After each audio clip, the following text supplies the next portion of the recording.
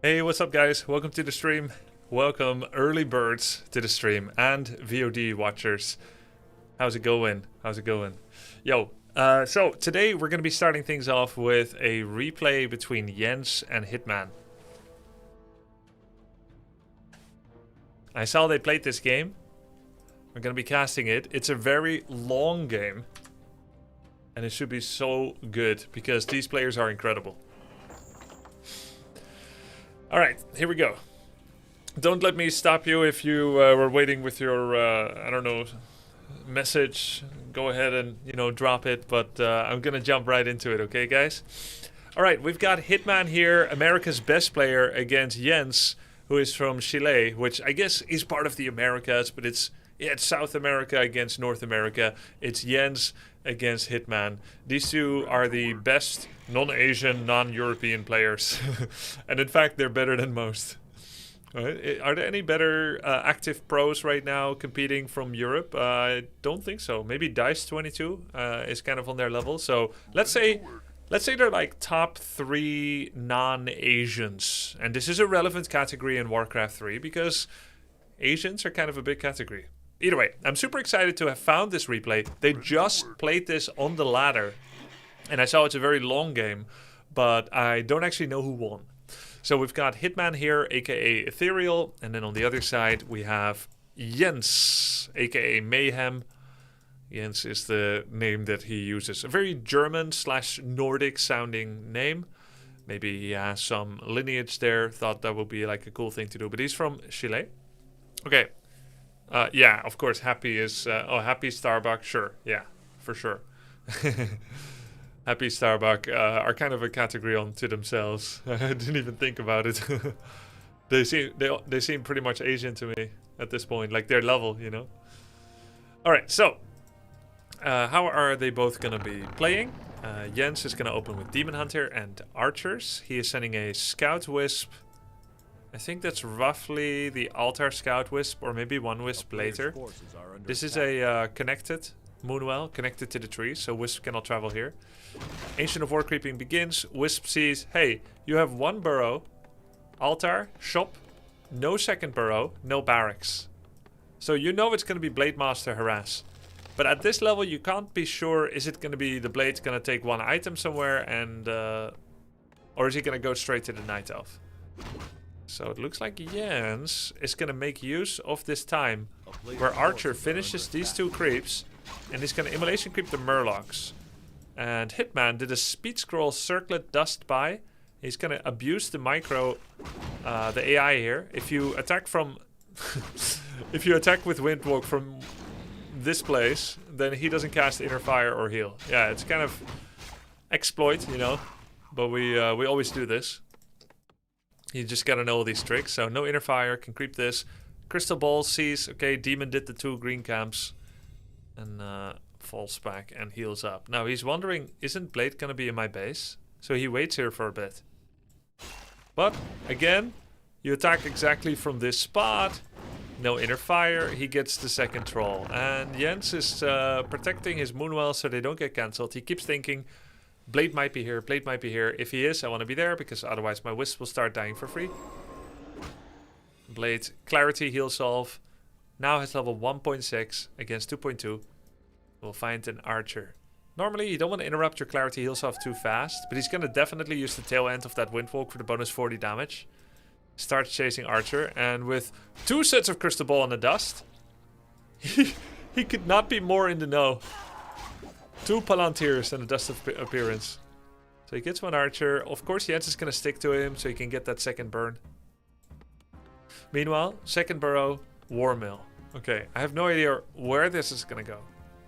He Crystal Balls to check the standard off-meta Tree of Life location. This is like very obvious to find, right? Because it's one of the main paths to the main. So if you want to expand, here is one option. And the other one, the secret option, is usually here, here, here, or here. So he Crystal Balls that. Sees, hey, you're not expanding. Solo Demon. Demon being aggressive. I know you lost 1 Archer. Right? He checks here. 4 Moonwell, no Hunter's Hole.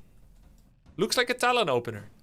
There's no second archer made, so there are 0 archers right now. Demon's job is to prevent Blade from getting some creeps. So where's Hitman gonna go with this? Shadow. Okay. Shadow was unconscionable against Talons back in the day. When Serpent Wards were a little weaker, when you didn't have reinforced defenses, we pretty much never saw Shadow.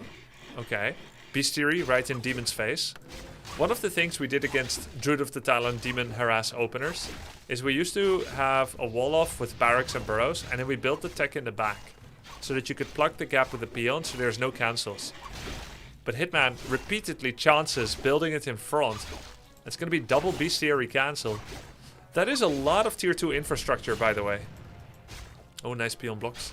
Double bestiary and totem. It's not a mistake, he keeps redoing it. He gives the gauntlets to the Beastmaster to get another 3 strength. It is double Ancient of Wind tier 3. This was the bee's knees type of tactic. Shadow didn't pick second ability yet. Is it going to be Snake's Heal or Hex? Comes in for the Bestiary.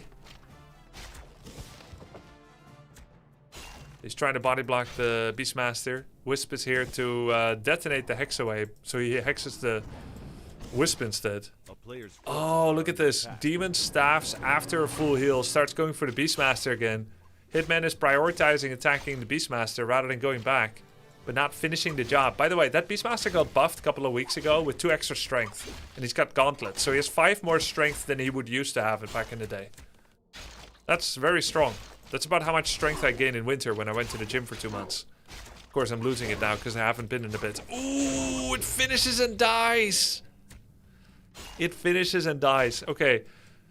So the plan here is lots of raiders with some walker support. Usually you don't see 3 tier 2 buildings, but it works. Oh, heal solve, clarity. Pigs come in, get the cancel on the solve. He remembered the clarity. And a cancel. That's like 80% of the clarity gone. That's like 50 gold, that pig.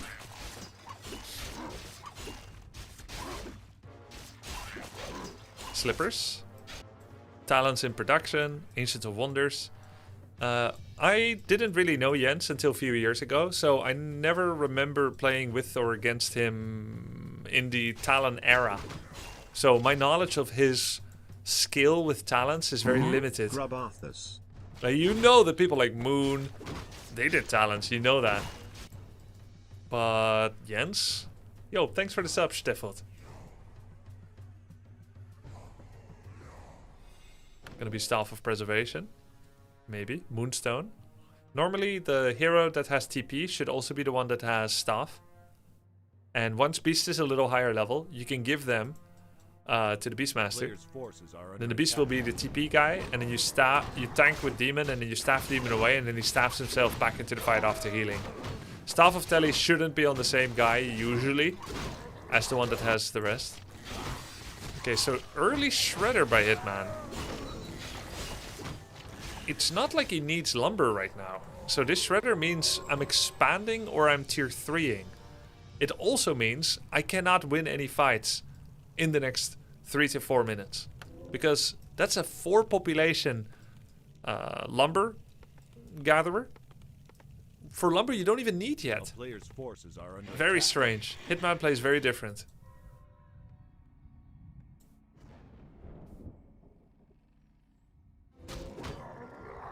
Creeping a very safe camp because Master Cyclone wasn't done yet. So Jens goes for this camp. This gives a lot of XP and a very good item. It's also in a pretty safe position because it's so near the base.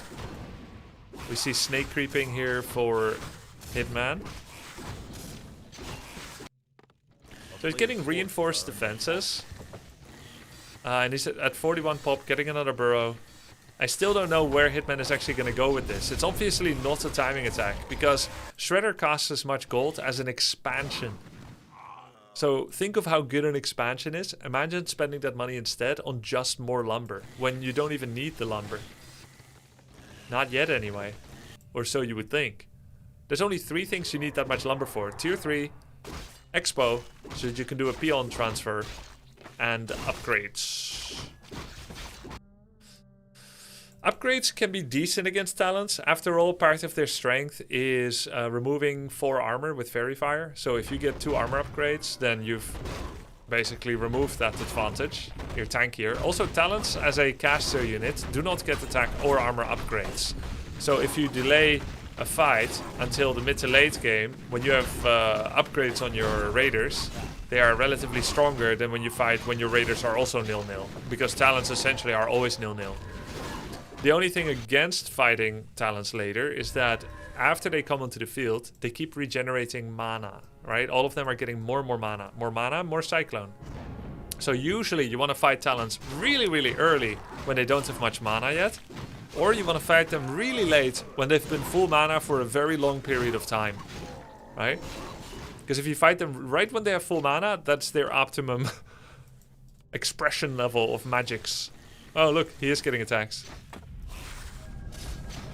So it's an attack with Hood of Cunning, Town Portal, Heal Scroll, Invul, and 2 Speed Scrolls. Kills 1 Talon and leaves. Jens goes for an expansion. Blade stays here. You can do this all day, the Cyclones. Yeah. That was a big fail not to get the Cyclone over and over. Blade attacks some Wisps, okay. Shadow just in full route. Now, that means he has to give up this Goblin Shop. Hitman cannot take this Goblin Shop, because this is now Jens's. Meanwhile, Blade is just doing solo action. 1 man behind enemy lines, going for the merchant. The shop. That's some Slay the Spire terminology slipping in. The merchant. So he goes for the Ogre Lord. Let's see what item he gets. Medallion of Courage. Okay, best item you can get there is Brilliance and Endurance Aura. In that order. Then Unholy Aura. Maybe actually it's Brilliance, then Unholy, then Endurance. Especially for the way that he's playing. So tier 3. Infinity Lumber basically, yeah? 1400 Lumber. Tier 3. He's getting 2 attack upgrade armor. Okay, yeah, so he's going for the full 2-2 upgrades on Raiders. Staying at 50 population. And using Blade as a proxy attacker. Because he can always wind walk away, he doesn't risk himself. Meanwhile, Shadow walks around and does stuff. Technically, the TP should be on the Shadow Hunter. It's a bit risky to walk around like this without. Of course, you can wind walk, run your Blade back to your Shadow and try to TP the gang out. But if you get caught, it can be a little bit awkward. So what I'm missing here is Spirit Lodge for Bloodlust, Spirit Lodge for Healing Ward. We're getting drums, we're getting Master Training Walkers. Not much else. Oh, it looks like we missed a double Sapper play here. He bought 2 Sappers, having previously cleared the Wisp at the lab, which probably makes Jens paranoid. 1 Sapper blew up and killed 1 Moonwell, and the other is being attacked here. Keeping the Talon next to the Sapper feels like a waste, but he wants to make sure it can't walk to the Moonwell. Sapper does pretty decent damage against Talons, though of course that was not very cost efficient. Meanwhile, Jens finishes his expansion, but in saturating it, he's going over 50 population, which means his income now is 70%. And once he saturates this, his income rises to 140%, which is still more than 50 pop 1 base, which is 100%, but it's only 40% more. And this is a aspect of the upkeep system of Warcraft 3, that you can be ahead in expansion, but it's not as soul-crushingly snowbally as might be in StarCraft or Age of Empires. In StarCraft, being 2 base against 1 pretty much means double income. In Age of Empires, it means income scaling. And in Warcraft 3, it means either your double income or sometimes only 40% more because of the upkeep system. Let's see, do we have Nature's Blessing? Not yet, but I imagine he'll get it soon. Hunter's Hall so that he can do a bear switch. Some fairy dragons. Double Orb of Venom on Beastmaster? That's gotta be a mistake. Double Orb of Venom. That doesn't do anything, by the way. It's just +5 damage.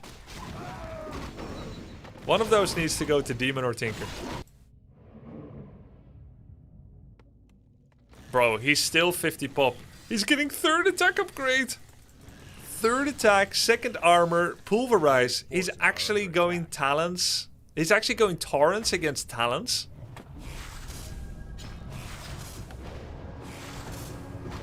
And it's full hit and run ninja guerrilla style, yeah? For Hitman. It's never fight. Never ever fight.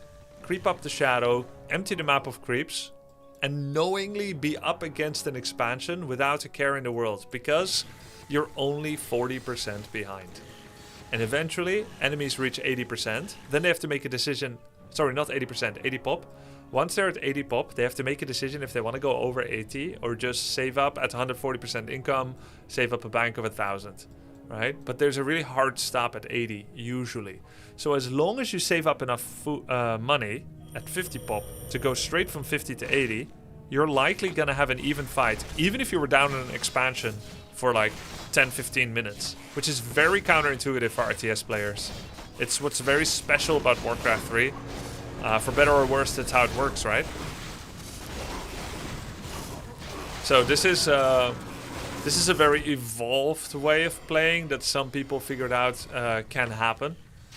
We saw this, I think we kind of first saw this by players like Zakard, who play Orc in 2003. And then we also saw it from a lot of undead players in the 2003 to 2006 period, where it's like, wait, what if I can't stop your expansion? I'll lose if you have an expo and I don't, but I can't stop it and I can't win a fight. Then what do? I just lose? What about no? What if I just don't? Right? What if I just don't try to stop it and just save up until the gold mines run empty? I save 4K gold and then I produce. Okay, so what is going on here? He's not producing at all. He's still at 50. He's sending 7 peons, what, to make 7 towers? Or what is this? Tiny Great Hole, shop. Where did his money go to? He has another TP, that's 1. Any towers? Burrow, maybe? Okay, so the money went to a Tiny Great Hole, shop, burrow, additional upgrades. I mean, shoot, he's got 3 attack, 2 armor. These raiders are monsters. Look at how they're chunking down that Moonwell. And then just see if you can pick off any talents, and then when demon comes, just TP. Just TP. Ah, but he's gonna lose a walker this time. Hey, I'm walking here! 65 population. Finally, he has a shredder as well, Jens. He's starting some bears. Thank you for the sub, Reaver. Ancient of War to defend. What's the plan? Okay, he's finally going over. Taran with 3-2 upgrades. Kodo, Walker. To even consider Torrents against Talents who do double damage against Torrents is interesting, and it wouldn't have been possible probably back then because Torrents used to be Cyclone for the full 15 seconds unless you Dispel. Whereas now Torrents have Resistance Skin. Bro, is that worth it? Lose 2 raiders, get 60% of a tree. Okay, the tree costs about 1,000. All the gold together, a little over 1,000 gold. Maybe, let's say 1,100, 700. So if you kill half a tree with pillage, you're getting half of 11,700 and then halved. Alright, get half the tree, so that's 550 and then half it again. So that's 275. So he just gained 275 gold from attacking the tree, plus a lumber, about 70% of that. But then he lost 2 raiders and a TP. So technically not worth it. Now, of course, if your opponent repairs, then that's money they lose as well. It's a certain percentage of the total cost. He also got a couple of Moonwells. Yeah, he got a couple of Moonwells as well. A town is under siege. So he dispels a pig. Can he eat the bear? Can he eat the bear? He eats the bear. He eats the bear. Tinker shows up with Staff of Telegiggle. Attacks peons. Blade. Harassing buildings. Hitman is... he's kind of like a BattleNet orc, but on crack. You know? This is like BattleNet orc stuff, but he's also got the mechanics and the follow-up. Instead of just going mass bats, mass towers, This is like your worst nightmare if you hate BattleNet orcs. What's Kodo doing? Accidentally rallied to the Blade Master. 66 population. Mass torrents, boys. Mass torrents with 3 attack upgrades and 2 armor. I'm very curious to see how they'll actually do in the fight. Why is my picture there? It's hiding the replay timer. Will we get new Bloody Beginner's Guide with the new wave of WC3 tutorials? Please. Yes. Yes, I'll make some new guide. Probably one for every race. I also didn't completely finish my guide series, the 1 to 10. Which I will finish, but most of the stuff is going to be pretty advanced anyway. So I want it to be evergreen and good, so no rush. Some new beginner videos. It will be good to do it soon, for reasons.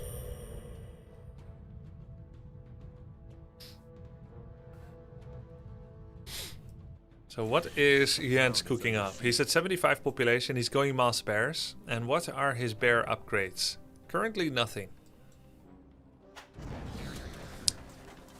It's like Jens never actually felt comfortable to attack, even though there was this large window where there was just 50 pop. What he doesn't do so well, I think, compared to the elves back then, is to simply perform an attack with your talents. Like, you can even attack into this stuff with quill pigs, with factory. You just have to come to the engine factory. They have lots of beautiful engines. And just put down the factory and attack with talents and force a fight, essentially. Yo, thanks for the sub. Bye, Slice. Scooby McDougal. Appreciate it. Alright, big fight. Bears instantly eat. Let's see what the Taurens are doing, yeah? Taurens look absolutely atrocious to me. Look at how the bottom Tauren is dying.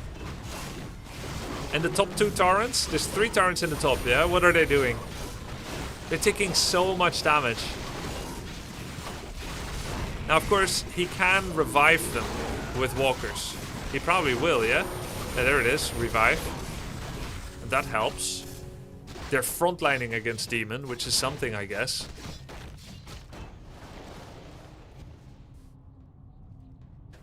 Normally, when I play Taurens, you know, I always maximize armor upgrades, not attack. Of course, the attack is also for raiders, because Pulverize is agnostic with attack upgrades. It's like upgrading attack on bats, but then only using unstable concoction. Of course, they still have benefit from the attack upgrade. I tend to underrate it because I'm like, yeah, I want my Taurens to stay alive as long as possible so that I can pulverize as often as possible. The 3rd armor upgrade is more expensive than the 3rd attack. Shredder, currently not mining, but I mean, shit. Got 4,000 lumber already. New expo is there. Tiny Great Hall? No, slow Great Hall. I think there was another Tauren that didn't get revived, but I could be wrong. You have to show us how to play dots after this immense Jens trash talk. Ooh. Yeah, I could probably play it better. It's not that hard, guys. A player's forces are under attack. He did revive the 3rd Tauren. Oh. No towers, he just relied on money and then units. Oh, yes! This is what I wanted to see! Jens with the Chimeras. Double Chimera Roost. He always does this against Taurens. I'm very curious to see how they'll perform. I pretty much always lose when Taurens are any part of my army against Jens's Chimeras. They do so much damage. He has 2 on upgrades now. Will be the goal of Raiders, Kodos and Walkers and Serpent Wards to try and take down those Chimera. Normally, of course, I have 0 armor upgrade Taurens and Raiders. Here they have 2 armor, so Chimps aren't able to do as much. He hasn't been able to attack Taurens yet. The Raiders have been leading. Looks like the Chimps are getting mocked a little bit.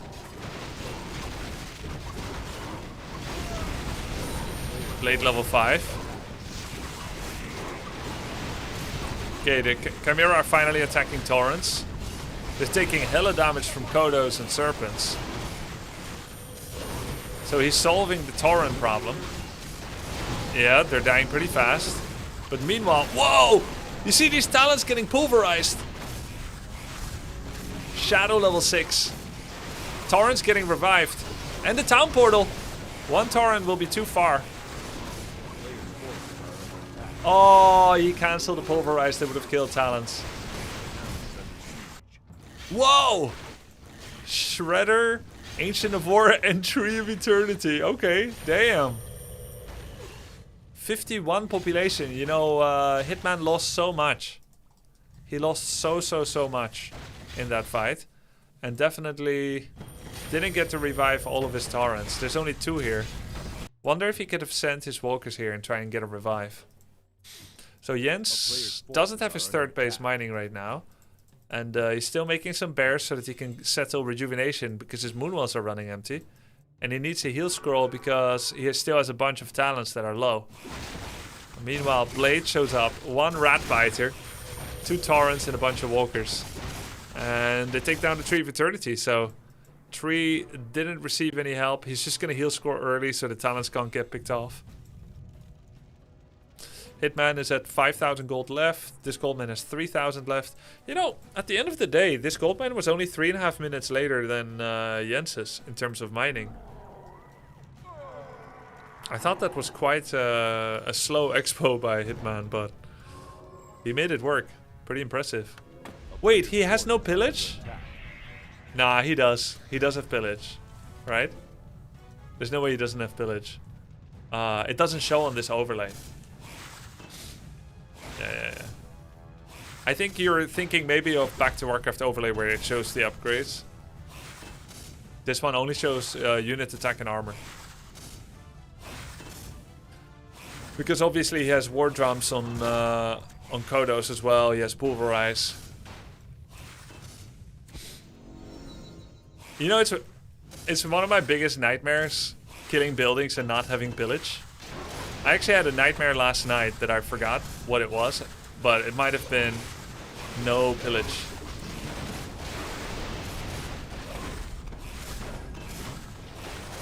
Alright, Taurens are getting slaughtered.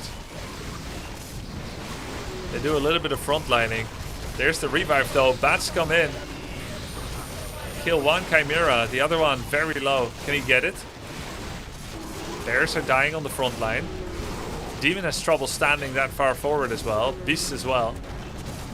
So it's a tanking thing then. The Taurens are tanking. They seem to be dying pretty fast. But in the meantime, Night Elf also struggles to keep their heroes alive. Doesn't have as many bears with Rejuve as normally. Very cool. And now Blade has access to Bladestorm. I do think it's 200 mana. So if he casts any more spells, he won't be able to have it. Would love to see him go back, get clarity on the blade so that he can windwalk in and get good position for the Bladestorm. He's attacking with the trees. It's a desperate gambit by Jens. He has no more healing. Moonwell's empty, no bears. This is a realistic problem for Night Elf. To get to a point where you have all these tools, Cyclone, you got summons, you got high level heroes. Normally this was a death sentence. If Night Elf got 554, you're cooked, it's over. No chance. But that's when you'd be 1 base. Love you and all you do. Thank you so much, Katsuki. Yeah, Jens is on mana burn, 1 immo and evasion. Yeah, normally this kind of hero is a death sentence for Orc, this kind of hero levels.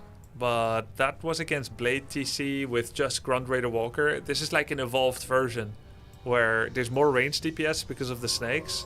And there's a bit of a better front line with the Taurens. What I am surprised about is that Hitman isn't making Raiders at all anymore. He's just going Taurens and Kodos.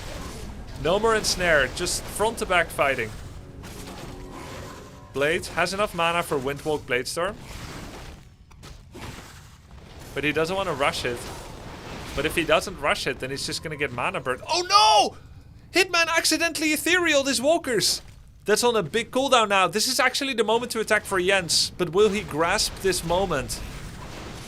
They all take bonus damage from Talon and they cannot hit back. Mana burn on the Shadow.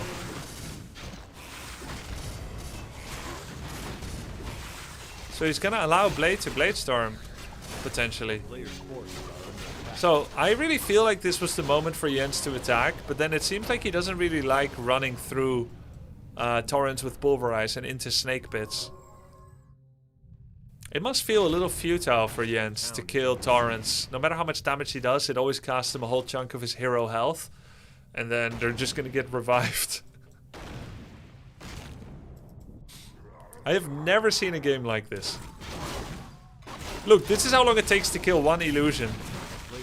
The mirror image rescale was sick.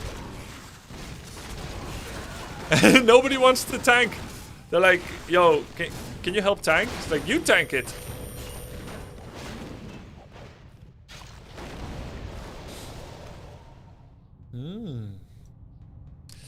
Maybe the Ethereal was a bait. Try to see if he can overcommit Jens and then he Blade Storms him, but I don't think so. I think it was a misclick. Whoa! Did you see the range at which Pulverize smashed him? It was like this far away. Forces are under attack. Win condition for Jens would be potentially Metamorphosis. Though I wonder if even Meta would be enough to kill this many Torrents. That's a lot of effective health. Base ran out. No Chimera. Nice. Factory. Does Cyclone mess with Blade Storm? Nope. Blade is magic immune during Blade Storm. A player's forces are under attack. A town is under siege. Yeah. What does Jens do now? Oh, it's gonna kill the burrow with the explosion. 60 damage explosion. Tree moving to the gold mine. He can try to send the bats to kill the mine, but not if he flies into the elf army. I wonder if Dryads were the right play. He wants... Oh, I know why he made Dryads. He wants to abolish images away. Otherwise it's just too much tanking and damage.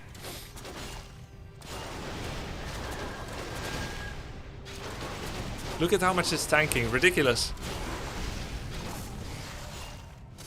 Look at the damage! That's an image! Just did like 100 damage on Demon Hunter. One mirror image. A town is under siege. This is not normally.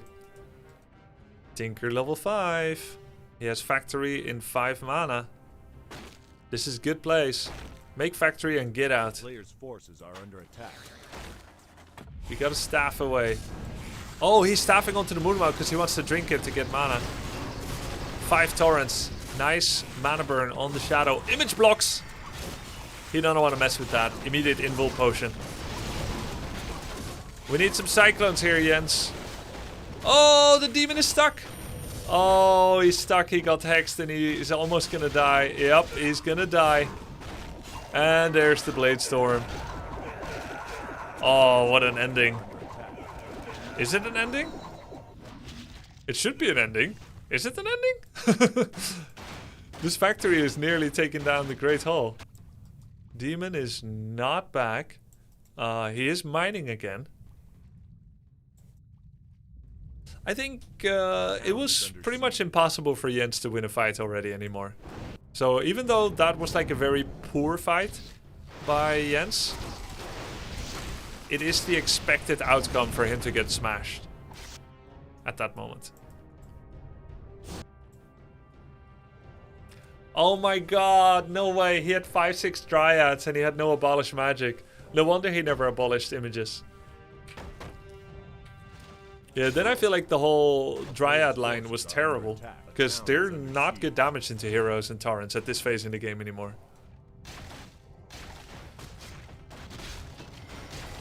So 600 health factory. Does he have Big Bad Voodoo? Nope. No Big Bad Voodoo. Just Hex at level 7. And then what's level 8 gonna be, do you think, chat? Hex again? Or Big Bad Voodoo? I think it's gonna be Hex level 2 for him. Stream today. Thanks, Chris. Town is under siege.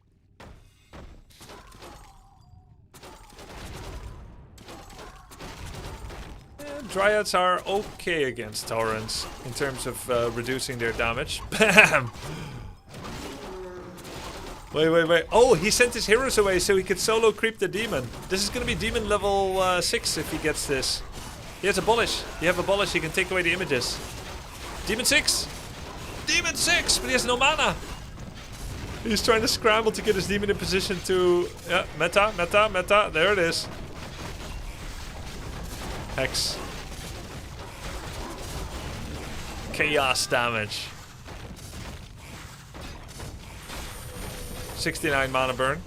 Yo, stand and fight, bro. You got meta. Why are you running? It's salvageable. Oh, he's gonna hide. Oh, he wants to use meta to kill buildings. He's aiming to eliminate now. Unfortunately for him, meta doesn't last 2 minutes anymore. Players' forces are It under only attack. lasts like a minute. Which is crazy. Is it minute 45? So by not using it aggressively, he loses much of its timer.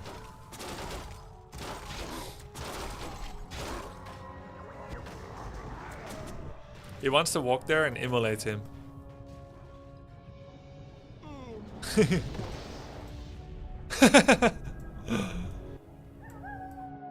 Okay, 3 buildings left. 1 rat biter is eliminating very slowly. Forces are under attack.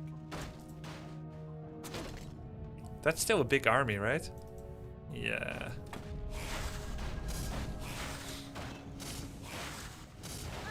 Owa!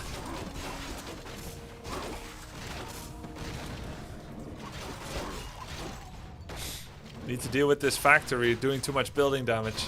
And he is. Factories now have heavy armor, not medium. So instead of taking bonus from grunts and torrents, now factories take bonus damage from Players' walkers. forces are under attack. A town is under siege. Come on. You can do it. Gas strip bolt. So he can now choose to farm up one of his other heroes. He can try to go Tinker. No, he has to try solo Beast XP. Give the XP to Beast, get Stampede, and try to win with Stampede. But he's sharing the XP. There's 1 building left. Oh, the Hawk to attack the Bat. You can explode the Bat for XP. Blade Shadow are 7.7. Movement speed looks very similar. So Bat just flies away, knowing Hawk is temporary.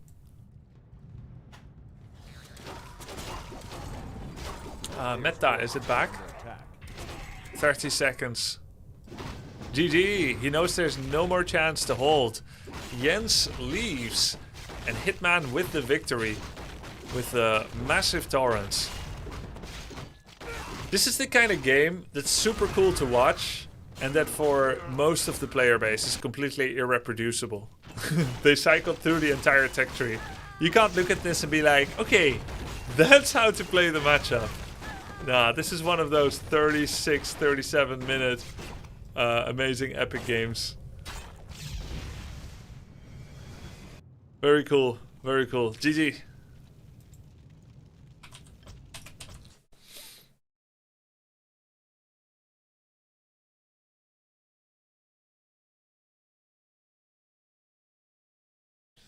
Gonna queue Orc to try this build out? Yeah, go ahead, try the build. That's good. What do you think about making Pulverize to be percentage based of Tarn attack to incentivize upgrades for Orc? Yeah, I thought about that before. Are you gonna do that with Unstable Concoction as well? And are there any other examples of units that don't have that? Like for instance, Siege Engines do upgrade with attack, yeah? There's all kinds of things don't. Pulverize is already good. It kind of is, but the idea would be that unupgraded torrents, no attack upgrade torrents, would become slightly worse. The thing is, if you make them a lot worse without upgrades, like Pulverize is just weaker at 0, and the tipping point is at 1 or 2, then that's generally a nerf, because you generally don't go 2 upgrades on torrents. You can't.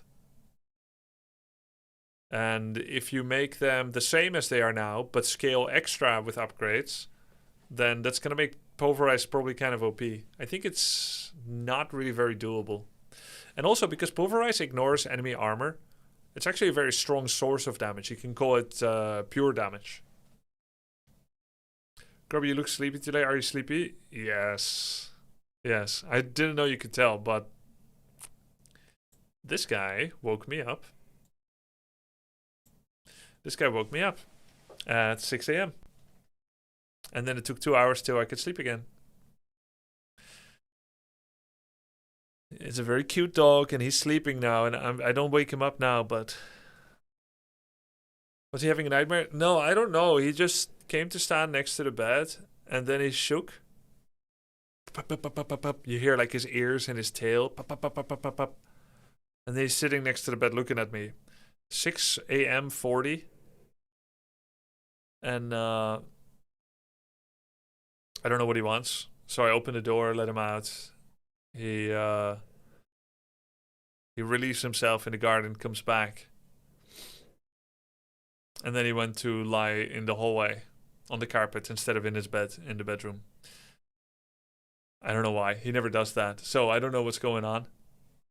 All right. I try to go back to sleep and I lie there staring at the ceiling. Took me almost 2 hours. Still wake up same time. So yeah, I'm a little tired. No, I didn't wake up the wife. Usually I'm the one that wake up from that kind of stuff. You gotta close your eyes to sleep, not stare. Oh, that's the mistake then. It's because I kept looking at the ceiling.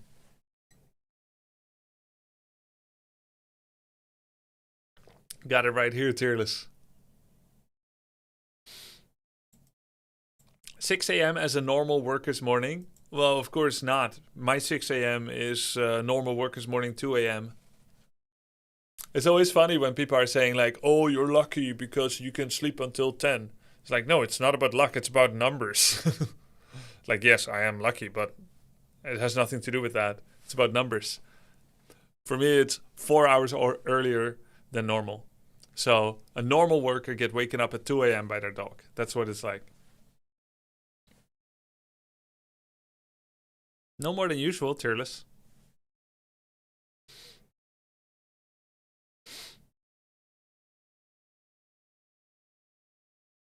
Okay, there was another replay I wanted to watch. The very worst part of you. This one right here. But not yet. First, I wanted to do a little VOD review of a VOD review of a VOD review. Sound good?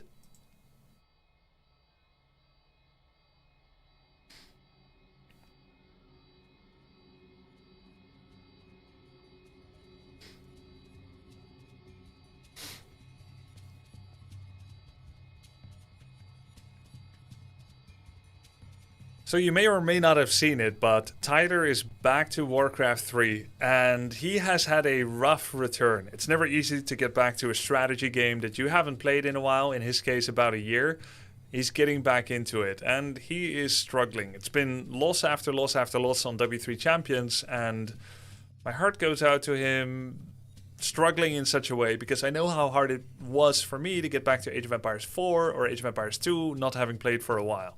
So what I want to do is I want to see where he's at with his game here.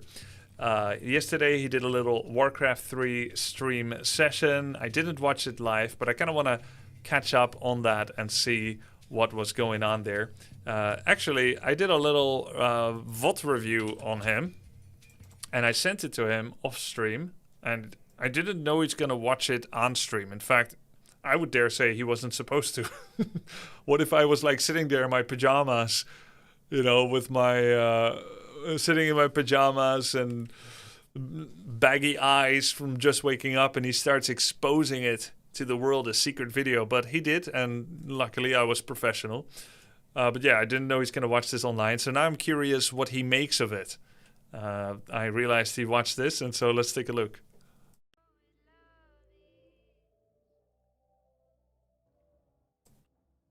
what's up, Tyler? Reviewing a... Oh, wait, I'm streaming, bro. You didn't say any slurs, did you? No, I didn't say any slurs. So, Did I right need now, to? before I even start this VOD review, I think a lot of my issues on WC3 are I'm rusty. My clicks are shit. I forget what to build. Every game, I forget how to even team fight. I forget what units to build against which comp. I forget what units to build in general. I forget what creep path. I forget all that, all blah, blah, blah, blah, all this bullshit that I wasn't doing before. So it's annoying to get out relearn all that. But anyway, see this.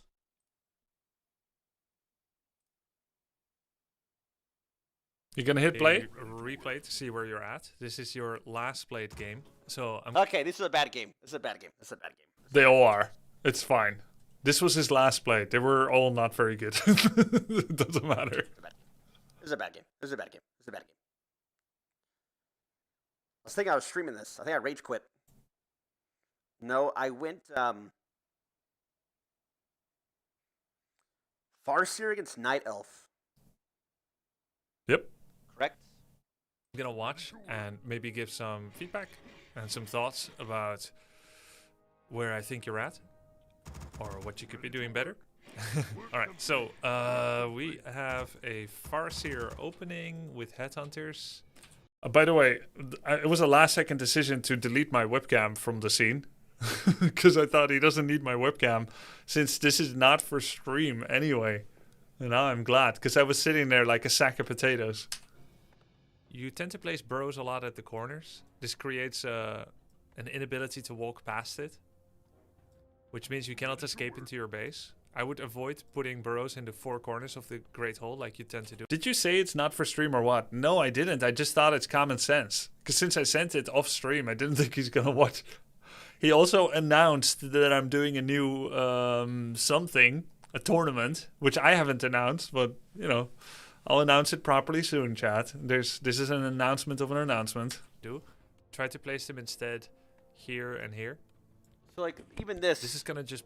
I think I was doing this correctly before my break. I think I remember getting coached on this before. Yep. Block you. And also the burrow is kind of exposed to attacks. So it's kind of the worst of all. Maybe not. Build order-wise, I think it was because one of the coaching points before was you want to put your buildings back here, not up here. Because they can get cancelled. Yeah, that's what I wasn't doing. Or that's what I started. So I started putting my buildings right here. Second burrow is good. Try to adhere very close to the war mill so you have better lumber income. This is okay, but it can be better. 2 here, 2 here. What did you say? Then you're against Night Elf. Grubby. Try to adhere very close to the What's adhere mean? war mill so you have better... Put them here. What did you say? Then you're against Night Elf. Try to adhere very close to the What's adhere mean? war mill so you have better lumber income. This is going to just block you. And also the burrow is kind of exposed to attacks. So it's kind of the worst of all. Stay near. Build order wise, it's clean. 17 population, second burrow is good. Try to adhere very close to the war mill so you have better lumber income. Okay, I think I accidentally replayed this, so we're getting it like 4 times. Alright, then you're against Night Elf. Farseer first, a little bit unusual against Night Elf, but definitely not bad. Yes, I was tilted because the... I should just use easier language. I mean, I wasn't trying to like show off words or anything. It's just adhere to the war mill, alright? Well, stay close to the war mill, alright. Previous game, I had played Blade Master and gotten my shit kicked in. I was like, fuck it, I'm just going Farseer. Harass immediately. If you do, you need to be willing not to get mana burn. Experiment. So you use wolves to keep someone in their base. And the goal would be to prevent them from farming. Meanwhile, you save up headhunters at home. And then you should create a moment. So I'm analyzing his game here, right? Working with what he's doing. But what is not happening here yet is me saying, here's how you should actually play, right? And as I'm getting back into the swing of things, coaching people, I want to be even better than I was last year with coaching. I think I learned a lot, and I want to give people actionable builds to play with, but it needs to be within their skill possibilities, right? I think I got coached very well by Hera in Age of Empires 2, and I want to be able to you know, coach that well or close to it with actionable builds that don't overload a student beyond their capabilities, but do, you know, ask them to buck up a bit. Where you intend to go home and farm. I'll have to queue up after this. These headhunters at home, you're gathering an army for future creeping. They can't creep much. So your goal now is disruption for about a minute, and then you should fall back and take a creep camp. And ideally, it's so your goal. So what I'm trying to teach him here is the reason why we do things. So I'm saying, this is what you did. Your Farseer is here. And now I'm explaining, this is what the goal of such an opening is. So I always try to simplify things into win conditions and goals, right? So you do a thing, it has a goal. But if you don't understand the goal, you're just doing random stuff. You're attacking someone, you get attacked, but you don't know what you should actually be focusing on. So what should you be focusing on here? We can be really extreme and say, the expectation is that Farseer will kill the Demon Hunter. That is the goal. But if I set that goal, you will fail. That doesn't work. Farseer doesn't kill Demon, right? Or the goal is to kill Archer and then leave. Now we have a clearly actionable goal, a small little pocket goal that you can try to achieve, kill the Archer and then leave. Or maybe the goal is 2 wisps minimum. Any more is better. Or fight until you die, right? There's all kinds of goals you can put. Or it can be like show up and leave.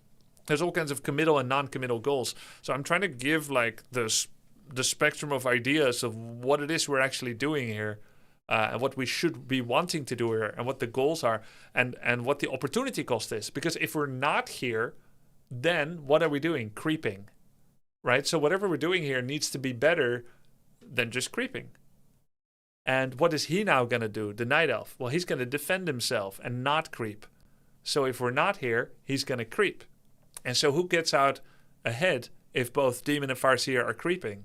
And if the answer is Demon gets ahead, he gets more out of that. If you measure it over 100 games, Demons are generally happier when left to be allowed to creep, while the Farseer is creeping, and you lose the majority of those games. Then you start trying out this, where you try to disrupt, but you need to know how far to go, when to leave. So I'm giving him like a decision matrix where, okay, save up this many headhunters, could be 2, 3, or 4, then go back and take a camp, get levels, and then here's the next time you want to disrupt an opponent. That's what I'm trying to, yeah, I'm going to be telling him that. Now is to create a moment where Farseer first, a little bit unusual against Night Elf, but definitely not bad. Gonna harass immediately. If you do, you need to be willing not to get mana burn. Now, I'm telling this to you guys, right? I'm not gonna send him the VOD of this VOD of this VOD. This is not how I'm gonna be speaking in a one-on-one coaching situation next time. This is how I think about the game. But this is gonna make someone's head swim with words. So you use wolves to keep someone in their base, and the goal would be to prevent them from farming. Meanwhile, you save up headhunters at home, and then you should create a moment where you intend to go home and farm. So, these headhunters at home, you're gathering an army for future creeping. They can't creep much.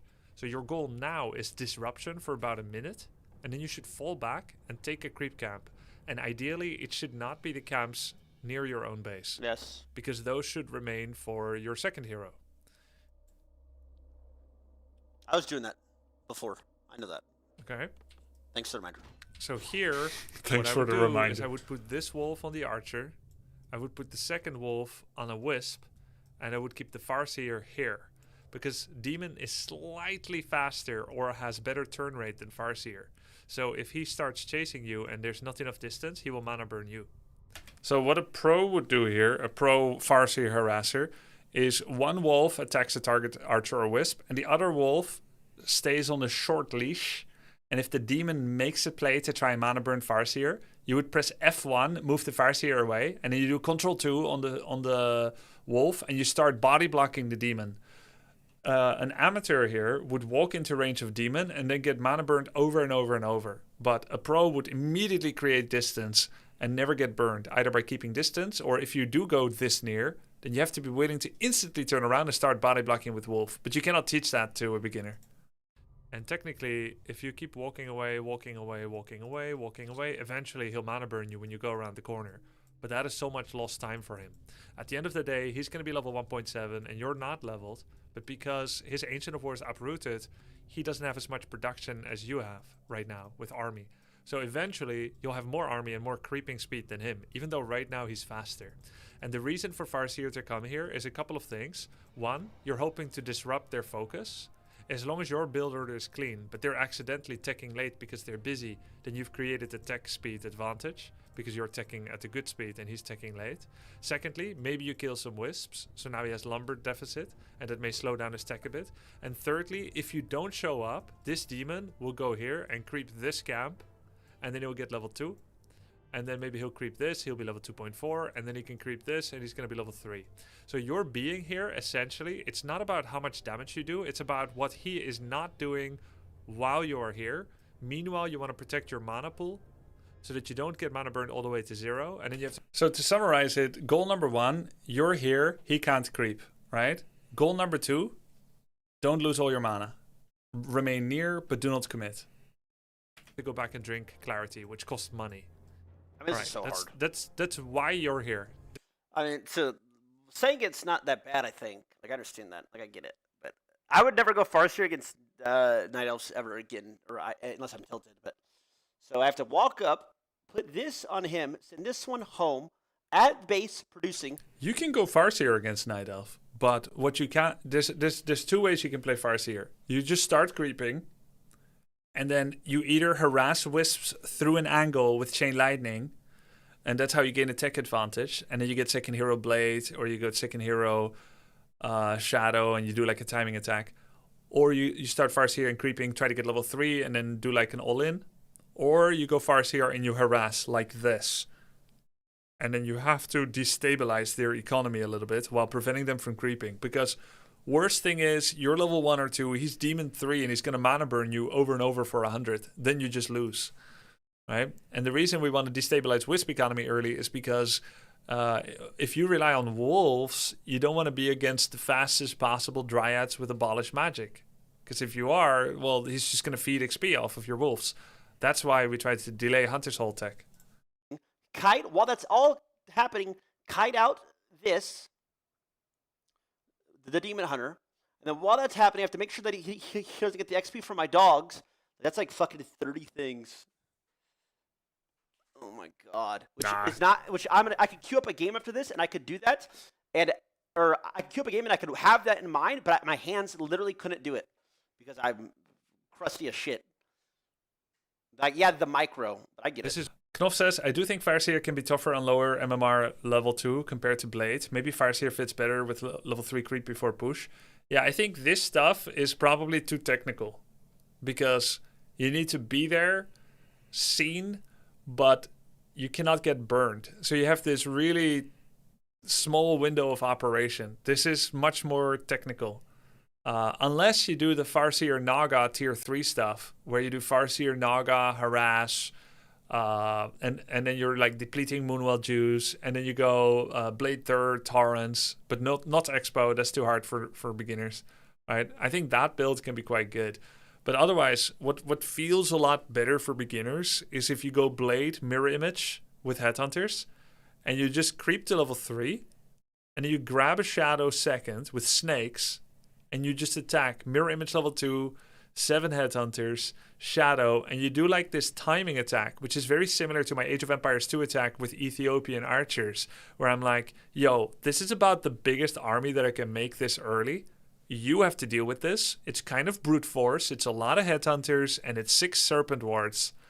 And I'm attacking your Moonwell. Now I invite you to come and fight me, and I know you don't have Abolish yet, and I know you don't have Bears yet. Let's do that, and then I make something behind it. And in my opinion, for Amateur...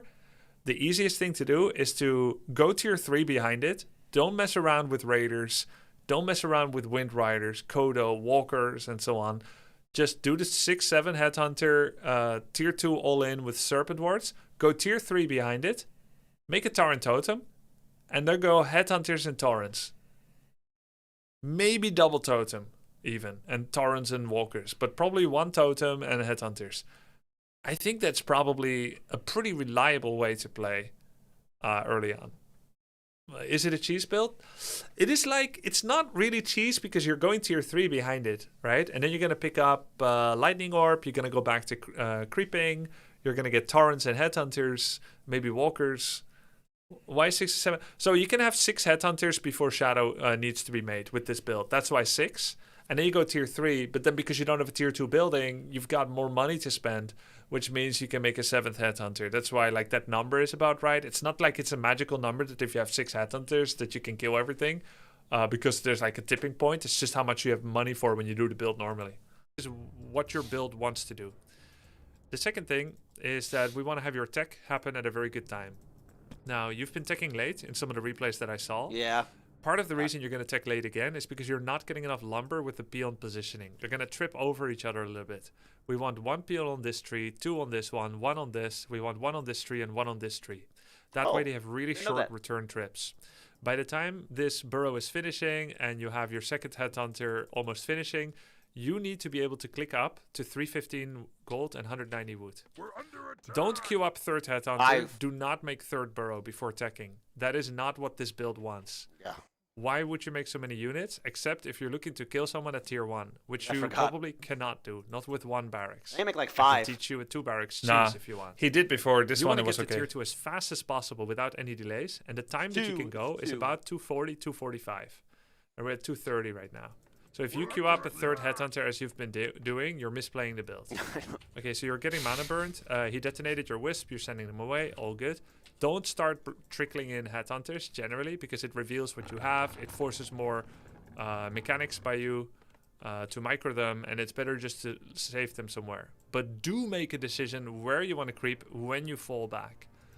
When you show up for a bit and you stay around for a little bit without getting mana burned, he'll get more and more paranoid and passive. Look at some of the things that he has done so far.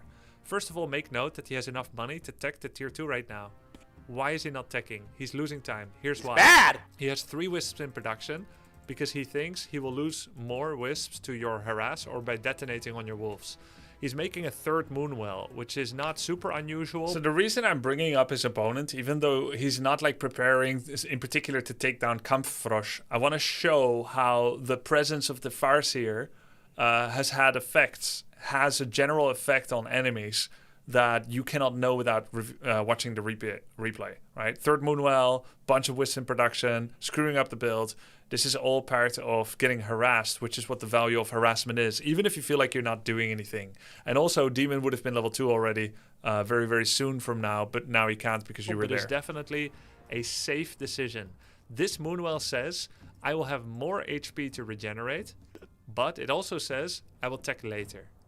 Okay?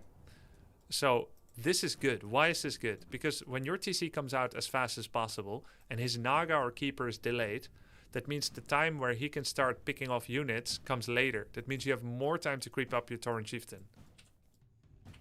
So you've already achieved something, even though you let yourself get mana burned. Now, after you go back from the harass, you need to pick a location where you think it's good to creep with the amount of headhunters that you're going to be having at that time. Okay?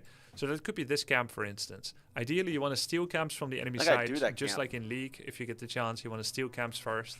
So if you were like rallying your headhunters here, for instance, and then your Farseer goes back from here or over here and then rallies over here, you can quickly take this camp. You'll be level 1.6. And then if you want, you can start walking forward again and find an angle on his wisps. Alright? It's only once boots of speed could be in play that you start getting punished for that. You can never lose more than 1 headhunter if you go to their base. So you actually have that idea. That's really nice. That's a good camp to go to. Your tech speed is also better than before. This is good. I will say it is still 10 to 15 seconds later than it could be because of your peons. You see how these 2 peons are stuck? Oh shit, look at these dumbasses. Look at my dumbass peons! During game, of course. But they're gonna get stuck. I knew that was gonna happen.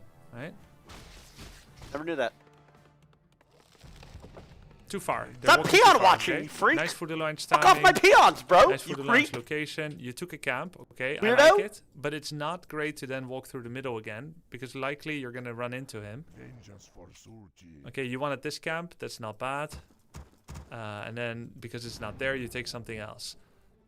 Imagine you don't come here, and you just take the camp that's right next to you. This one. Yeah, but it's scary! I didn't know where he was! This one. Or even go to his base with 1.7. Imagine if you don't know where someone is, and you walk across the map, and you take the same camp, and on your side, he could be there as well. right? You gotta stop thinking of a Warcraft map as like your side, their side. As long as you have a town portal, every side is your side. And it's more about proximity and about stealing enemy camps away. Because look, chat, if you ever town portal, where are you? Your side. So what is the biggest distance you can put between yourself and an opponent if you get caught? If you are on their side and then you town portal. Right? So you create the biggest safety buffer. The airbag of the rest of the map. If you get caught when you're on your side of the map and you TP, you only gain a couple of seconds. And if you were weak, it's going to kill you again. So it's actually safer to be on enemy side of the map when you have town portal. And not only that, but you're stealing the enemy pizza. And then when you come home, you still got your own pizza everywhere because those camps were untouched unless the opponent took them. Chilling out by the fountain, and you come in with a level 1.7 Farseer, 2-3 Headhunters, and you just start going to town on his wisps. You cancel a shop. There's a Tree of Life here, apparently. Okay. But I understand what you were going for. You wanted the other camp. This is fine. You have the correct amount of headhunters. I didn't build my buildings this You don't game. want 7. Never 6 to 7. Okay, you did Crystal Ball. There is a tree, but you can't see it, I think. This camp was too strong. You talked over it. Okay, you clean up your build order clearly from the last time I saw you play. Here you want to tank with Farseer. It's better if Farseer drops to 100 life than if you ever let someone with normal damage hit Headhunters. Normal damage does 150% on Headhunters with medium armor. So you don't want to tank with them Do you think he's going to remember that? It's like, oh, normal damage on medium armor, 150%. Wakata. Now you're almost going to lose Headhunter, I think. Yeah. Better tank with Farseer. A single heal salve gets him back to full. What? This too. You don't want to let this null ever hit your Headhunters. Don't be lazy, okay? Don't be lazy about your micro. That's hard! My hands hurt! My thumbs hurt! TC. It's getting Where old. are my buildings? Reinforced. Bestiary. Totem, okay. Alright, here's the meta right now for Orc against Night Elf. Tech, like you did. Whether with Grunts, Headhunters, Farseer, Blades, I don't care. Little bit of disruption or a lot. You did that. You even creeped your natural. All of this is good. But this is where it starts being kind of bad. Tier 3 tends to be a little better than Tier 2. There is a small window you can use with Tier 2 against Tier 3. I could be clearer here. When the enemy goes for Tier 3 and you're Tier 2, their Tier 3 is a little stronger than yours, but you can use a window to expand to force them to fight before Tier 3 fully comes into their right. Now, the way that I say it, it kind of sounds like I'm saying, if you go Tier 3, that's better than being Tier 2. You hear how I said that? How it could be misinterpreted? All of this is good, like you did. Whether with Grunts, Headhunters, Farseer, Blades, I don't care. Little bit of disruption or a lot. You did that. You even creeped your natural. All of this is good. But this is where it starts being kind of bad. Tier 3 tends to be a little better than Tier 2. There is a small window you can use with Tier 2 against Tier 3. And there's a small window where you have 2 Raiders, 2 Walkers, and a Kodo. And then you go over 50 pop with a second Kodo and a 3rd Walker. That's your window to fight. And you need to win right there. If you wait too long, you lose. If you fight too early, you lose. Wait up. Wait the fuck up. Tier 2, there is a small window you can use with Tier 2 against Tier 3. And there's a small window where you have 2 Raiders, 2 Walkers, and a Kodo. Okay, so like the old build. Yeah. The old build. The old build. And then you go over 50 I pop think I stopped using that build when I was playing a lot because it was too hard. Yeah. He couldn't micro the Raider Ragnoff, Walker. can you send me that on Discord? I think I stopped going that build because I was like, dude, I'm not at the skill level yet. I got to micro 4 units. It's so hard. I'll just go Zerker Shaman. Or like... He generally does Zerker Walker now and then takes the Torrent Bloodlust. But that's 4 buildings on 1 base. And it's generally too much lumber. And it's without an expo. So he generally ends up at 40 pop during situations where you could be 60 with an inferior armor. But 60 is better than 40. Zerks. Torrent Shaman or... I like shamans. All right, and I think when I stopped playing Witch Hunter, witch doctors were strong.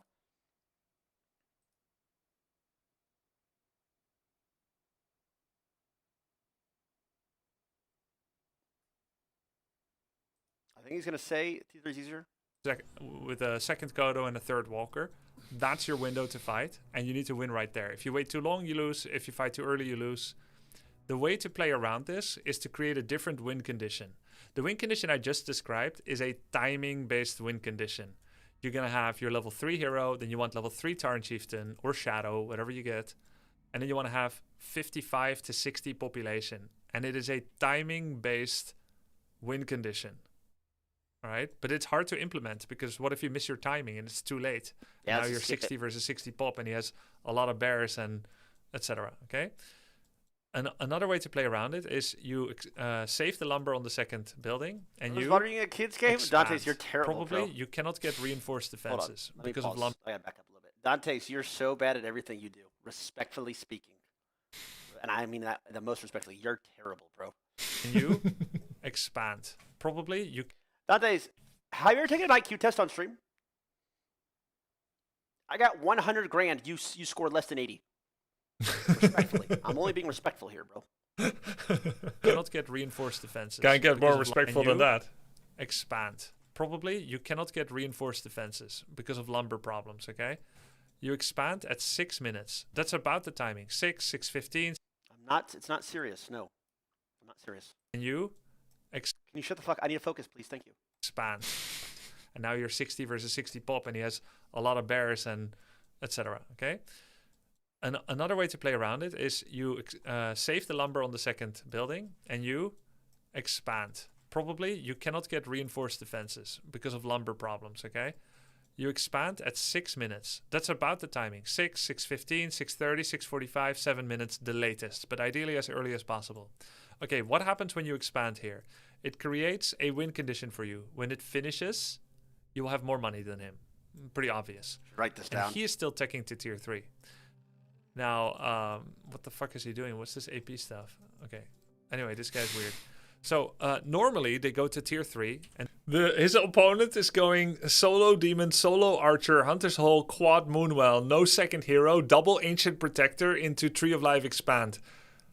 The guy has 19 population and over 1,300 resources in the bank. Well, 1,200 resources in the bank. He's refusing to make anything. He's so weak against anything. But he's expanding. And if you don't scout expos, if you don't make expos, and you don't kill expos, then eventually enemy will just have more money than you. That makes everything easier. they get their bears at 9 minutes. Master Claw bears finish at 9 minutes. So if you expand at 6 minutes, it will finish Okay. around. Let's forward this a bit. All right? I can't. No. I've already Actually seen make the this because I did this. expansion, so long as you don't get the grunt. So he bit ends up stronger, going because Bloodlust with always play torrents. from behind. Grubby. Get to work, man. Get to work, bro. That's what I'm talking about. Go to work. Okay, so I'm not. We'll try that. Obviously, I'm not going to do any of that perfectly. Session to do so. I think I'm gonna do this game is I'm not gonna go one building. I'm gonna go expansion at 6 minutes. I'm gonna make sure my peons are. Okay, but I said against Night Elf, yeah? I said this build is against Night Elf. It doesn't... Correct. I mean, it's okay to practice it regardless, of course. Get my tech fast.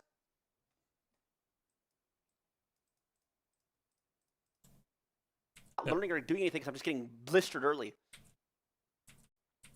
110 people. All right, human. All right, let's see it. Okay, but we are on Concealed Hill. Let me pull up this map. Orc against human. By the way, this works against human as well. 6-7 minute expo. All right, let's see it. Okay, got that.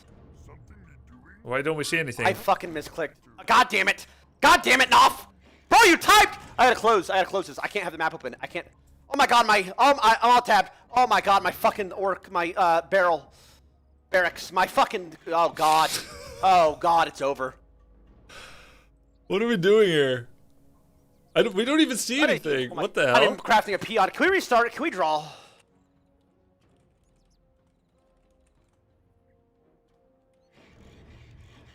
Wow, they draw him. Okay. Again. Meets a different guy. Mighty Owl, undead on last refuge. That was Knopf's fault, to be fair. Alright. Okay, let's not hide the minimap. Put myself over here. Let's take a look. Okay. All right. So what are we doing? It's gonna be Farseer Headhunters, I guess. Fixed it. Farseer Headhunters. He's gonna expo at tier 2. Okay, let's go tree. He used to be a little higher MMR, but Okay, this guy's gonna go MMR to was tree. inflated and Guy he's is- rusty now. Detonator. I think I fucked that up. Okay. It's right close to the tree. He's on a different tree. Go barracks.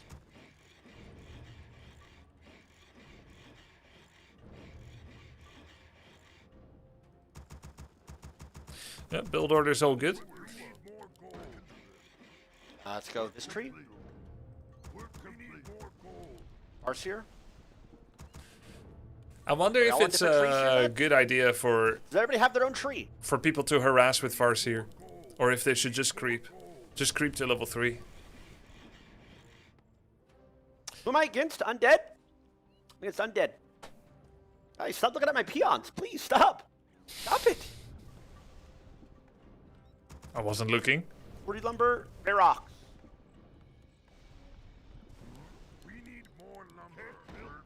Or I keep calling it that. What? Burrow. I'm an idiot.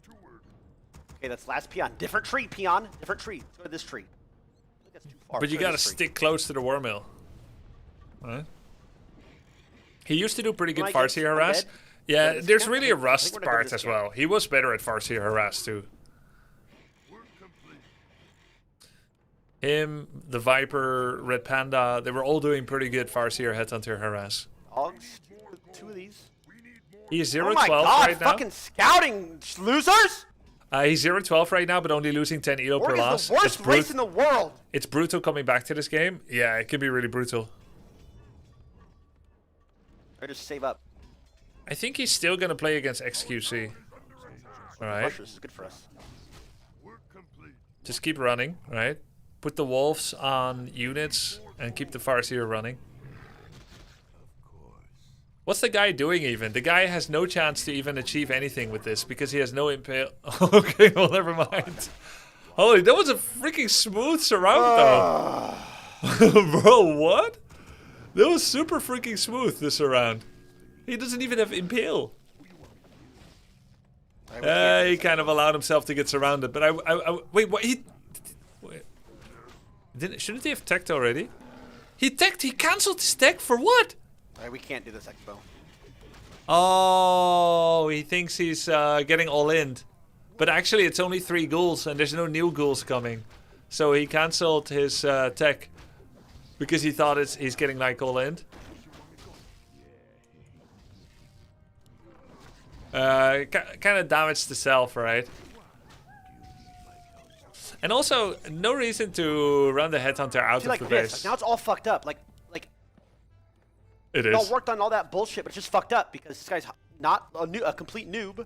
Yeah. I'm just getting clamored. God damn it. I actually checked this guy's profile. Daps, I guess. I don't fucking know. I checked this guy's profile that he played against because that surround was so clean, and he's not like a Smurf or anything. He's just a legit 1400 player. I did see he won all of his games against Orc with Criplord first. He won all of them, and then when he's against random, he goes Lich, and that's how he loses to Orc, with Lich against random Orc. But every time he knows he's against Orc, he goes Criplord, he wins. And then several weeks ago, or days ago, he didn't used to play Criplord. He used to play Death Knight against Orc, and he lost those. So he's just like good with Criplord against Orc. And that's pretty good. That's pretty sweet micro. Better than before. Okay. Looking cleaner. I think it's coming back. Killing some units, running units away.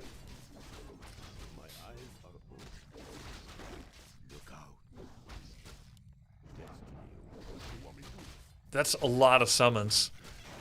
All of these summons came from just 1 hero and 3 ghouls. Isn't that sick? And because the... Dude, he's killed 3 headhunters. Dude, this looks tough now to stop for people. If you go headhunters, I think you can expect to lose quite a few against summons, because they don't care about their units, right? It's easier to perform the attack than the defense.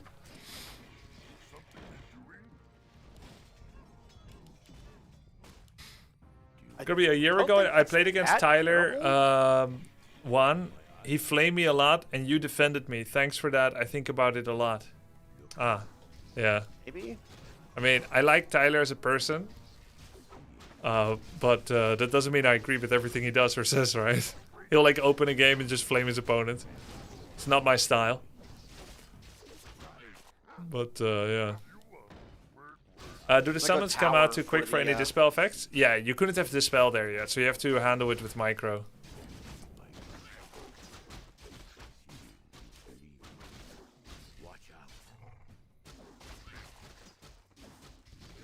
So -3 headhunters, delay tech was bad, but now he's kind of back into the saddle. Is there a Mercamp on this map? Yes. If my shit Expo. Yo, thanks for the prime, Corisley. Level 3. Okay, cool. So he's gonna do the expansion thing. It can be quite strong. And he now has what, level 2 wolves, so you want to bring the Farseer together with the second hero. Ideal now would be to creep Mercamp, because it's like in between your expo, it keeps you near, and it's a little bit too much. It's high value. You can also creep your shop, their shop. Looks like he's gonna go for their shop. That's pretty good. Stomp would have been good here. Yeah, he's got endurance. Generally, you go stomp against undead because you want to lock down their heroes.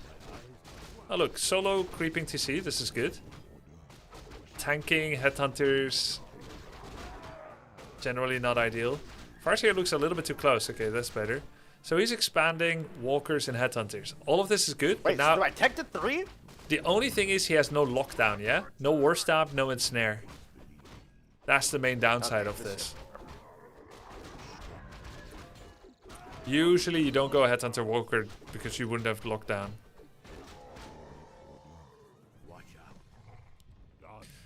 So when I'm watching this, I'm thinking the thing that's missing is knowing what the hell the opponent is doing. Tier 2, to be honest. Like, I don't know if the undead is expanding. I don't know if he's tier 3ing. I don't know if he's attacking. That's the main thing missing.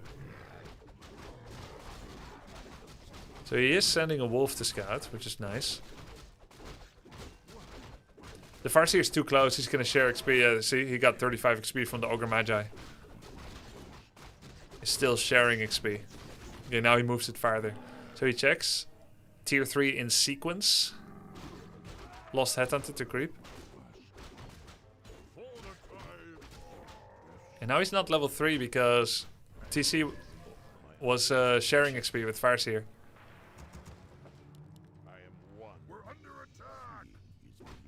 Has no expo. Good scouting, yeah? He saw the tech, he saw no expo. This is good. What he needs now is a bestiary for Raider Kodo, so that he's got the production set up to prepare for the bonus income his expansion is going to be giving. I would also get Shredder, make bestiary, and then send 4 peons to the expansion. Oof. No, I would just finish the camp. Finish the camp and then heal self on the high ground. Oh, this is awkward. TC might die. Oh, he heal potted. He did mouse click, but at least he did heal pot on time. Pretty rough creep jack. Lots of money. Beetles in the burrow line. Alright, nice.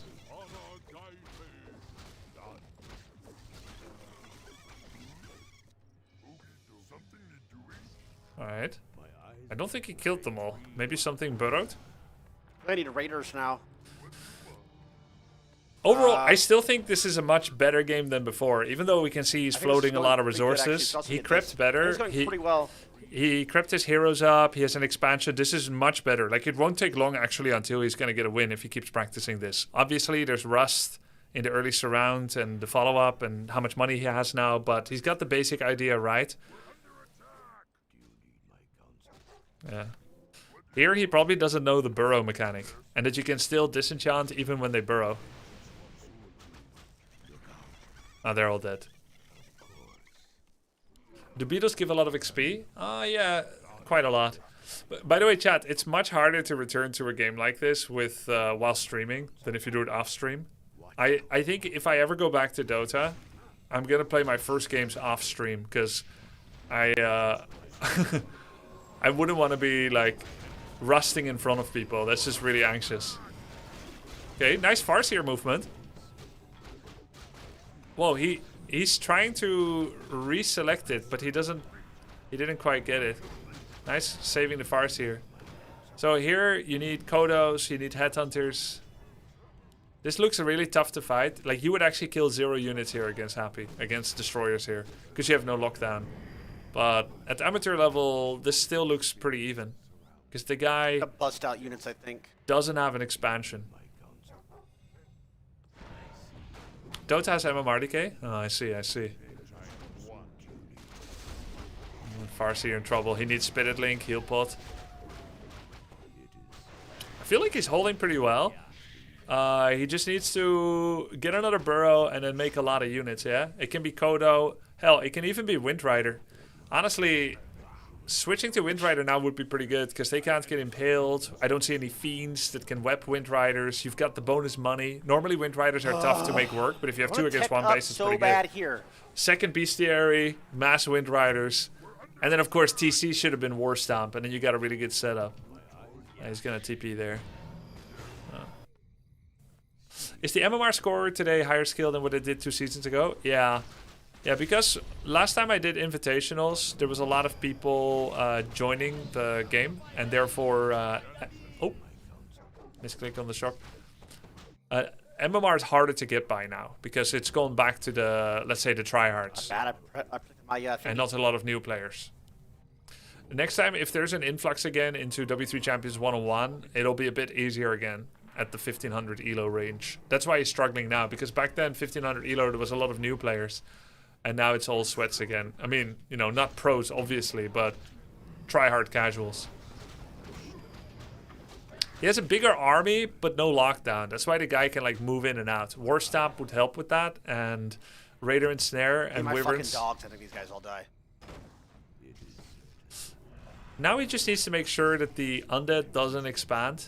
He's also missing Troll Regeneration on Headhunters, so the Headhunters have less health than they could have. Almost killed Destroyer there. Nice target fire, honestly, on the Destroyers. Heroes drop pretty low for Undead. He needs to turn that money into heal scrolls. With heal scrolls, this army would perform so much better, but now there's a risk that they die to the next Nova. Good disenchant. This is honestly his best game he has played since his comeback.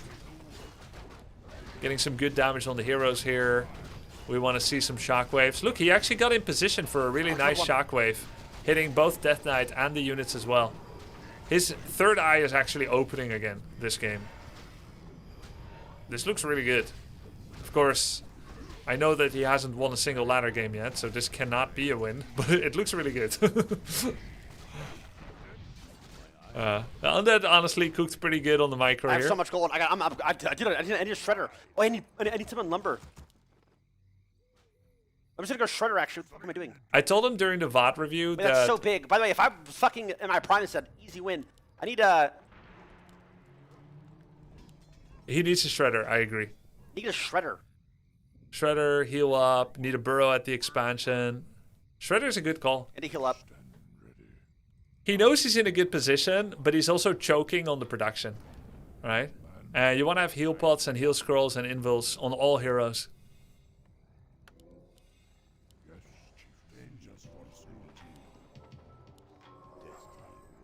Shredder's a good call. Wyverns are a good call here too. Again, because of Impale.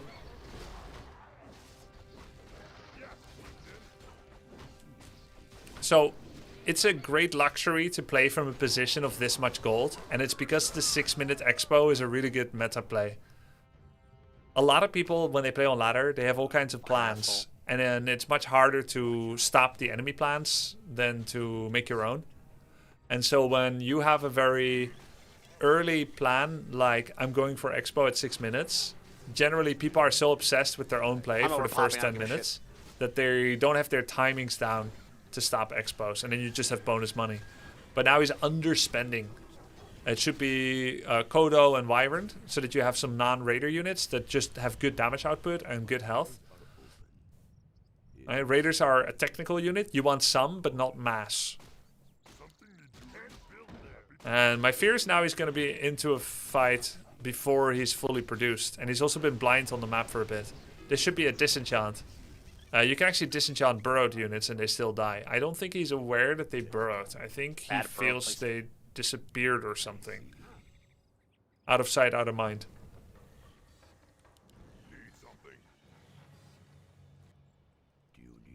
$52 pop, going tier 3.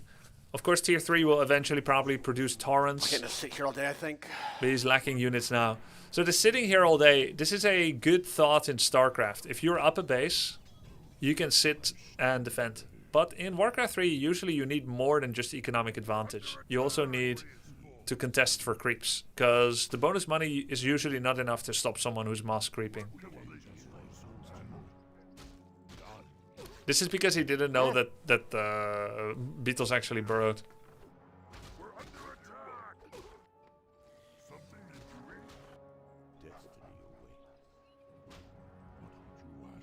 And they're gone again, but he doesn't know they burrowed. So you need dust or disenchant where they last were.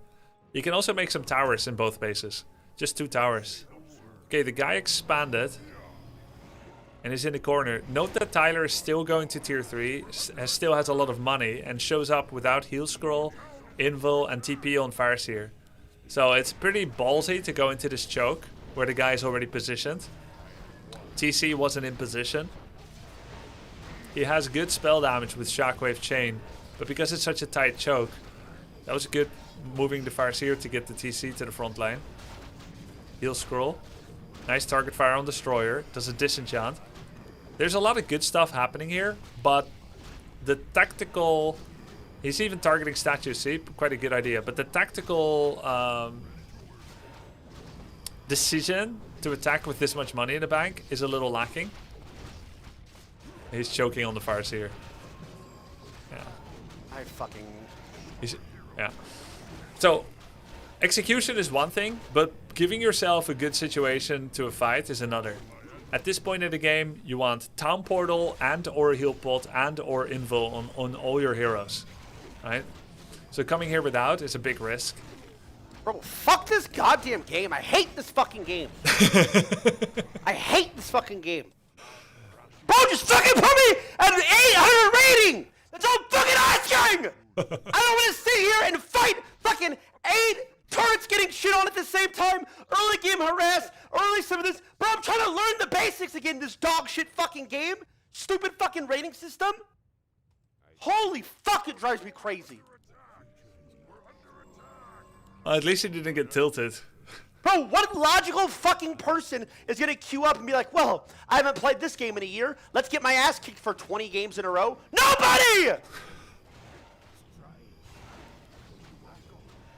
I understand how he feels.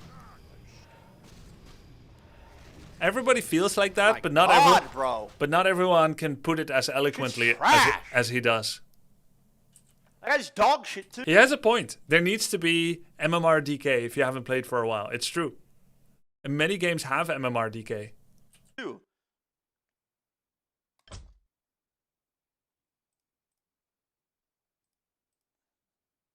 RDS suck to play? No, it's just these fucking devs that make the rating system and all these games are just fucking stupid. Because League's the same way, Street Fighter's the same way. The only game that does it correctly is chess. Like, nobody can figure it the fuck out. I think, delivery aside, this is actually a good point. If you come back after 1 year in an RTS and you're not someone that's smurfing, right? You're not coming back to your second account you haven't played on for a year, which is a risk that devs have to think about and that ladder system makers have to think about. If you come back to a game, you're a legitimate player, you've one account, you literally didn't touch the game for a year and you haven't played on other platforms, and you come back to the singular platform you play and you used to have a shape of 1500 MMR, you come back, 100% you're not going to be 1500 now. You're going to have a terrible experience. This is true. You're probably 14 or 13 when you come back. That's normal. It's the same in Dota 2. if you were immortal in 2012, you're not immortal in 2024, right? There should be MMR decay. Now, how much there should be and what the downsides of implementing such a system are those are a discussion, because sometimes people do play on multiple platforms and then they're just farming easy wins every time they haven't played on a platform for a while. They come from the Asian platform, they go to Dub Champs platform, and the system decayed them, but now they're farming like 10, 20 straight free wins. But like, I'm playing Mechabellum now, right? I was 1850 MMR in Mechabellum a few years ago. And I played like a couple of games 3 days ago. At 1000 MMR and 1100 MMR, I lost both. There's many new units. I don't know how they work. I got worse generally. I got out-knowledged. There have been balance changes that I haven't kept up with. So yeah, I'm going to be losing. Now, that doesn't bother me as much as Tyler, I would argue. I don't... but everyone's different, right? Everyone's different. It motivates me, but it vexes him a little bit, as you can see. Bro, if you don't play for... And by the way, I'm not using baby gloves on him. It's okay for him to be vexed and frustrated. We're talking now about... we're talking about one system now. Should the system be like this or like that? I'm not his emotional regulation person. You're not going to be 1500 rated, right? No, you're not. Yeah, he's just a little vexed. Yeah, a little vexed. That was down to everything, by the way. Just a shit player. Getting bailed out by just sending early game harass to a player who hasn't played in a year. So, does he have any other games? So he has another game here on Turtle Rock. I'm just going to kind of skim through this fast. Back to the game.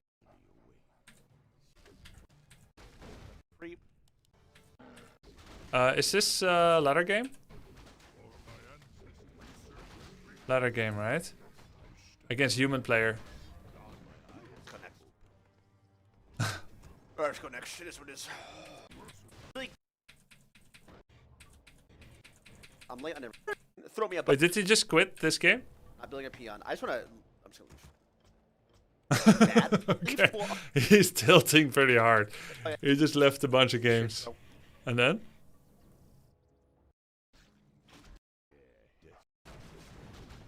Oh, okay. Pit Lord first, Unholy Frenzy, Necromancers.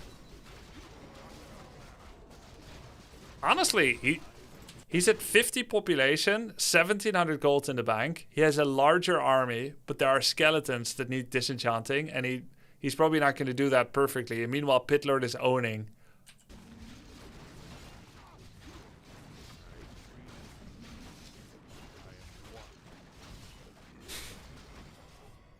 He still has heal scroll invul. He needs to use it. Pretty good disenchants. The frenzy needs to be dispelled on the Pit Lord. That's too high value. I think he's forgetting heal scroll invul. Oh, okay, I see. Yeah, yeah. I mean, if he sticks to it, he will get more comfortable and better again. But obviously, a series of pretty frustrating games. So, okay, that's where he is at now. I think it'll be pretty pog when he wins his first game again. So, imagine. I'm not his coach right now, right? Like, I can coach him, but I mean, that's not like a system. Does WWF ever contact you about killing all the critters on spot when you're not even playing against undead? Thank you for the sub, man. So I'm not like worried about being his official coach now. I'm happy to coach him, of course, if he wants to. But it still makes me wonder, where would you, if you were coaching him, like what would you teach him? And then I thought, what's it actually like at 1500 elo with other players? Because we see what Tyler's game looks like against that dude. And then I thought, how about I just go to W3 Champions and I find a random orc. Just any random orc that's 1500 MMR, right? What do his games look like? Because I know how I play against Elf. I know how Lin and Hitman play against Elf. And I can create some builds for beginners.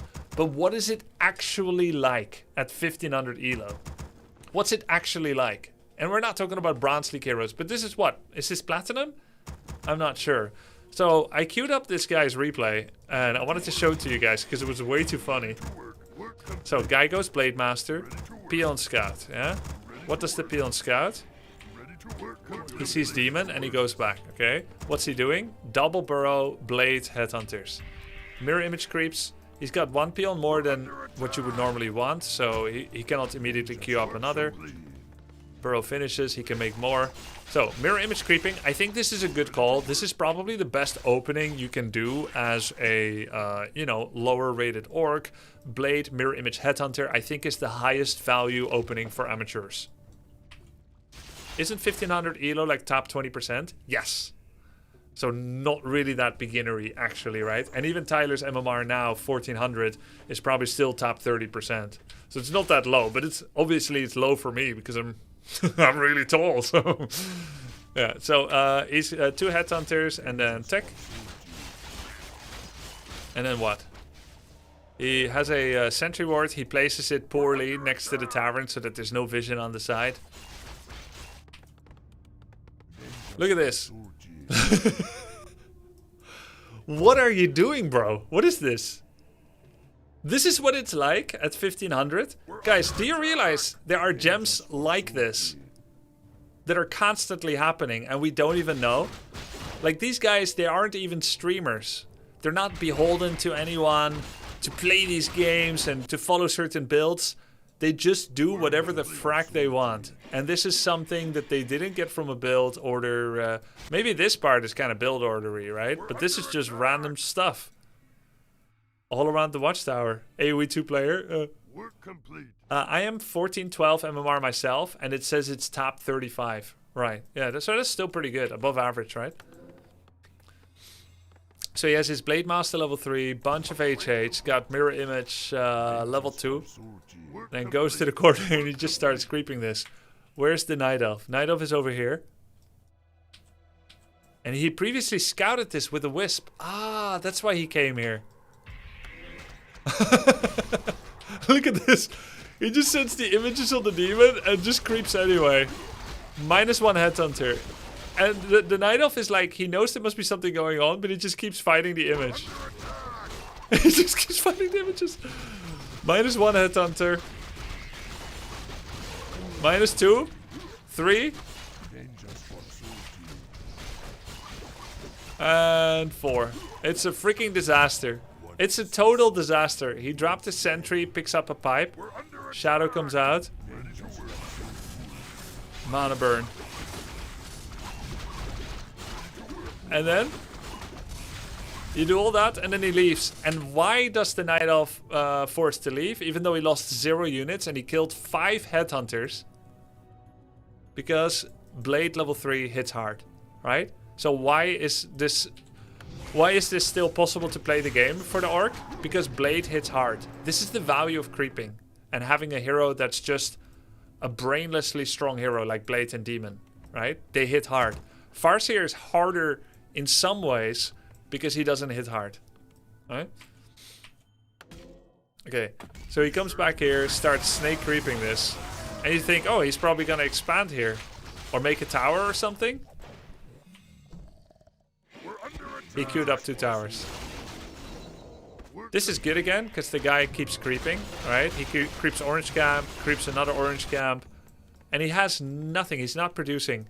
Spirit Lodge prepares Bloodlust, tier 3, reinforced defenses, and Totem. So he's like, you know what would be cool? Bloodlusted Torrents.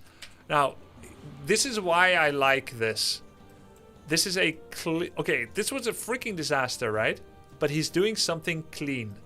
Images tank, shadow heal waves, and you creep, and you creep, and you creep, and you creep. So if you misread the situation, if you screw up your micro, when you skirmish with someone, when you attack, when you do harass and then back, harass and back, that's all a lot harder. The easiest thing in the world in Warcraft 3 is to just get summons and then creep.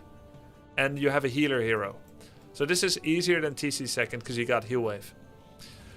And then the second thing I like about what the guy is doing, getting Bloodlusted Torrents, that's an auto attack army.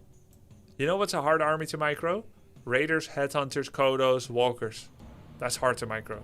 But what's easy? Bloodlust Torrents. You turn on autocast and you make Torrents.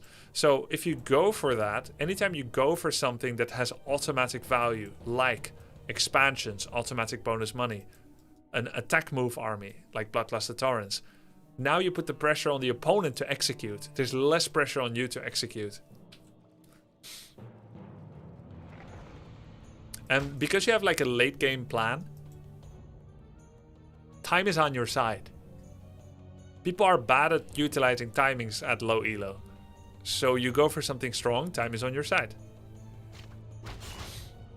Work complete.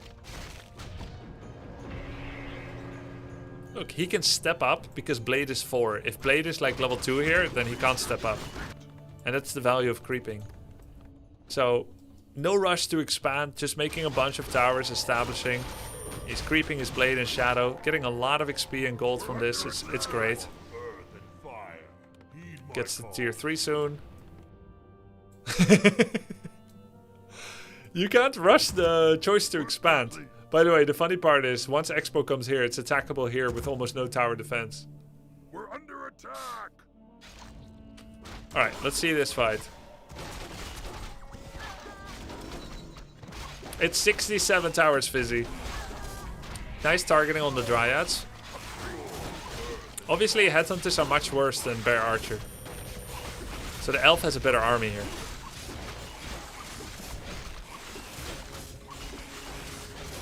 He wants that. He's going for the Archers now.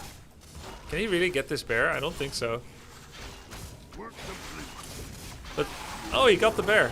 And a bunch of Archers.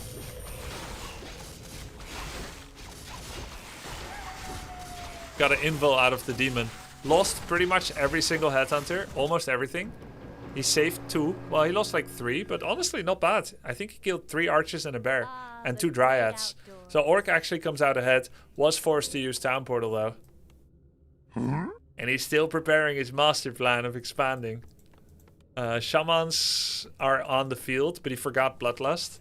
And Torrent is being made, but he has no Pulverize yet, I don't think. So this looks pretty impossible to hold. So what do you do? Just don't. Okay, I want to talk about how cool this is. 1500 elo. If you get attacked in Bronze League, you fight. All Bronze League players take every fight that they can until they become next level, right? Once you get a revelation about how the game works and you become next level, you start thinking, what if I don't do the reactive thing? And this is a very difficult decision to make for a reactive lower level player. If you get attacked and you can't hold, to just leave. Very important skill in Dota 2, very important skill in Warcraft 3. There are other things to do out there on the map than defend. You gotta wonder, how much is he gonna achieve in my base? He will kill Torrent, that's very unfortunate, then Totem, then Shop, maybe Rax, and then Burrow. But you haven't lost the game. Work complete. Now you're expanding, you're gonna set up a win condition with towers, and then eventually you're gonna go home, but when? Yes, that is playable WK Island, for sure. You can do that. He's just creeping! He's just creeping on the other side of the map. And then he's towering up. And by the way, he's still getting Bloodlust. So, Totem, Shop, Burrow.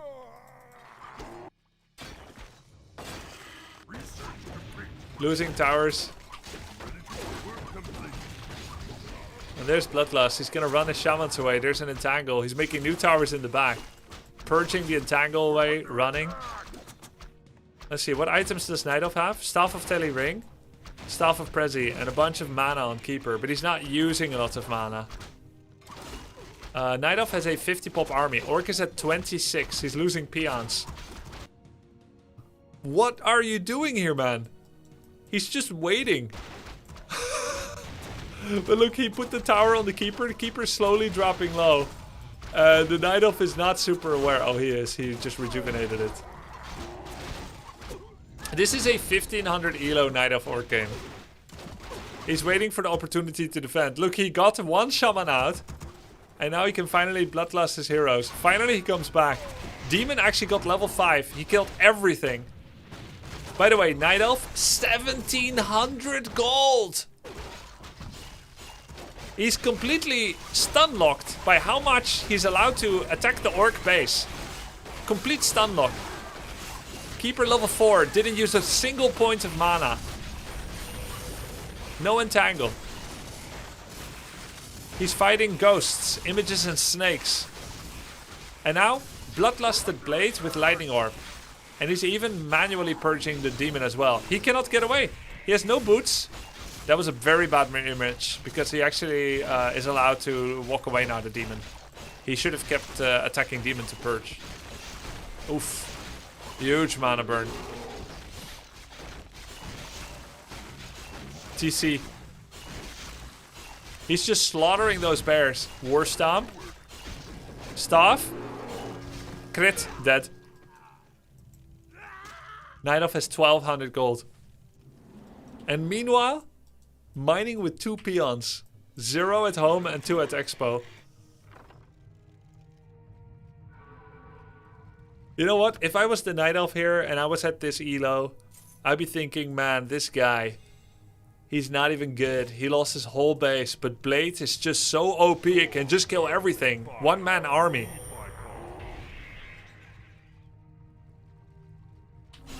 Yeah, he's getting one-guyed by Blade Master. He's right. Yeah, now you have Bloodlust with images. This is so much preferable to playing like Farseer TC stuff for middle level players, I would say, because you've got the power of mirror images and Blade. Lightning Orb, Bloodlust. I think this is a great thing to try and gravitate towards. You just need to find like a good build up for the early to mid game. Just need a good build up. Yeah, that's it. He won the game with 29 population. GG. So that's what it's like at 1500 elo. When you just queue up a random replay from someone, not someone I've coached. What kind of builds did they come up with? That's what it's like. Sick.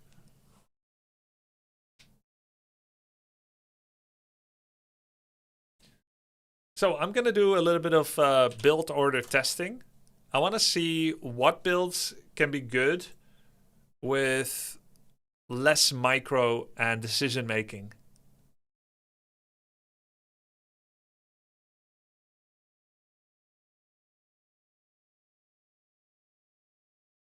Oh, cinema. It's so cool, right? It's cool when you see like middle level players make decisions like that are actually quite smart. Like, I'm just going to walk away from my base, because if he defends there, he dies.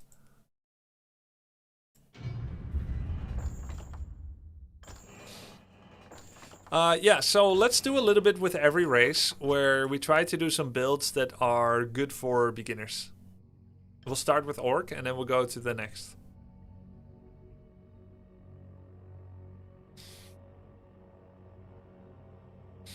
And probably I should try to not micro too much. Maybe I'll play with one hand.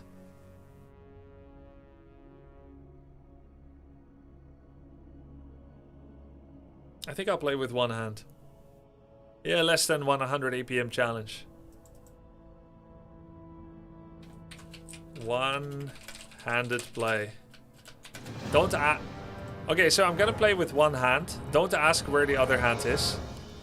The goal for this will be, I want to come up with some easily implementable build orders that can be copied by beginners or intermediate players. I'm cooking up something for Warcraft 3 content. There might be some new players starting Warcraft 3 sometime soon. Not going to spoil any more than that. Announcement soon. But I should basically get more aware again of... That was with two hands. I'm just going to say GOHF was with two hands. But I want to get a little bit more aware again of what can work with low APM. I'll turn on the APM for this one. That was also with two hands, but now I'm back to one. What can you do with low APM? What can you do with low micro? And possibly even low decision-making skills. But just what is a good build-up that could probably work quite well for beginners? Because I know how I play and I know how pros play, active pros. But what is a good build to recommend to somebody at the lower or middle level play? So I'm going to go with some builds that I think will be relatively easy to micro and that simply rely on good attack timings with a high threat ratio at that time. and then to transition to things that are good in the late game. So we'll likely stay away from much more, how to say, we'll stay away from builds that are very difficult to micro, that have a lot of harass into back timings. Yeah, we'll not go for some of the more technical units like liquid fire, bat harass, radar and snare surrounds and stuff, body blocks. We'll just play it simpler. But in doing so, hopefully I'll expose a level of play that can be copied more for people. And it will hopefully show that if your decisions or your timings or your strategy are better, then you don't need to do a lot of the crazy stuff that we always do. Right? You don't need body blocks and surrounds so long as you fight at the right time. You understand your build. So this should be a big day for actual one-handed people that cannot do some of the stuff that we normally do, that are watching this.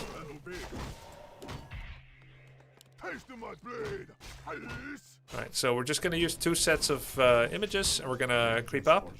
Note that our peons are spread around a bit on different trees. Gonna give an attack command on my own head. I shouldn't even do that stuff, should I? Like, do like the fancy micro. Okay, it's 2 minutes 50. We'll take to tier 2. Clicker? Yeah, I'm a clicker. Hypothetically, could you combine a low APM strategy with high APM harass, separating concerns? No, I cannot do high APM. I think I don't fully understand your question. So he crept this. Now I know he has Blade Master. And he took one of my items.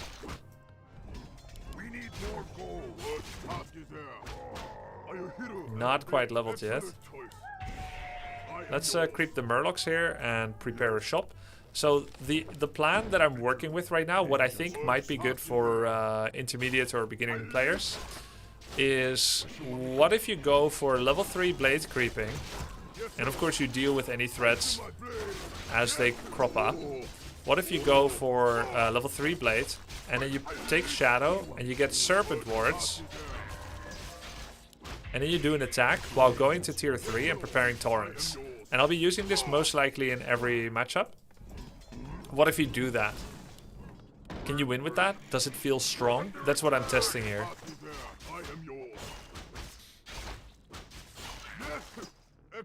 And because harassing and scouting is more difficult for weaker players, I'm focusing on creeping to 3.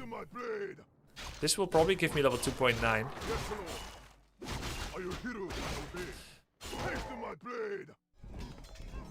And I'm not even gonna scout because a lot of people don't know what they're looking for anyway when they're scouting. Okay, I'm actually leveled. Work complete. Yes, Lord. Well, just 3 gloves of haste, by the way. That's his real blade, level 1. It's okay to lose headhunters, it just makes everything even more realistic. Let's go back, get clarity, and then attack basically. And we'll get Shadow Hunter. We'll send 1 image to his base and 1 to his natural. And then we go back. We're gonna get clarity and use it, and then heal solve. From YouTube. Yo, thank you, Varjuice. We'll make Headhunter. Okay, so we now have 6, but we lost 1. So basically, we made 7 Headhunters in total, yeah? And so then I'm gonna get Troll Regeneration. And the Shadow will be rallied to me. And I'm basically preparing to do an attack. And the next thing that I'll do... Oh, it's a lot of towers. The next thing that I'll do is go tier 3 and go Torrents. And I'll ignore for the fact that this guy is mass towering, which is going to be a headache for new players if they don't know how to counter it. But I have to stick to the build here, which is to just do that attack that I said I was going to do.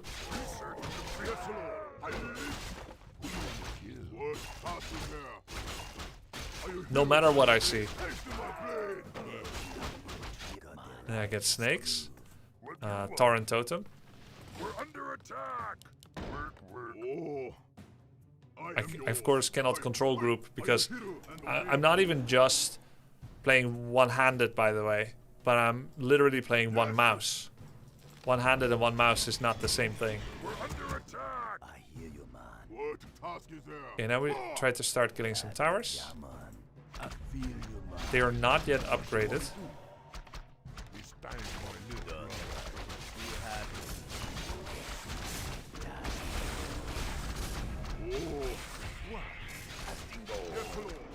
Don't worry. Be happy. Sweet. I am yours. Okay, now they are upgraded. Excellent choice. I will hero and obey.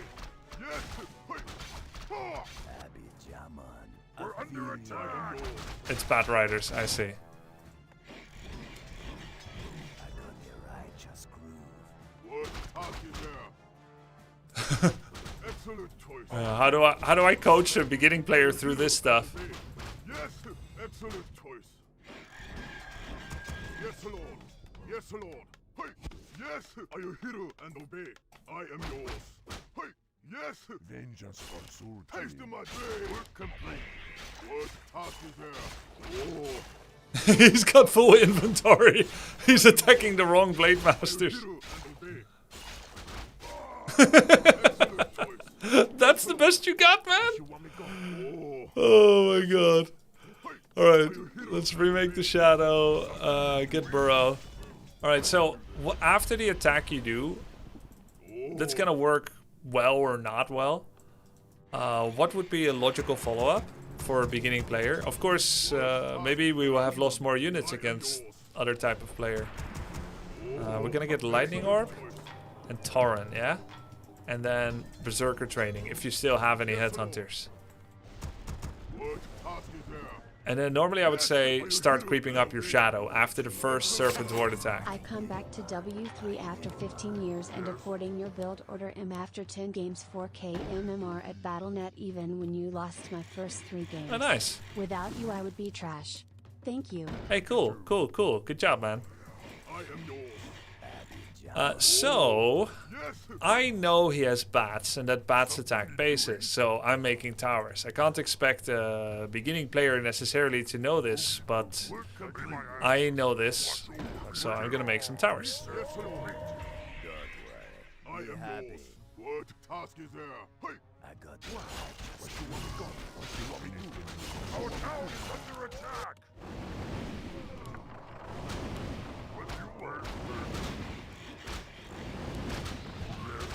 That's not good against the orc, man. What are you doing? What is he doing? You're the tricksy. We need more gold. Happy Jaman. Probably Hex is better than heal against Blade, but I'll just do heal. I don't care. Alright, let's keep creeping. I am yours. I will hero and obey. Can get Pulverize next. I mean, probably Reinforced Defenses is better here. I got the righteous groove. No mercy. No mercy.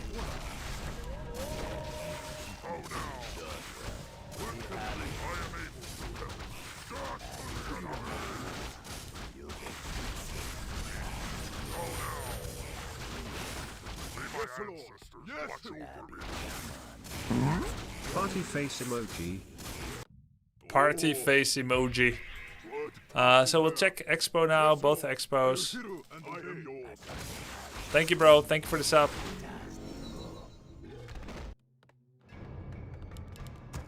Something need doing? Alright. So, would I recommend newbie players to get an expansion or to go to tier 3? Task is there. I mean, expansion or go to 60 pop. Those are the two choices here. And I guess at some point they have to fend for themselves. You can't build order everything.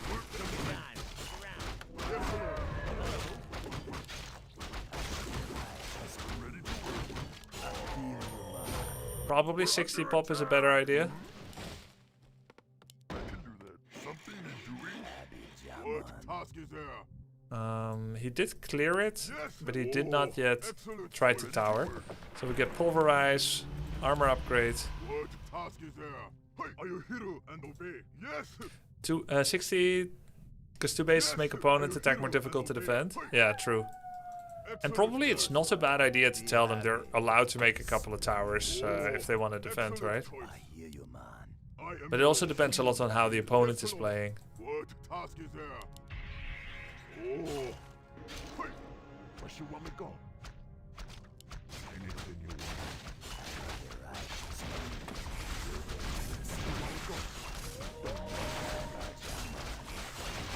Yes, Lord.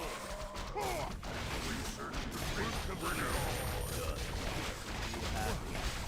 I am hero and obey. Oh no. What task is there? I am able. Yes, Lord. Yeah, good shit.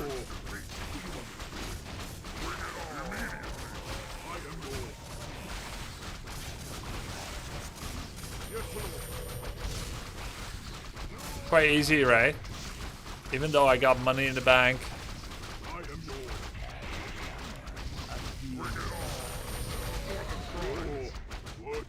Just have a nice big army. And then if I can't tiny great hole, I can expand here with peons. And I can bring a couple of peons there to make towers.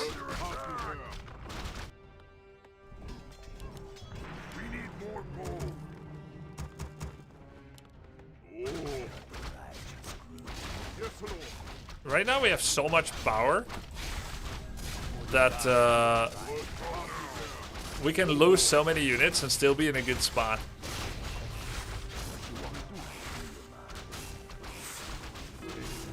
Looks like he left us a healing salve.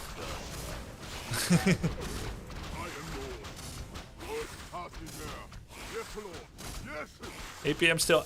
damn it, I went to over 100. My bad. I can't believe I went over 100 on one mouse.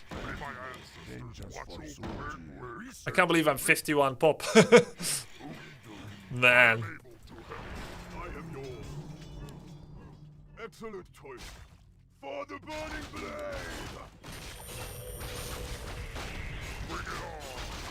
He thought he could just snipe my blade. GG. Alright, so what did the build not have? No raiders, no bloodlust, no spirit walkers, no dispel. But some of those units are hard to use anyway. So we just have strong DPS, strong tank. We have orb on blade, which is strong. And we have healing, which means we don't have to mess around with healing salve as much. Do you guys think this could be quite effective for people? I did use my second hand for GG, yeah. Actually, I don't remember if I did. But only for the typing. Yeah? Could be effective? Think so, yep. Yeah, so what I like about it is that you just try to do this early Blade 3, Shadow 1 snake attack on base. And that can come at like the 6-minute mark, 6-7 minute. And I just think that disrupts oppos a lot, because it's quite tough to deal with that much firepower.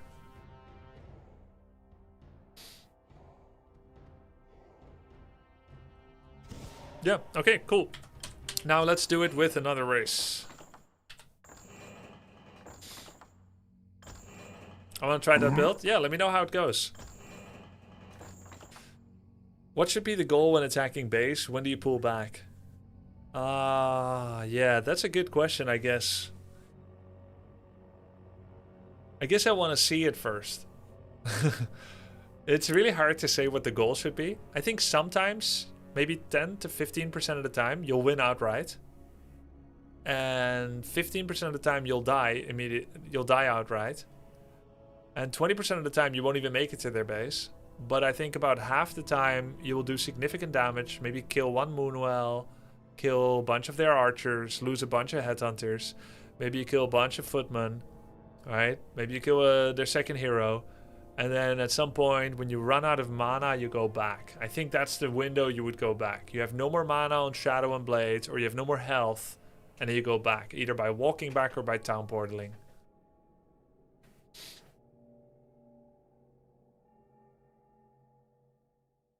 Yes, it's good, but for newbies, it's better to control fat HP grunts until air Reviled.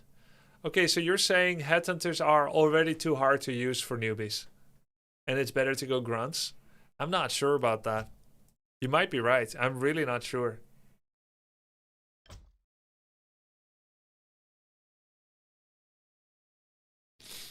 What does air reviled mean? I think he means until enemies reveal the fact that they're going air. It's Bober! Dude, he's the Bronze League hero guy from Dub Champs. It's the legendary Bober. We found him. It's the Tauren Chieftain guy. Okay, so I'm playing on one hand again in order to try and show some effective play that can be done with low APM. I'm only playing with my mouse hand. And I'm trying to keep the build order pretty simple. So that it can be... okay. So that it can be kind of copied. So what is a good way to play for amateur human player? Well, I'm gonna leave one gap and I'm gonna make an early tower. I don't know if he said K because he generally doesn't believe in GOHF or because there was a K in my GOHF and he wanted to call it out.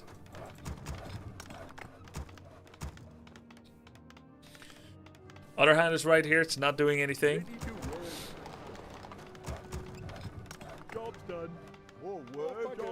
Okay, Archmage first. Make a bunch of footies. Now, the options I have, Rifle Priest, Sorceress. I have Knights, Tier 3 Knights. I could do Griffins. I think just Rifle Caster are going to be best. But should it be Paladin second or Mountain King second? I think Paladin second can be actually kind of cool. That has been used recently. What is better in the hands of an amateur, Paladin or Mountain King? I feel like Pala might be better.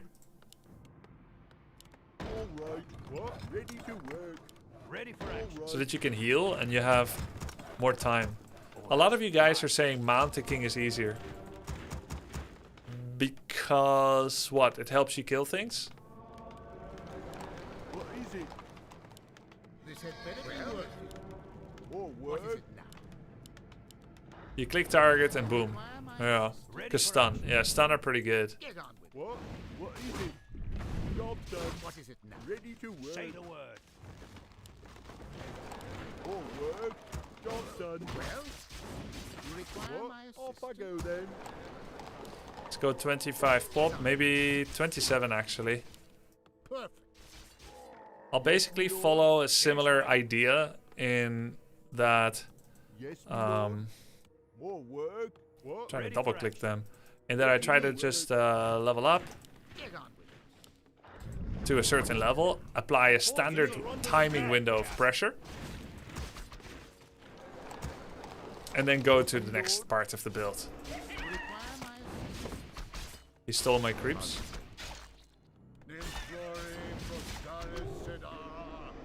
Ready for action. Fine. To battle. Upgrade can well. Okay, let's tech the tier 2. Whatever. Always run Archmage when you're getting attacked. So after teching, we're gonna make Blacksmith. We'll just keep creeping small camps. He will show up a couple of more times. What is it now? We'll just creep small camps so we're not too exposed. Get on with it. Well, for glory. What? Kill the non-item creeps first. What is it?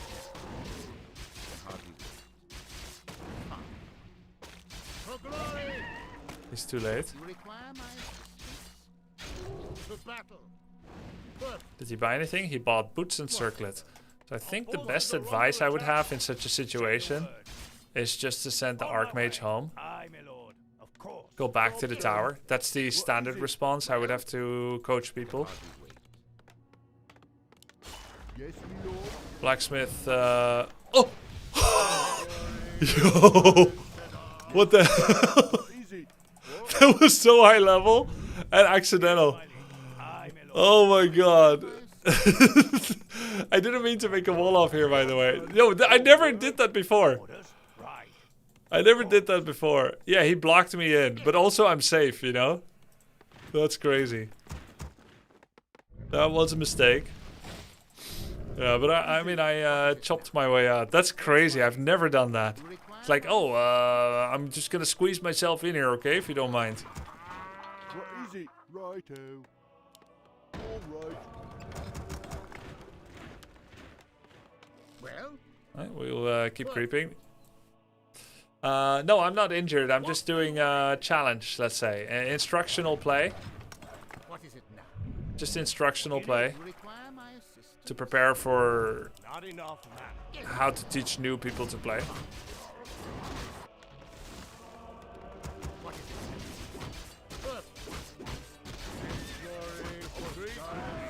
Okay. Mountain King. Rifle upgrade, rifle, arcane sanctum.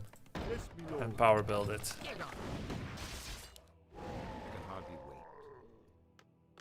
Gunpowder upgrade and another farm. Off I go then. You require my assistance? Fine. Orders. Guess I'll scout with one hurt footy. Say the word. Twa!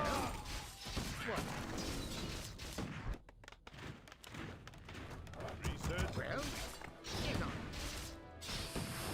I mean, I would like a dust of appearance. I'll get one. done. More work. Priest. What is it now? What is it? What? More work. Can I help you? You require Job's my done. Go to the marketplace. Yes, me lord. Off I go then. More work. Bring militia. Mountain King. You require my assistance? Okay, so this guy's also doing tower tier 3. B-net. That's so B-net, man. Perfect. I come to cleanse this. What is it? You have a target? Well? Let's get it. Let's get it.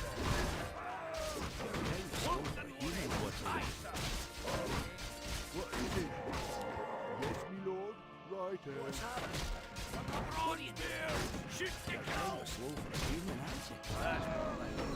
Bash. Because he has almost no army. What? Yes, me lord. Righto.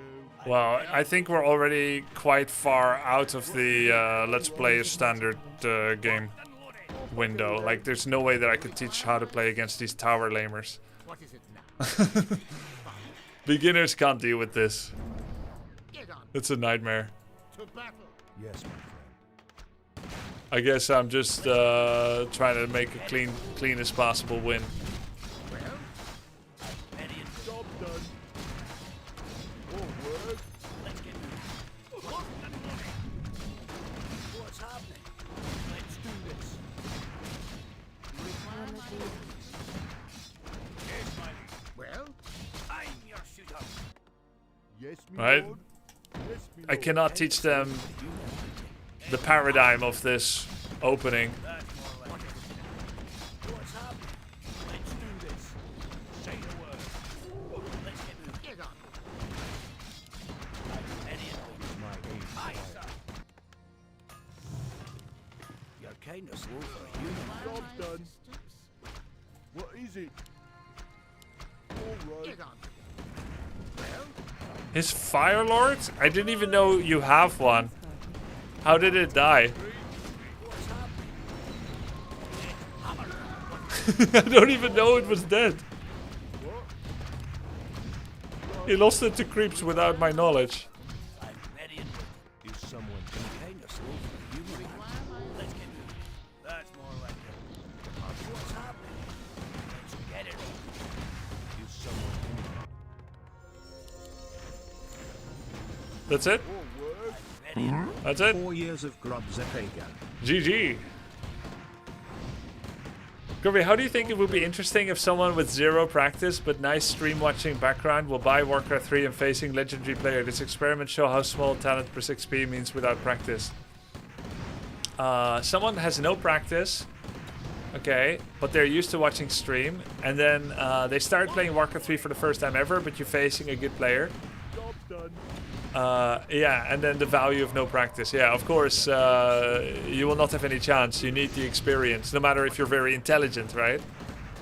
Like, for instance, if Hera plays his first game, he's a very intelligent chap. He plays his first game against someone, but he has watched a lot, let's say. Yeah, that's not going to be easy, because you still need to get the mechanics. GG.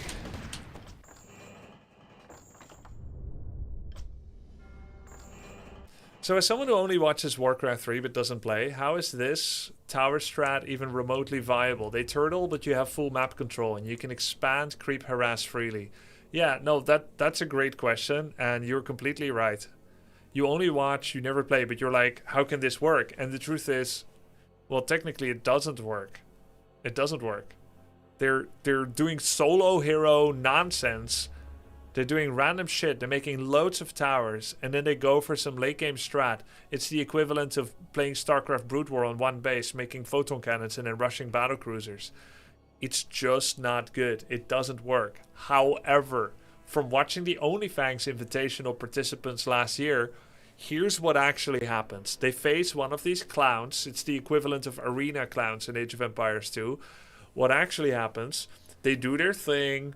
They lose one of their rifles to creeps. Sorry, Guzu. They play their usual timing. They show up in the base of the player. Yo, thank you for the raid, Neo. Hope you had a good one. They show up against this solo Blood Mage tower guy, and they choke. They see 4 towers, and they kind of start choking up, right?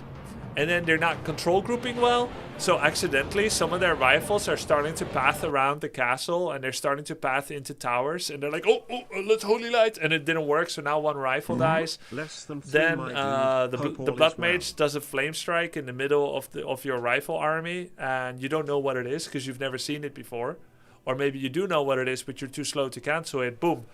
Your units have half-life, and now the correct thing would be to build a Arcane Vault on the attack and regen scroll, but you forgot to bring peasants because you're not consistent yet. And then you start working on towers, but your hero starts dropping low, so now the game asks you to do F1 micro to keep your paladin back so that it doesn't keep getting targeted by the towers. But it does, and in fact it's getting hit by an arcane, and you're too busy thinking about, oh shit, I have too much money at home. So now your paladin is getting zapped by arcane, and yeah, before you know it, things that should take a minute or two, it takes you 5 or 10 minutes. Now suddenly they have 3 more towers with frag shells, and you're getting outranged. You're like, oh well, this isn't working, so you're gonna go home. You try to expand, but you don't stay there to defend it. And now the Blood Mage came there and he starts flame striking your expo peasants. You lose every peasant. That's what actually happens. Everything takes longer. Microcontrol is bad. You lose units you shouldn't. The build-up was slower. You draw a big blank on knowledge-based counter because you don't know what you should be doing.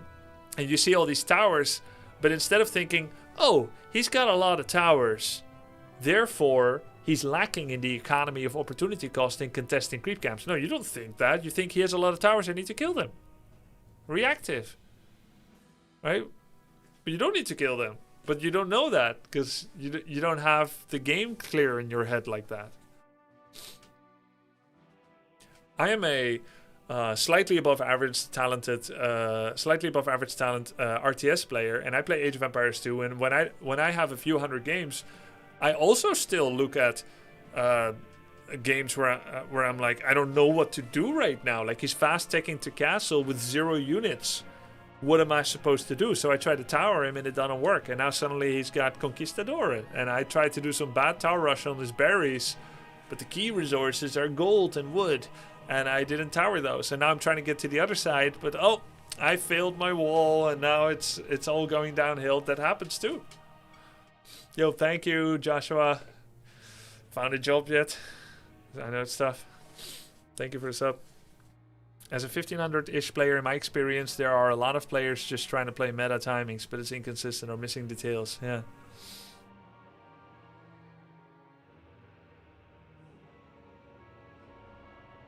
I would think that the top 20% should read that making towers can't be a good decision. Well, here's the thing, Darkwing. If you play a meta build order and you do your 6-minute expo, the tower thing is a freaking joke. It's a complete joke. You win easily. But if you happen to rely on a timing attack that came when their 4 towers are done, and you're drawing a blank, now you need interminable time to think, what should I do next? So if you don't scout, right? If you don't scout, then and you don't know what to do when you do scout, then if you don't have an answer yet, you need to think on the spot, but you're too busy about the mechanics, with the mechanics.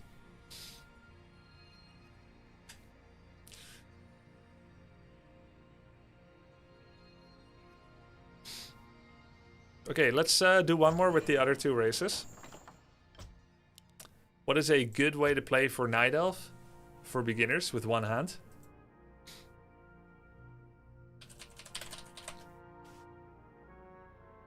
They always play one-handed, actually. Yesterday, Tyler was streaming and you were coaching him. At the same time, I opened your stream and you were streaming Slay the Spire, so I got confused whose stream was pre-recorded. Yes, and today I reacted to that, Miratis. If you go back a bit in the VOD, I reacted to him watching my recording.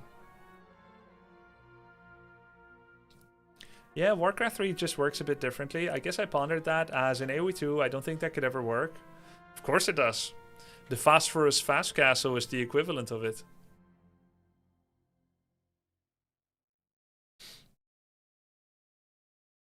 Yes, I've lost like 10 games against Tower or Tower Rush. It's demotivating. Well, Warcraft 3 does not give its satisfaction cheaply. When you earn a win though in Warcraft 3, you really earned it. This is not a game for cheap tricks and just getting an easy win. This is not a mobile game that compliments you on winning the tutorial and you are the hero that is going to save our lands and save the Booba princess and so on. This game makes you work for your satisfaction. You will suffer and then you will triumph. But is that not what life is about? Suffer and then triumph? So my high GLHF are with 2 hands, but the play will be with 1 hand. I actually know this guy. He is a off-meta player in Heroes of the Storm. And I think he started playing Warcraft 3 during the invitationals that I held last year. And I'm actually doing a one-handed Night Elf tutorial now to try and come up with a pretty solid way to play for a beginning Night Elf player that can be implemented roughly across all matchups, that tries to use certain standard build-ups, certain mechanics to basically build up your comfort level about applying pressure at the right time and then yeah, just having like kind of a goal to work towards.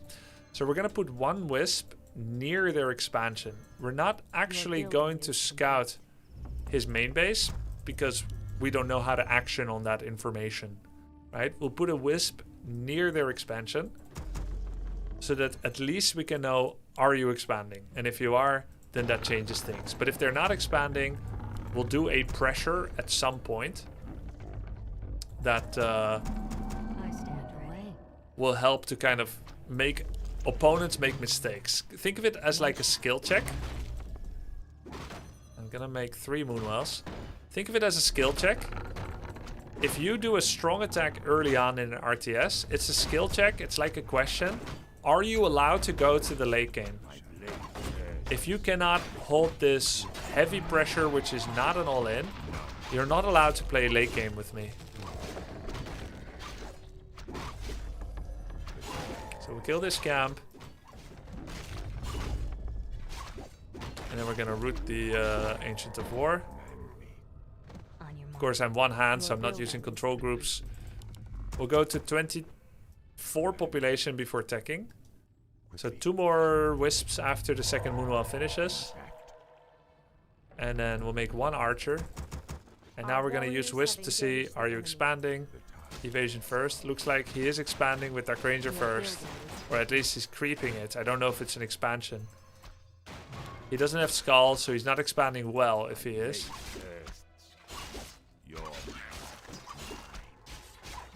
I don't know what second ability I want yet. But what do you think I'm doing Noob Night Elves a favor with? If I had to give them one ability, should it be burn or immo? I think it should be immo. Immo is a little bit harder to use. Low elo should be immo? Yeah, I think so too. It's a little bit harder to use because you have to remember to turn it off. But it also just does effortless damage. It makes him scarier. Evasion feels safe. Safer. So we'll just do some creeping and then make our 4th Moonwell. I guess the idea is creep to level 3 and then put a wisp on their expo at nighttime. Anytime during the night that you remember that you have a wisp there, put a wisp to know if they're expanding. And if they are, that changes your decisions.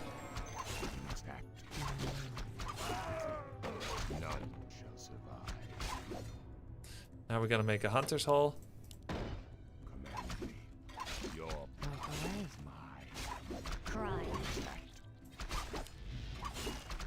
I think this guy's magic immune. Immolation level 2. So we're gonna have to go back and heal after this. Yo, that guy attacks fast, the Reef Elemental.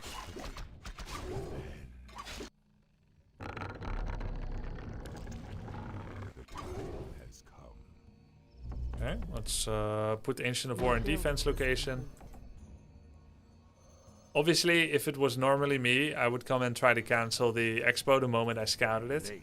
But that is a adaptation that I cannot expect other people to make. Why don't I play with both hands? Because I'm trying to do an instructional video, which is not too hard to copy.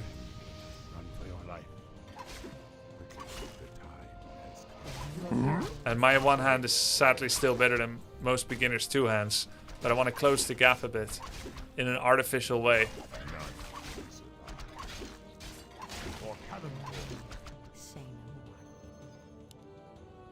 Upgrade finished. Okay, we'll make 2 lures. And then it's gonna be Naga second.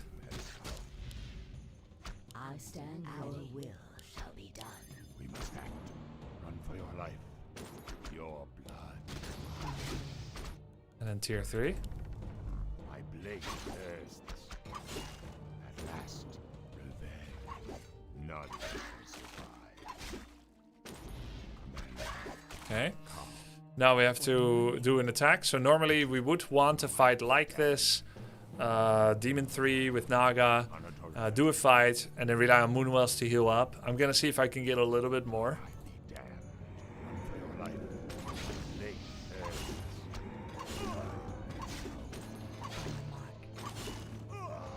Is it time? Away.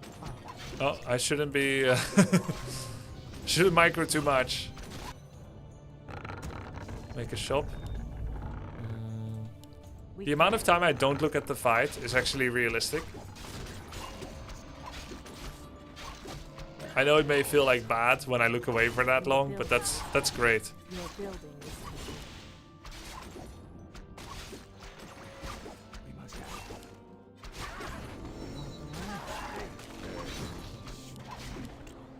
Actually, no, beginners always watch the fight. Ah, crap.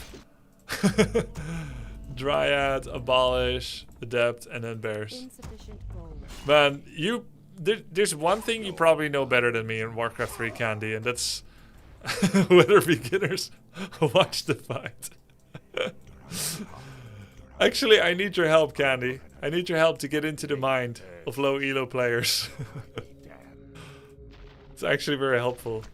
At last, unadulterated. Always watch the fight. All right. Ah, the great outdoors. Your building is complete.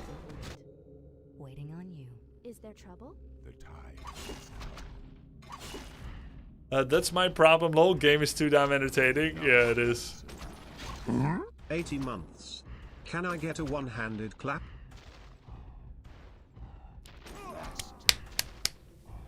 Congrats. Thank you. Research finished. All right.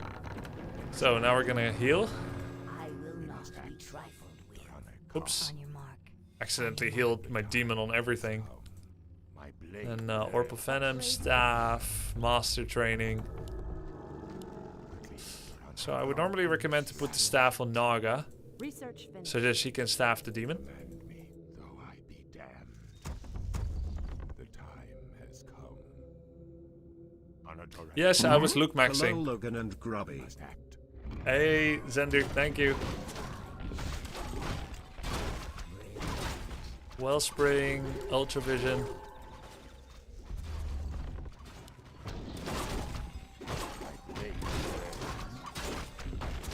Research finished. Rope of the Magi, nice.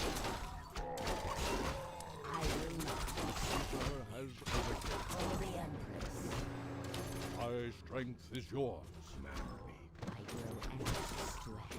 Alright, so 50 pop and then attack, yeah? Insufficient research finished. Or as close as possible.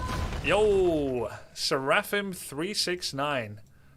Thank you very much. Thank you for the 5 gift subs. Grubby, you're still way too good one-handed. You'll probably need to play half-handed to be closer to beginner. The sleeper is I mean, it's tough to be instructional if you're like, this is where you lose your hero by accident.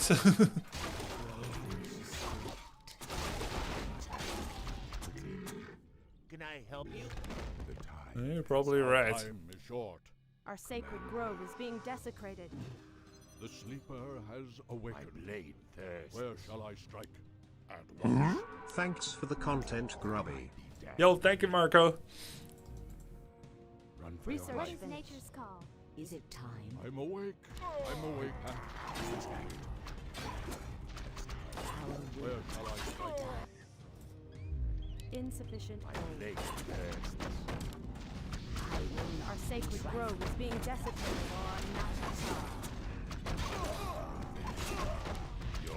My strength is yours. Of course. I'm awake. I'm awake. We must act. Our time is short. Your blade thirsts. Where shall I strike? Our time is short.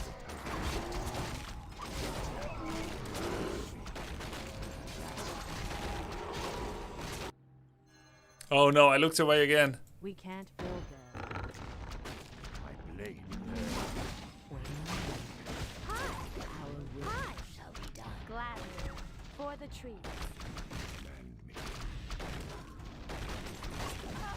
What's nature's call? My strength is yours. I'm awake. It's too good. I'm awake. It's too good.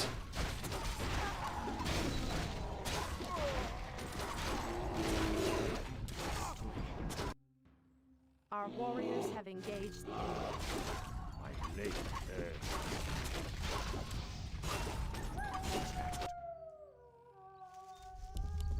The time has come. No, my expansion is placed correctly. This is when Grubby told me to place it 6 fields away. Buildings. That's better. Lots more watching battles. Yeah, I still looked away too many times. It's tough.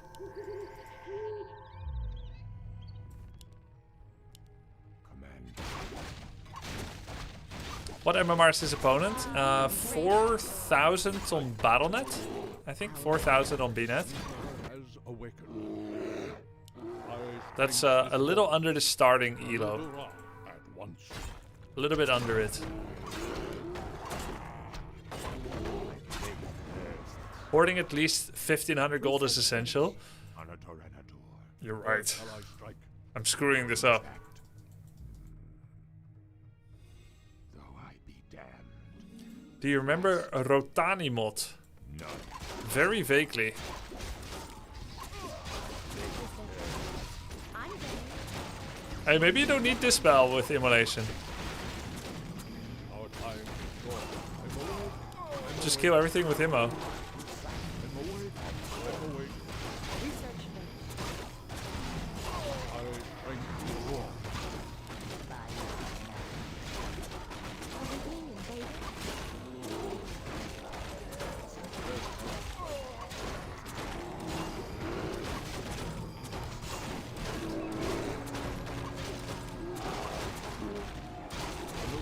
GG.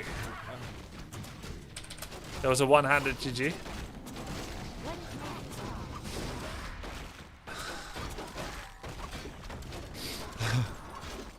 Using items and using unit skills. Shake my head. My bad. My bad. Pew! These animations are kind of kick-ass.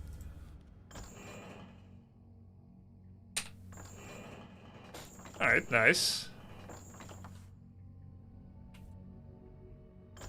And then, yeah, then Undead. My recommended build for Undead?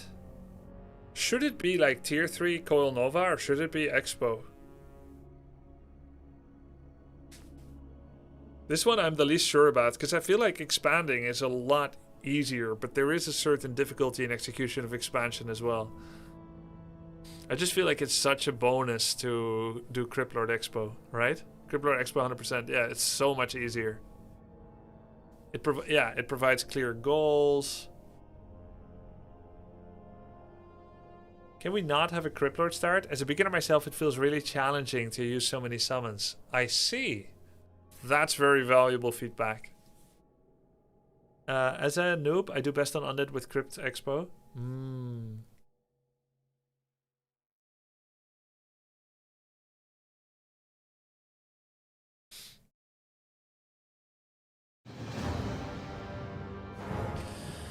Okay, so I've been thinking a bit about what might be the best build to recommend for beginning Undead players. I'm doing my one-handed challenge to see how I can perform without control groups, without a hand on the keyboard, doing hotkeys and everything.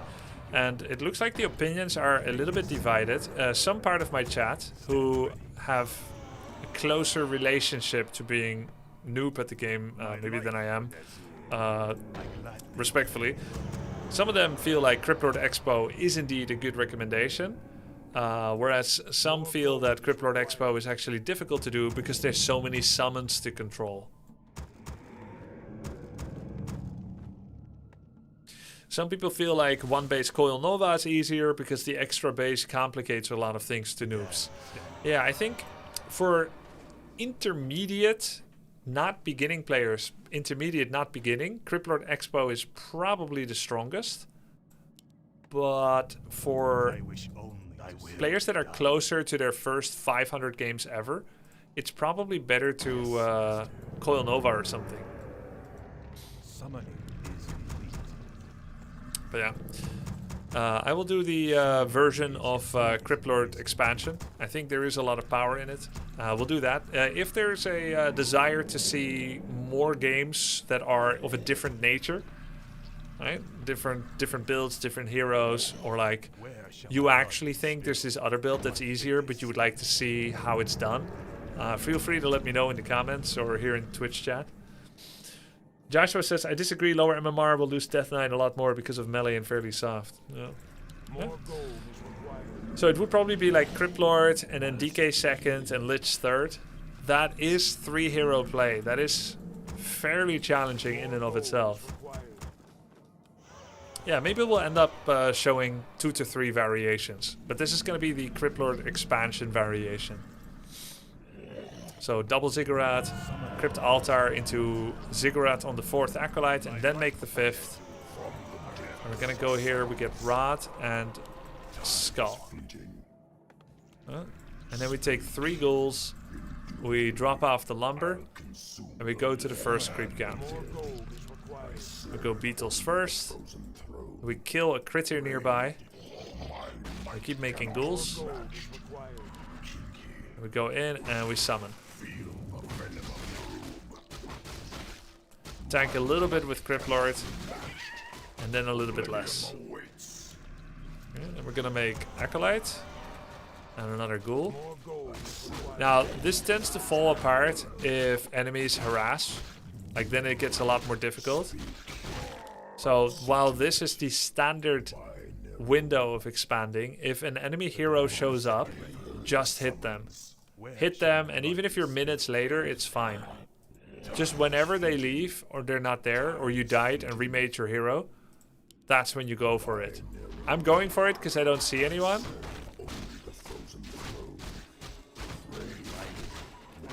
But it's fine to just do this later when someone leaves you alone finally. So you make Ziggurat, Gold Mine, you get Impale. You check if they're expanding. I'm against the human, so I put one beetle on this expo.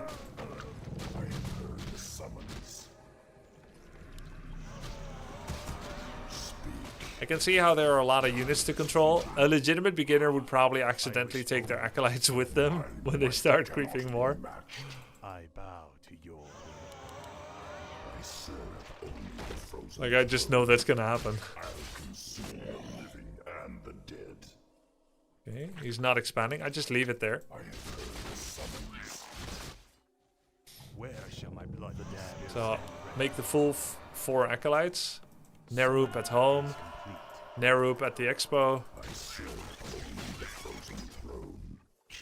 We keep creeping. Obviously, if he's attacking, we're gonna come home to defend. I also think it's fine to just stay at your expo and just be AFK for a few minutes. Just so you can be sure to defend it. Because I'm now relying on an opponent not showing up and clicking the gold mine. If they click and cancel the gold mine, it can be quite bad. So this is like a greedy version. I suppose you could just stay there and do nothing. Okay, so now we get beetles level 2. We'll go over there. Possibly, I could recommend people to turn on autocast beetles, but it's kind of a bad habit. In the short term, it will help. But yeah, like I said, bad habit. Speak. Time is fleeting. I'll see to it. I have heard the summons. Grubby, do you play WoW? I played a bunch of World of Warcraft recently, yeah. Summoning is complete. My life for Let's make Graveyard. Oops. It's a gold mine.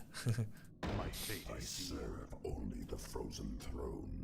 So technically we do not need to attack. We should just stay nearby. And that is because he doesn't have an expansion. So this is where we should make like 4 towers. And in fact, I think I'm just going to implement the logic of the situation and not creep. Because if I'm going to go creep and people copy me, and then they're going to screw up because they're going to be low and lose units to creeps, and then their gold mine gets attacked, I'm actually just going to put my money where my mouth is at and say, yeah, creeping is win more at this point, but you're already winning if you get to this situation with an expansion. Enemy doesn't have one, which we know. Yes, that's true. Creeping is win more. Very well said, Vince.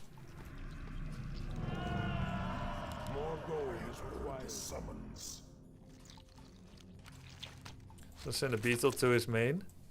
It's actually very confusing for me to stay here and see he's actually not attacking me. Let's say that once the towers start coming up soon, we can go somewhere again. Time is fleeting. I serve only the frozen. Yeah, not today, Roof. I'll see to it. Our forces are under attack. Okay, so he's going tier 3 with 2 towers, a blacksmith, a barracks. We don't see... It's rifles. He has no rifle upgrade. He has no rifle range yet. Speak. So this is why early expo is so good. He's literally playing single player, and so am I. But his single player is going tier 3. And my single player is having double income. Guess which one generally comes out ahead. Where shall my blood So what do you do now? You're gonna make a second crypt. You're gonna make a Death Knight. I wish only And a Slaughterhouse. And then tier 3. Time is fleeting. My might cannot be matched. Impale. And then right click units. Right click rifle and then AN. Now we go tier 3.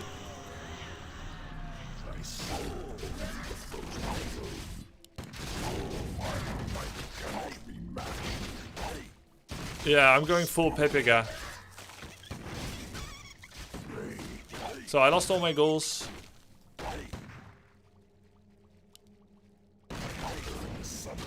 I'm not really doing any special micro, yeah? A newbie would never leave an item. I had no space. I'll see to it. Feel the venom of Nerub. By Nerub.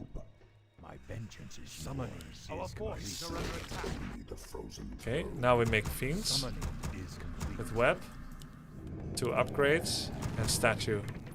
speak.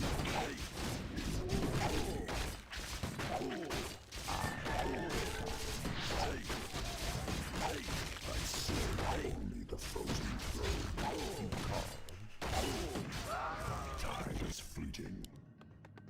Kinky, kinky.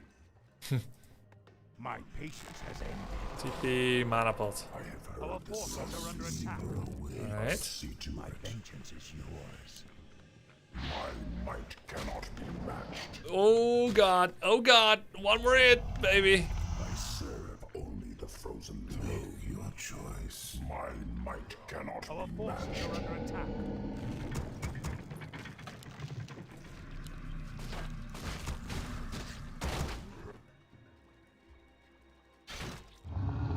Man, beetles are so OP.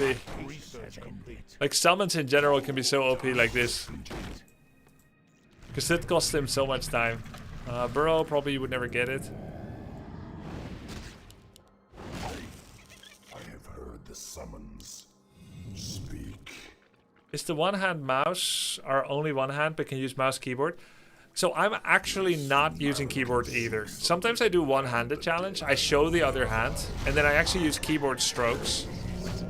But right now there's no keyboard strokes. So I'm actually only playing mouse. So it's one hand and mouse, which is worse. Upgrade complete. Lich, I serve. Impale second, Unholy Aura.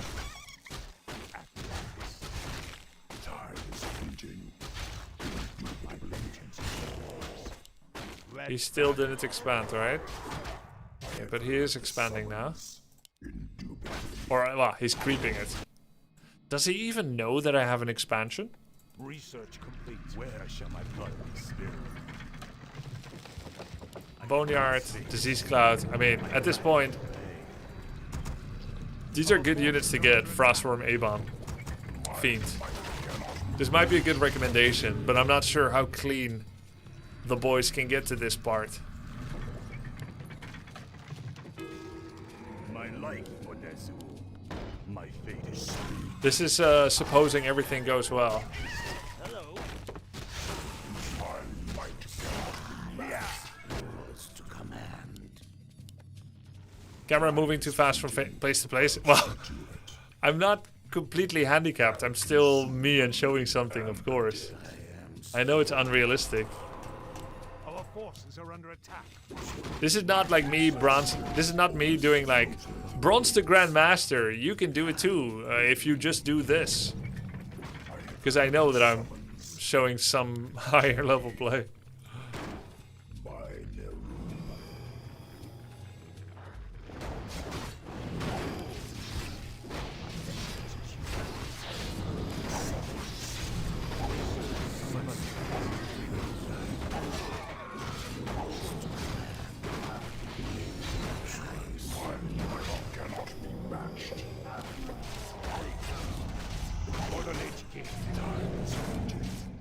Sniped.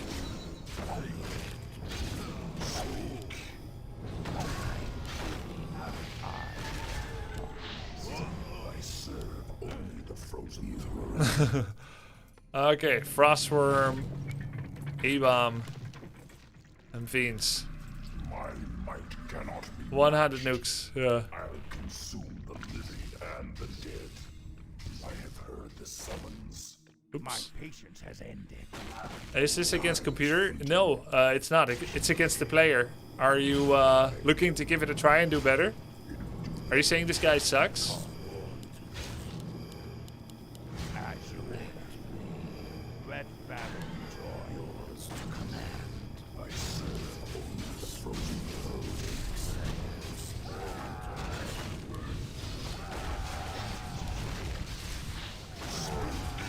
GG.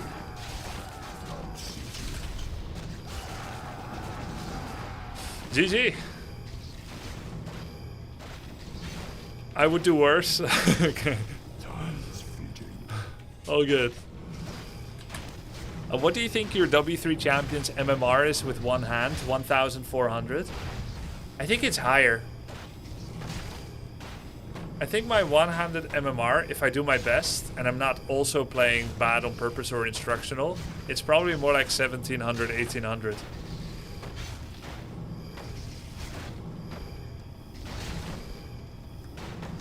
Can you highlight the key points to hit as undead from this game? Yeah, so, like I said, you'll try to get some summons with beetles and skeletons, and then you try to get an expansion with Nerubian. Then you make a graveyard and extra towers so that you can get spitted towers. Nerub for slow and towers for damage. Right? Before you get your towers you start your ziggurats, but before they finish. Okay, hold on. Let me build it from the start. Your Nerubian is coming up and your gold mine is finishing. And your Nerubian is up. You get a graveyard at home. It takes longer than a ziggurat. So you first make the graveyard, then you make 1, 2, or 3 extra ziggurats. Once those ziggurats are produced, but not finished, and you've got double income, you tech the tier 2 once you have enough money. Okay, so that's the order. Skull, Zig, Gold Mine, Acolytes, Ghoul Production, Graveyard, Extra Zigs, Tier 2, Spitted Tower Production, Second Crypt, Fiends, Slaughterhouse at Tier 2, Death Knight at Tier 2, Tier 3, and then everything else, whatever else you want to get. And the goal for your early Crypt Lords, whether you're level 2 or 3, is to stay on your expansion and don't try to do win more and creep far away, because your goal is Expo comes up, which means when he comes, you defend. And that means you may have to pull in more ghouls to help him defend and keep making ghouls, etc. Okay? If you get away with this, your next goal is check if Oppo is trying to equalize. Your win condition is running, and it is a very clear actionable goal. You have more money, therefore you can do more of everything. Whatever you want to do, that's on you. My suggestion is Fiends with upgrades, web, statues with healing and mana healing, and then tier 3, and then add some A-bombs and or destroyers and or frostworms and more Fiends. Okay? That's my skeleton build for the rest of it. But just having more gold makes all of it easier. And you can make towers at home, you can buy more items, everything more, okay? The next thing is, they're trying to do one of 2 win conditions. When you early expand like this on tier 1, there's only 2 win conditions Oppo has. Normally there might be like 10 win conditions, but now they only have 2. One is early all-in, to kill you in your main, your expo, or out on the fields. They have to all-in, because soon you have too much money for them to contend with. The second win condition is, equalize in gold income, make their own expo, and then whatever advantage they built up from teching fast since you teched slow, to have that be the difference in early map control and to buy time for their expo to come up. Eventually expo comes up, it's equal, you still had more money, but they had more tech or better hero levels for a while. So that kind of evens out, and then the game goes on. So your goal is to not let them get to that point, which means you pump many ghouls, and eventually on tier 2 Fiends, but initially many ghouls, and you pull the boys, and you go cancel that Great Hall, that Town Hall, kill the peasants, kill that Tree of Life, cancel the Tree of Life. That's your win condition, because they try to equalize income. If you're tier 1 expanding, you're always ready for either an all-in or a counter expo. My patience has ended. And if you don't die to either one, if you don't let either one happen, then it's luxury. You can make everything. Cool. Hey Grubby, I haven't played Warcraft 3 since the last cup you hosted with Viper and Sing Sing. Are people still playing on dubchamps, or should I be using the default client ranked ladder? People are still playing on dubchamps, and in fact soon I think there will be an influx of players on dubchamps again as well. So you can play on either one. Will these tutorials be on YouTube? Yes. Should you always spend the extra gold on a second necropolis? Not per se. Not per se. But it's a nice block in front of the ziggurats.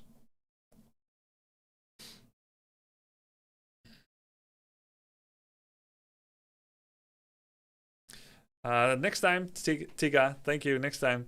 What can I do while playing? I became too concentrated and I get numb in the back of my hands and almost impossible to play. Should I relax? if your hands are going numb, you have bad hand and arm posture. You need to reevaluate your table and chair height. These days, you can just ask ChatGPT what the position of your arms and hands should be. I used to do tutorials for that. So like if you play like this, it's bad. If you play like this, it's bad. If you play like this, it's bad. Alright, if you play like this, it's bad. You want to have nice posture. You know, if you play like this, it's bad. So you want to have nice posture. Put your hands, have nice weight support, either from your armrest or from the table. You can also have your chest against the table, and then put the mouse and keyboard further. So now you've got your whole arm supported. The mistake a lot of people make is that they're playing like this and they only support their wrist. So now the whole weight of your arm is on your wrist, which means you're either going to have tight shoulders to carry the weight, or all the weight is on your wrist and you can start getting damaged there. Right? So just, you need to have good circulation, good posture, and then it doesn't happen.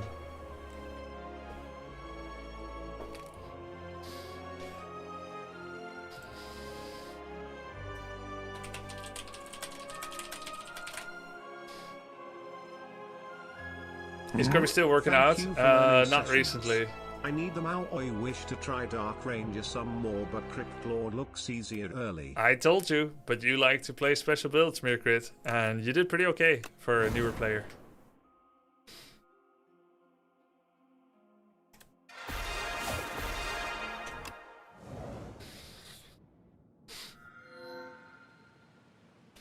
Five game Regent win streak.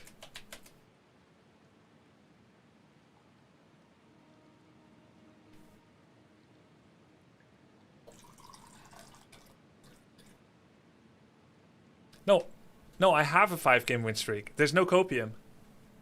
There's no copium. I already have a 5-game win streak. I'm not predicting or manifesting one. Look, 1, 2, 3, 4, 5.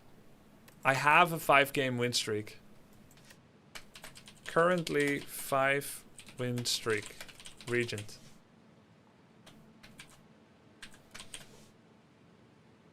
No copium, no sure, it just is that way. Alright, let's get into it. We're in the underdogs against the Soulfish. Underdogs normal and elite fights are slightly more threatening for Regent, I think. We have the options of picking up additional card draw in an elite combat, 150 gold, or get 3 upgraded card rewards, but an empty treasure chest. That is to say, no gold and no relic from it. I think the second and the third option are pretty good. The gold and the card reward, the silver crucible and the golden pearl. Does the boss count for elite combat? No, it doesn't. Only elites. Have you ever taken the first relic? I have taken it, and I think it's underestimated. I think a lot of people underestimate it. It's pretty good to have more options in card draw leading into elite fights. But I'm not sure it's worth picking anyway. Yes, I used to have 3 wins, 17 loss. And now I'm 16-27. That means I've won 13 when I lost 10. So in the last 23 games, it's going pretty well. Thank you very much, Anilby. Let's plot some paths. I see a lot of campfires on the right that look pretty good. Both of these routes look nice. There is an elite before the treasure chest. Can I also have an early merchant if I go to the right side? No, I can't. That means I'm gonna go silver crucible, because I cannot action the gold.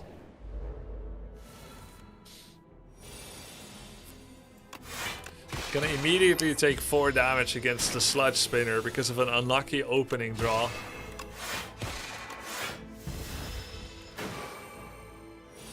He's attacking for 12. I can do a full block. Yeah, full block, and I can kill him next turn with 3 strikes.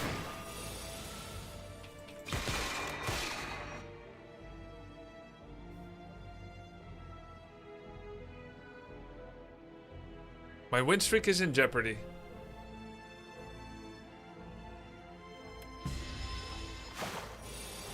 Need to lock in. I'm in danger. Minus 19. It shouldn't have been this way. The turn before that, awful turn as I unfocused played. I guess I'm still in Bronze League Heroes land from Warcraft 3. Instead of doing defend against 12 block, like triple defend, it should have been double defend venerate, since I knew I had Falling Star in the next hand, and if I remembered that he's gonna weaken me, then it would be Falling Star triple strike.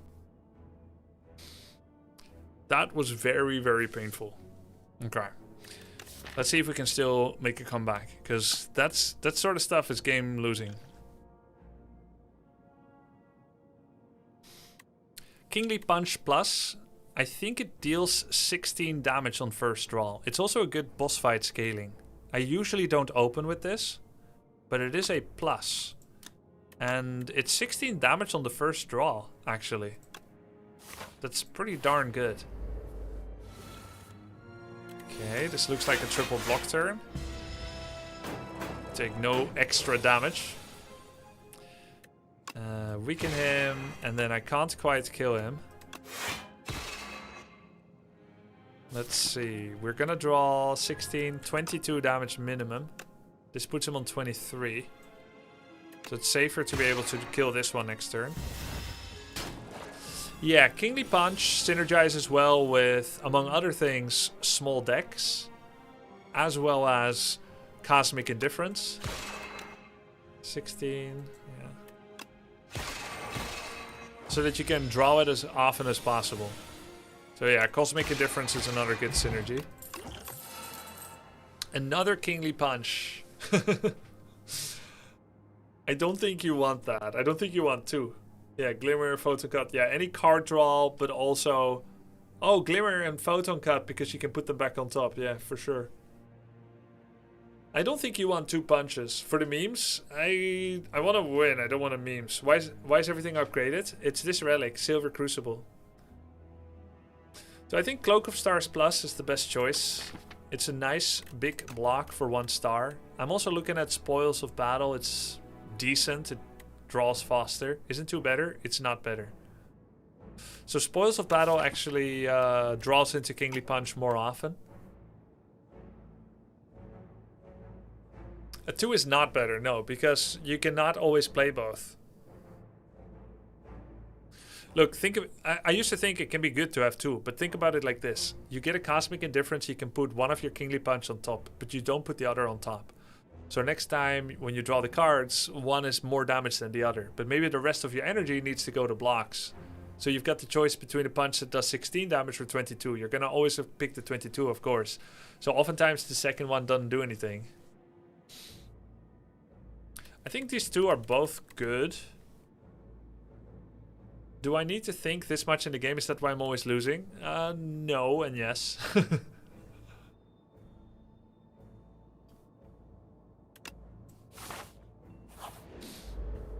Have you ever tried a Kingly Punch tiny deck yet? No, I haven't. Maybe this is gonna be that one. I have to drink regen here. And make sure it lasts long enough.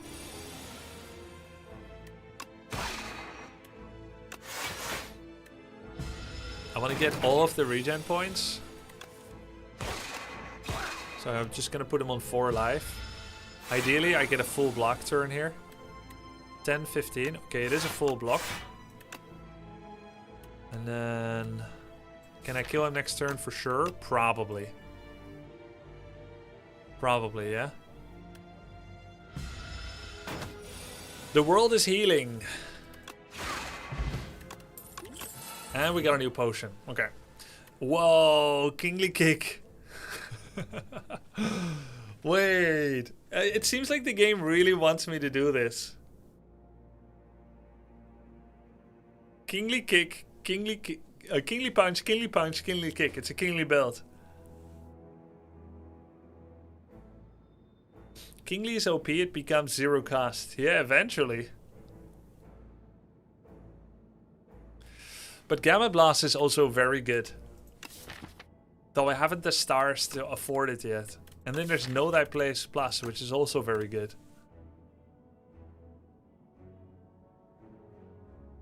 I think I haven't the stars for this. I think you want 1 Kingly Max. I don't think you want them all. Grubby, I'm here for Slay the Spire. 5 win streak is huge. Yep.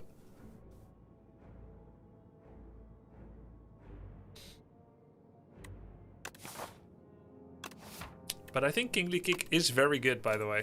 It's just a huge chunk to get through elites. Let's do it. Enchant a basic strike or defend with spiral. Heal 24. Well.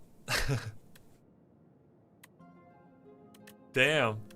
The mistake I made can just be wiped away. Just shush and look away. Just 19 damage. Spiral's growing on me. Spiral's very good. Spiral pays itself after 5 blocks. Yeah, after full 5 blocks. Let's not have the mistake of damage taken prevent us from living our dreams of having future card upgrade. Okay, steady. Discard gains retain. Let's retain Kingly Kick and Kingly Punch.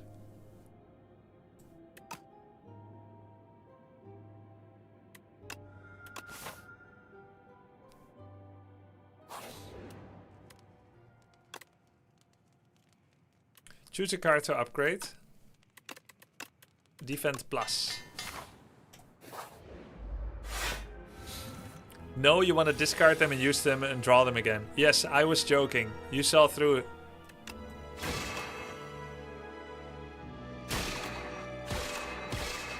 Take 8 or block for 12. He might drop a pot. Let's see the pot chance. I got a pot. It was 40 at the start, then 30 after this. It's 30 here. I got another. It's 20% chance. Here, I found another potion. Now I have 10% chance to find a potion. So I'm not going to get a potion. That means I don't use it.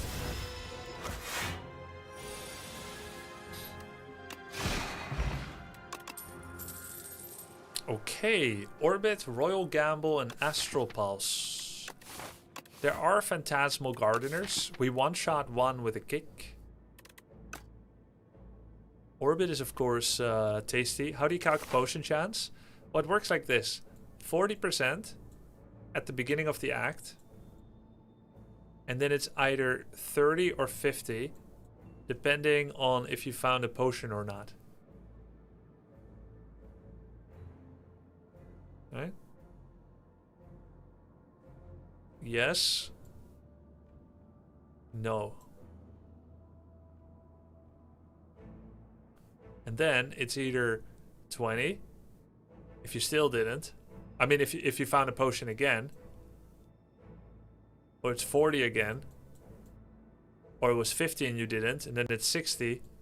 Or it's 50 and then it's 40. Right? And if you found... yeah, so that's like the chances. So because I kept finding potions, it was 40, 30, 20, 10. I had 10% chance to find a potion. And I didn't get one, so now it's 20 again.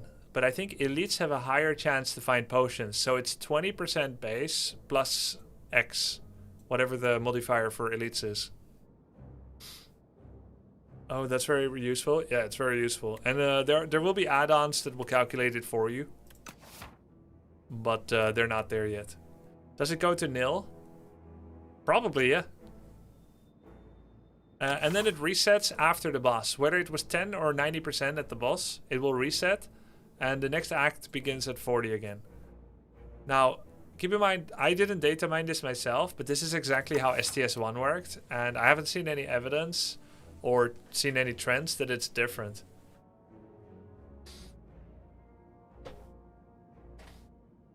We can also have exhaust cards with Kingly Kick Punch, right? Yes.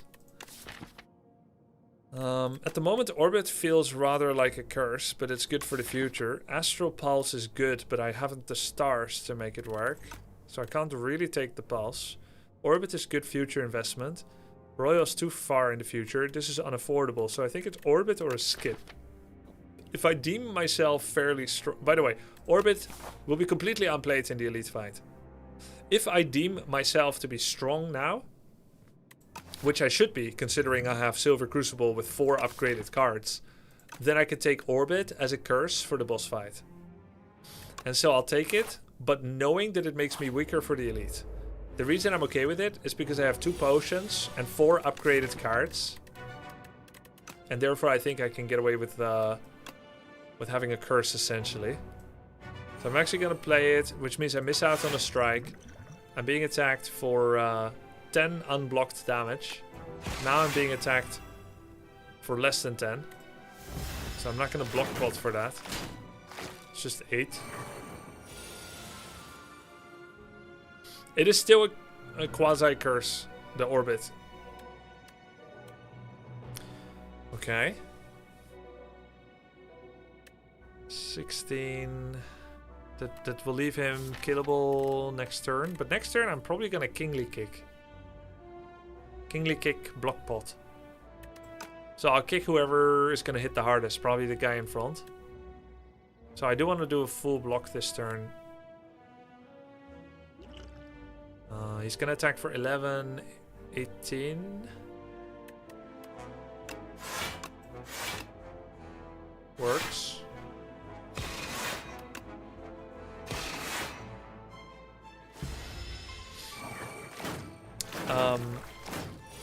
If you weak the 1-3, you get 3 less instead of 7 to 5. Yeah, you're right. It is a good block pot turn. Unless, actually... Wait!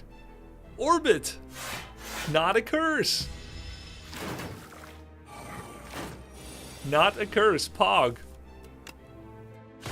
Okay, now I need block pot.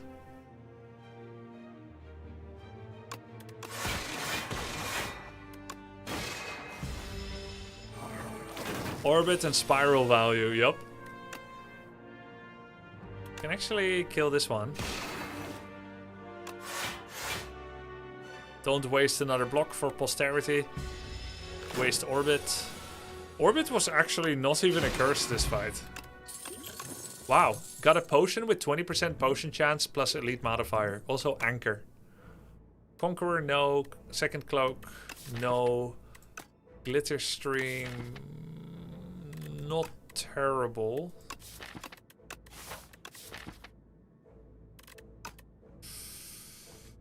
I think I prefer not to get Glitter Stream. I think I have big attack cards. I'm gonna skip. I have big attack cards. 2 elites. I have 2 pots. I think I can do another elite. Then I don't go to the shop.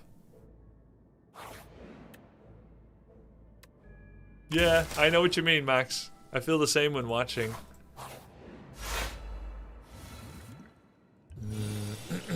This is probably a fish oil, possibly both potions, to be honest. Though I don't need it this round yet.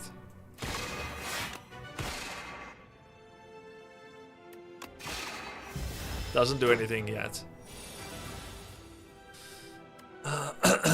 Okay. Fish oil still doesn't do... Yeah, it does something here. Gives me a full block. And 1 extra point of damage.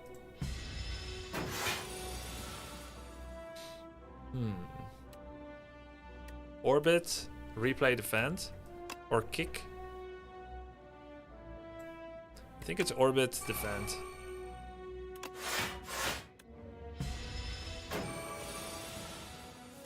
Oh, nice. Another replay defend on this turn. That's lovely. Attacking for 22, we have the full block, and we do a full hit and venerate. Orbit kind of working, man.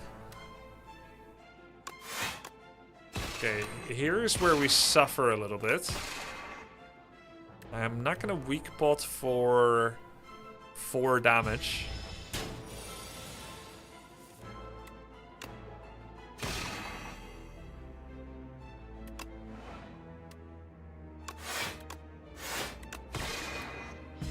Okay. Good. Hey, what's up, Jack? When is the next AoE time? At the moment, I can't say for sure.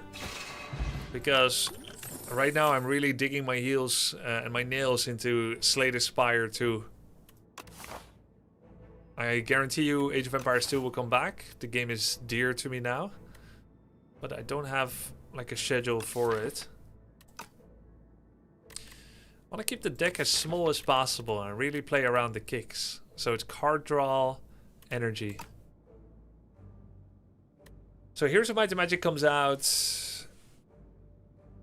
30th of April in 2 weeks. I'm interested. I don't know if I can play it on the 30th. Oh, nice, Jack. Awesome. Yeah, I think these are all no. I'm gonna go for a rest here. I have 2 potions. I can immediately do another elite. The elite is going to be Terror Eel. I think my deck is very good against that. Ooh. I'll take a... I'm not gonna go Greed. That Greed will really make my deck a lot worse. Possibly just a weak bot.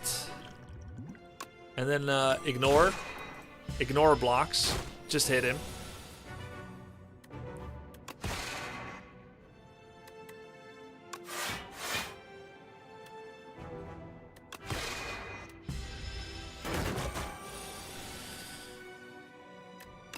This is 8, and then another 18 is 26. Should be okay. Then I don't need to block. Didn't push him far past the stun threshold, which can become a little risky, but look at that. The Kingly Kick and Punch are here. Damn. Uh-oh. Looks like I might want to burn my second potion. I cannot generate the star. Yeah, I don't want to take 16 damage. We'll get a Petrified Toad Rock soon. Bag of Marbles. At the start of every combat, apply 1 Vaughn to all. That's going to be really nice with the Kingly Kick. You can one-shot someone. Also, Cloak of Stars, Rotten War Crescent Spear, no star gen, therefore cannot pick up any of these. Fulfilling the prophecy of a small deck, which by the way means we're going to get punished like hell against Soulfish. I have no card removal. I have a tiny deck, and he's going to add curses that will cost me 6 life every time. Horrible.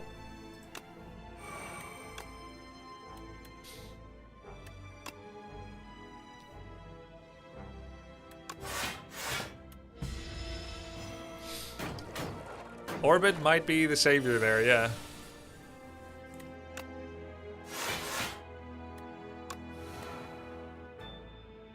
This blocks 3, this blocks 3 as well. Could have thrown a rock. Oh, I don't want to kill.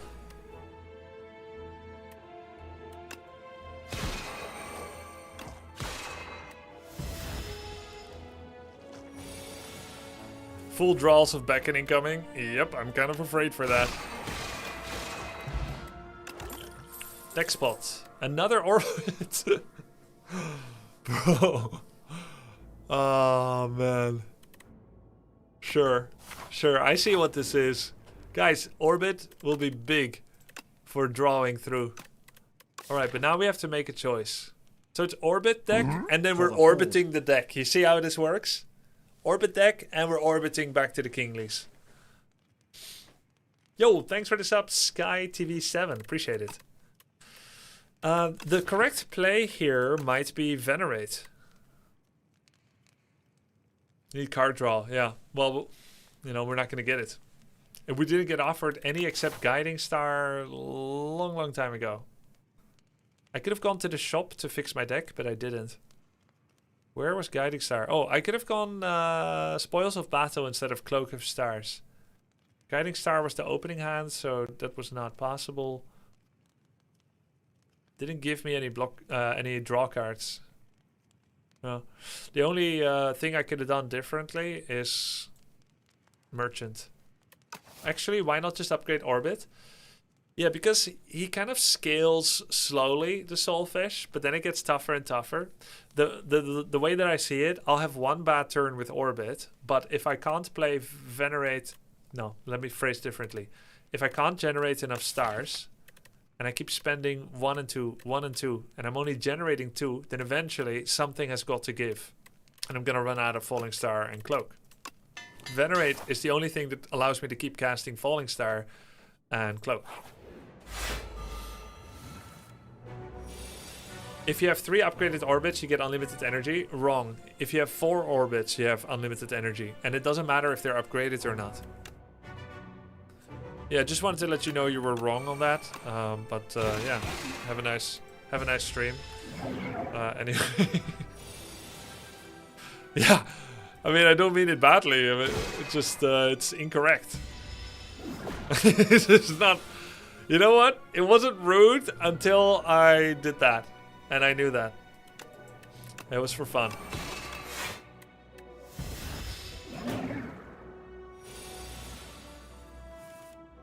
Oh my god. Wait, do I just let him back in? Yeah, oh, I have orbit. It's fine.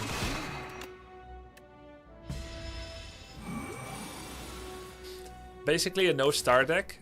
Yeah, but not by choice. It just wasn't possible.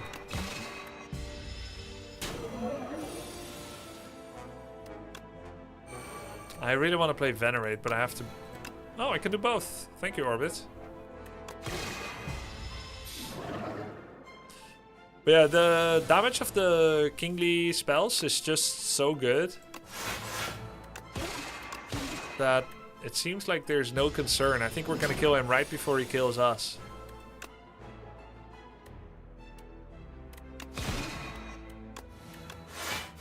I could kill him right now with the rock, but I think it's gonna be fine. Because he's not intangible yet. GG, nice. Tyranny. Tyranny is very important. Oh my god, wait guys, Tyranny is amazing. So is Guards, by the way. Both of them make the deck tiny. Which means many kicks. We're probably gonna go like infinite or something. How do you actually go infinite with the kicks? Because they don't draw themselves. I need like 2 more orbits, and then I need 1 card draw, right? Just 1 card draw. Tyranny's exhaust every turn, it could be bad. Yeah. Yeah, that's true, that's risky. You need sit. Yeah, I need sit. But they also die quite fast. Maybe Tyranny is fine. And of course, if kick won't cost mana, it won't trigger orbit. Yeah, but that's fine. No fight is ever that long. Yeah.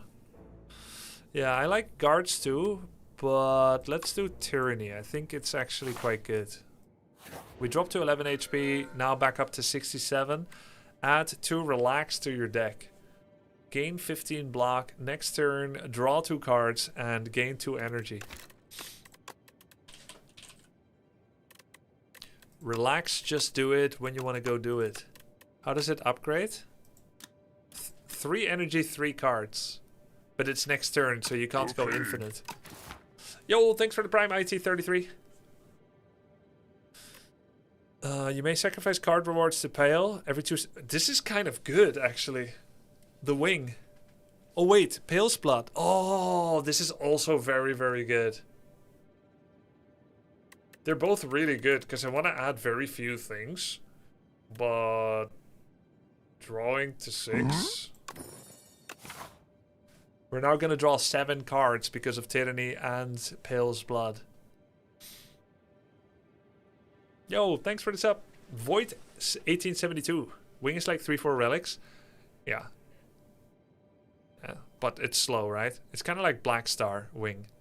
Don't you think it's a little bit similar to Black Star? Which means no immediate benefit, possibly even deficit because of the paths you pick. It's a little risky. No immediate bonus at the start of the act. Okay, so we want a merchant early.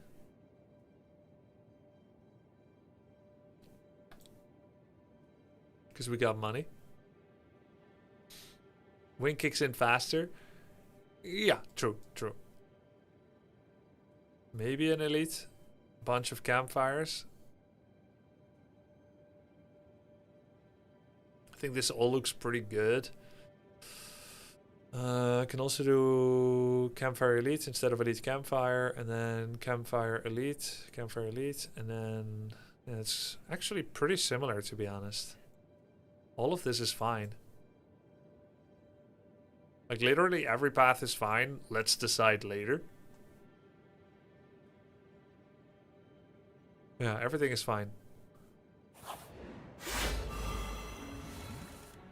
This is one of the harder farts, guys. Listen up. Let me put the mic below. No, this is one of the harder fights.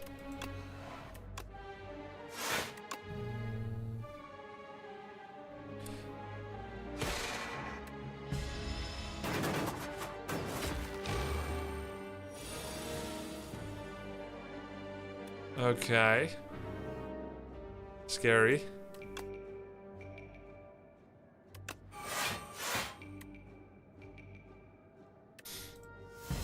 Take 4 damage. Use 1 rock, don't waste. Yeah, I will definitely use a rock.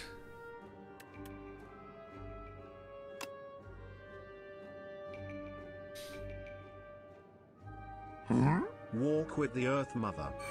Walk with the Earth Mother.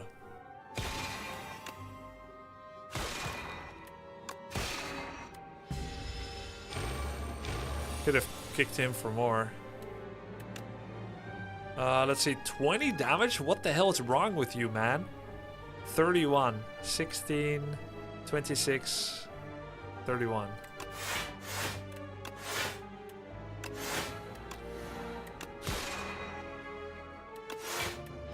Jeez, deck is kind of good. Does rock do full damage against them? 9.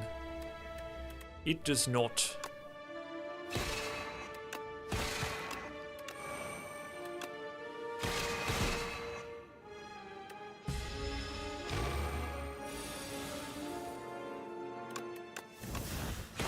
Wow, the deck did surprisingly good against these cockroaches.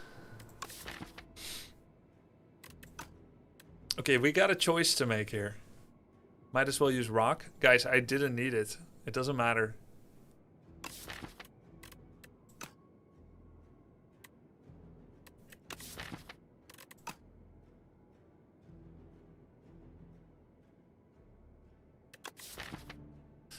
I've seen Baylor Lord not take hidden cash sometimes when he's on a full forge build. Because he doesn't even want to get into the whole resource spend of stars as well as the provision for it.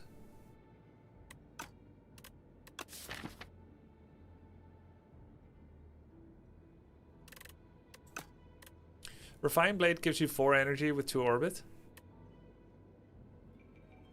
4 energy turn with 2 orbit. Yeah, it's not good enough reason to do it.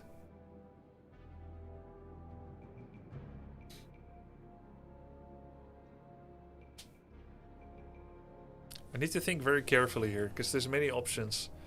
Particle Wall is of course also quite good. Normally, I feel like I always want 1 Particle Wall. Right? And you can't kick and punch your way through life. Through everything. For instance, Kaiser Crab. He's gonna show up.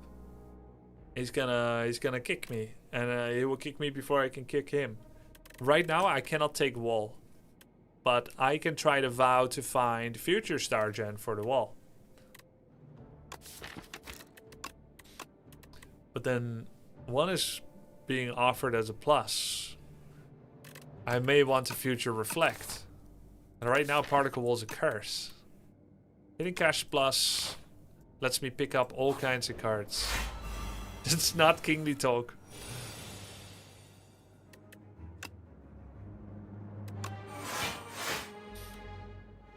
I think a valid play there too was Tyranny, Cloak of Stars. I think it's too soon for cash myself. Venerate only gives enough for the block cards. Already gives enough? Yeah. Yeah, it's really like a prep for the future kind of thing.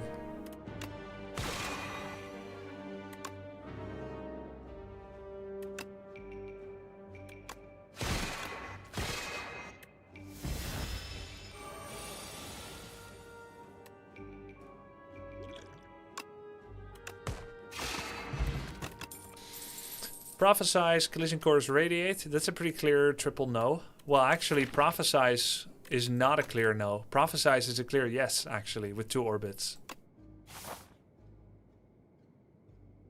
It's a pretty clear no. Takes it.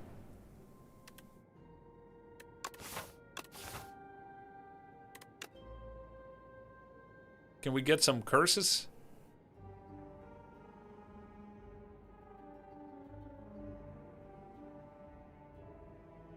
Any curses? Oh! Got a rare and the rest of the gold. Gambling brew, aerobic acid, stone cracker, make it so, neutron aegis, sword sage.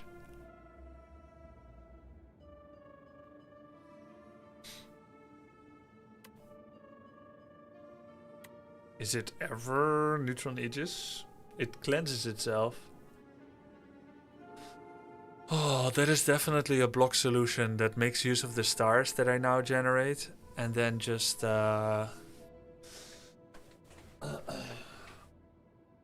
Aegis needs an upgrade. Yeah, I got a lot of cards need upgrade right now. Orbits need upgrades. Okay, that's a lot. That's 2. And I need to remove cards. Wouldn't your blocks replay make it... Yeah. Yeah, the main issue with Make It So that I have is it can be in your opening hand. You can say like, oh, but it just keeps coming back for free, can keep cast for free, but it can be in the opening hand. That's kind of the issue.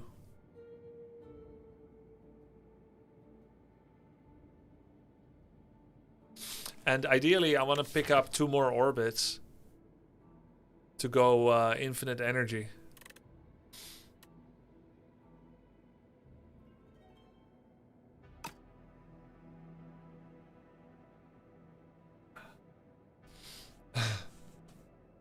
Aegis is 11? Yeah, it's 11.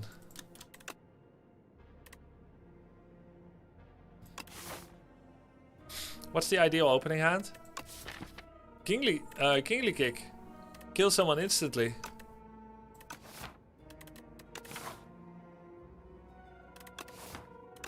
They can make it so. Miniature tent. That's a very likely yes. Also bag of prep. Very good with bag of marbles. And also miniature cannon.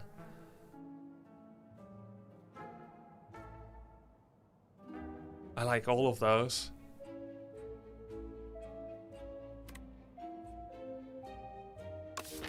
Miniature cannon, significantly less valuable with the kingly kick and kingly punch. So that's a no. Prep and tent is a yes, but then I can't remove anything. Still, they're kind of too good not to take. Ah, whoa! Nice, double strike upgrade.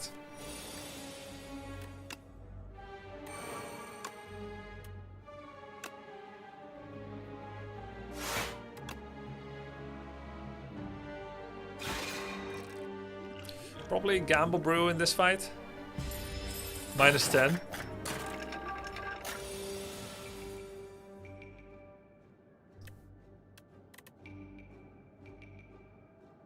Falling star kills him, I think. Alright then.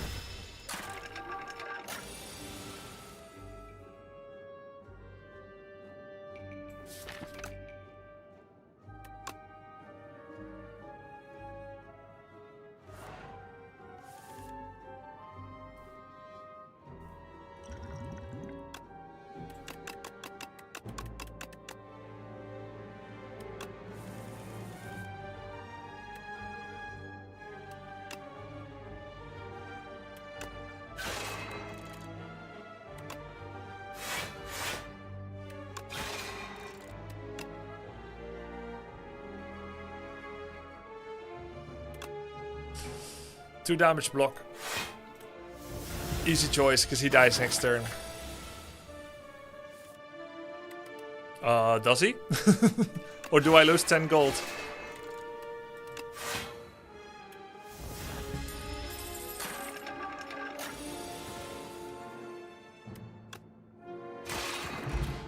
Explosive Ampule. Bulwark, Kingly Punch, Collision Course. That's a no. That's a skipperoni. Alright, do I want the ampule or a rock? And do I go campfire? When I know that the... Okay, how many campfires are there left? I can have 3 campfires on the left for the tent with 3 elites. I think with tent, that's amazing. Whereas if I go here, it's also 3 campfires, 3 elites. With a normal fight. And it's the same here.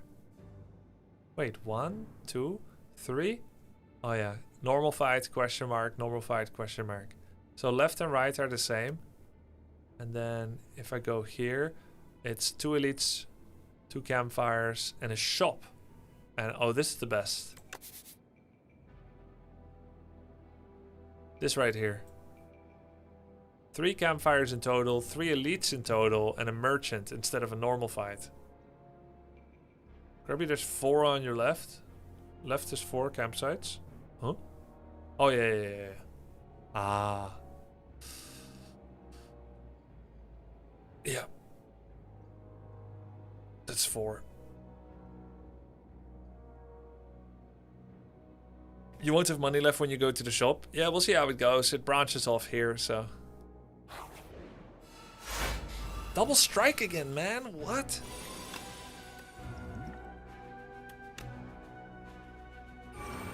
Aerobic acid. Hegemony, prophesize, furnace. Sweet. We got free scaling. Can't cast a second orbit, sadly. That's a nice early daze.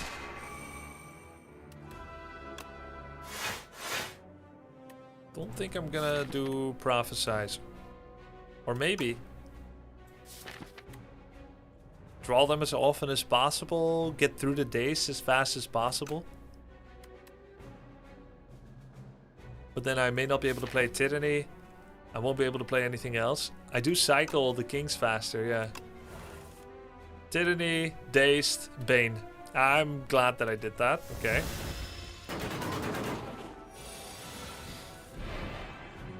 How many times do you need to kick this thing? Yeah. Oh, there's prophesize again.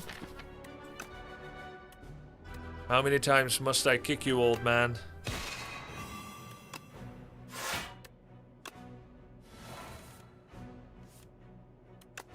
$52 damage or 24? 52 is better than 24. Minus 10 gold. Resting turn.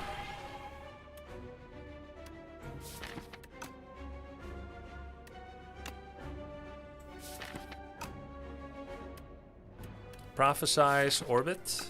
No. Gemini, Tyranny, make it so, strike.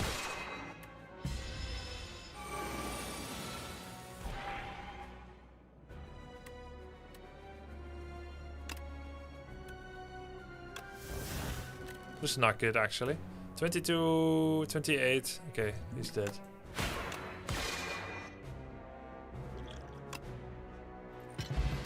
Meal ticket. Heal whenever you enter a shop. Be gone. Be gone is kind of important for this deck. It cycles through things faster and takes care of status cards. Let's get a Be Gone. I would have been happier with a charge, but it's fine. Hey Grubby, how are you doing? Did you stall your interest in AoE 2 just randomly? Yeah, I winded down my AoE 2 a bit so I can focus on Slated Spire. Okay, what do I upgrade here? An orbit. Monologue is kind of insane when you go... Yeah, Monologue would have to be added later. It's not good yet.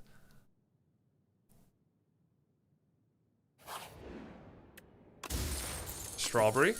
Pretty good with tent. Here's where the campfire is a bit of a waste. I mean, the tent is a waste. Obviously, we're not wasting anything.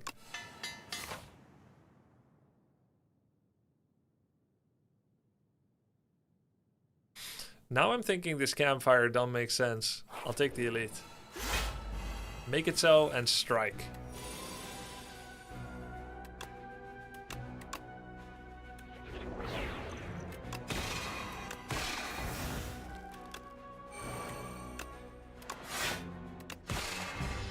Okay. Take 3 damage. Choose a card to exhaust. So this turn is going to be orbit, orbit, defend. So we can just exhaust Strike Plus. I can punch him once for free. Excellent. Grubby, what do you think about a mod that gives you a 3 relic choice on chest and elite? I think that sounds like an advantage.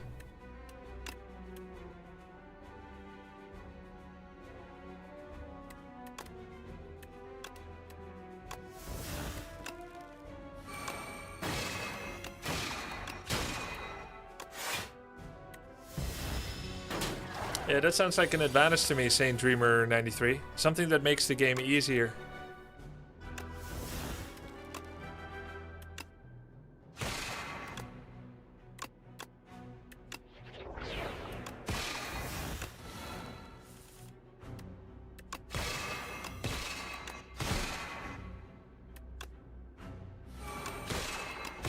Damn.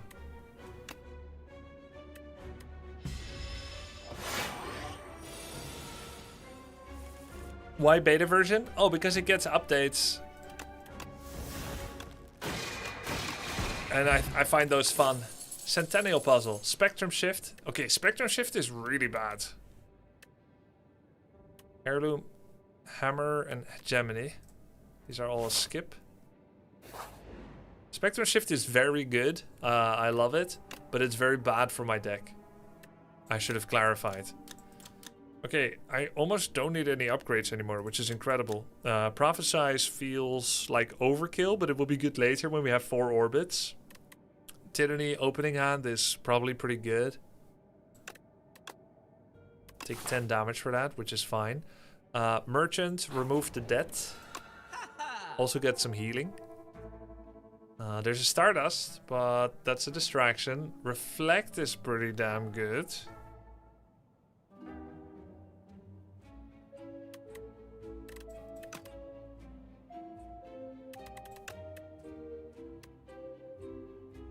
I'm not gonna buy Reflect.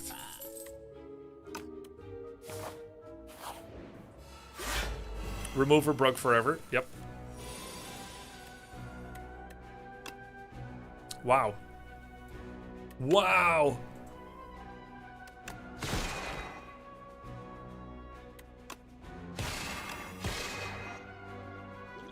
Double pot. To prevent health loss. No, I'm allowed to lose some health.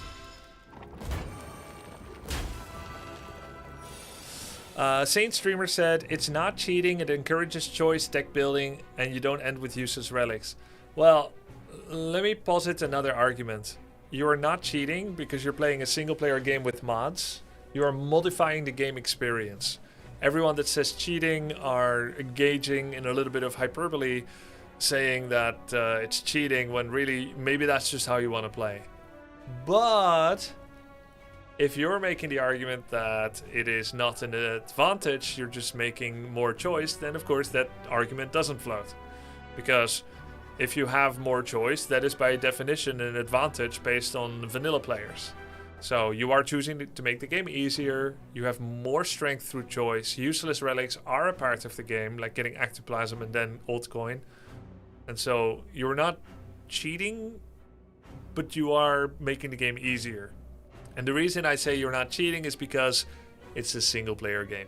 If you did the same in a game of Warcraft 3, where from a drop, from a creep, you will find a random drop, which could be a claw or a ring, but you get a pick 3 and now I can pick the claw over the ring, but my opponent can't, then of course it's cheating. But this is not a multiplayer competitive game, thank God. There needs to be more games like this.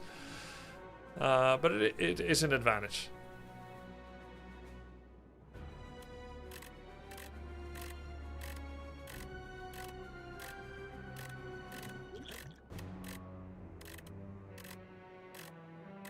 I shall abdicate, Jack. Okay. This is 18, and then we can finish him. There's also an orbit. Orbit. Kingly Punch. Strike. Cloak. Now one will respawn. I take 6 damage now. But I didn't get weakened once, because I killed the one that weakens. He self-buffs, and he weakens me, but I can't kill him probably. Let's get rid of a strike.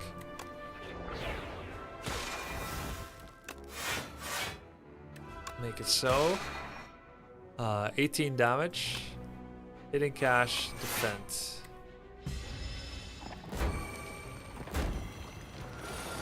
They're all back, but again... Oh yeah, oh wait, they're back in their original form. 1 multi-hit, 1 self-buffer, and 1 weaker. And I am weakened, okay? Let's get our orbit out. And then this is gonna be 6. 666 is 18. 66 is 12. Puts him on 13. Rock would finish. That's probably something we're gonna do.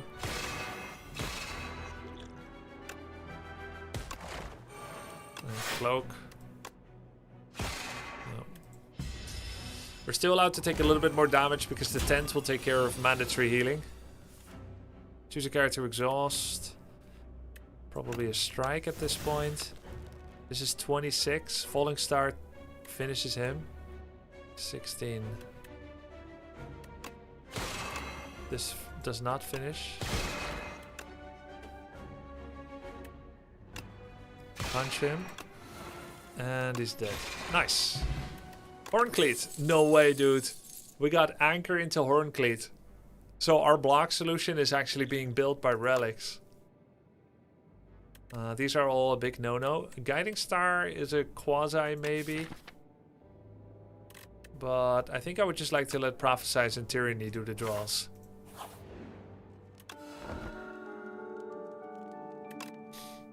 What do we upgrade?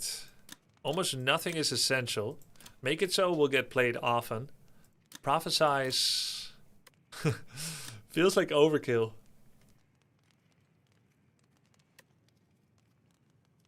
But it's the best upgrade. And now we're ready for a 3rd orbit.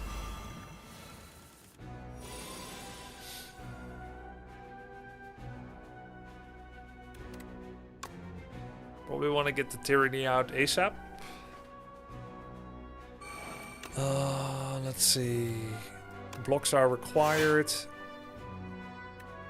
21.4 is 25. It can be smaller if I do this. Okay.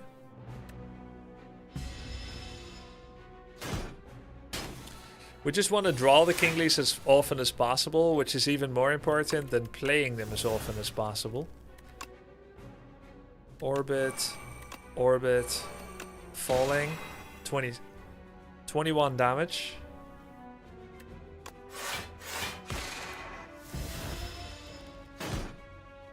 Two turns until Armageddon.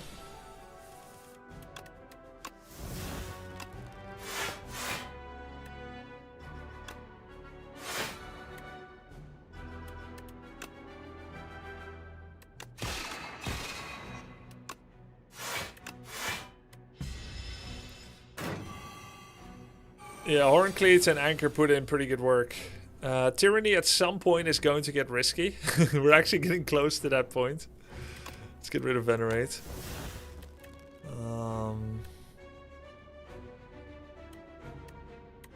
Again, I think the Kinglies are still not that important to cast right now. The most important, I should block as much as I can.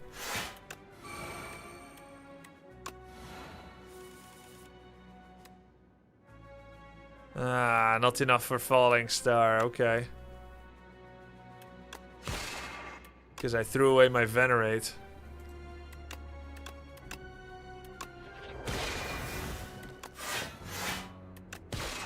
Wow, we just keep getting 4 damage. Should have upgraded it. Deck is about to be distilled into a solid. Wait, I only have 12 cards left. At some point, we're gonna get fucked. I think we shouldn't be gone anymore. I think it's time to go.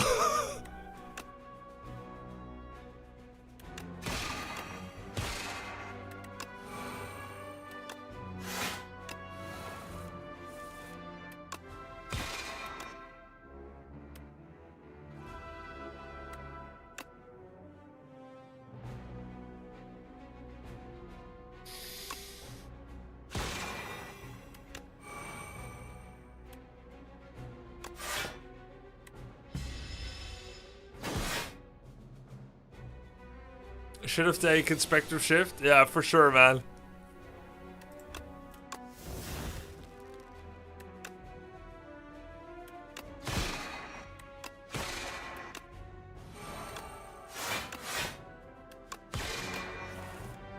Kingly Punch is now 40 damage. Kingly Kick is still 35, but free.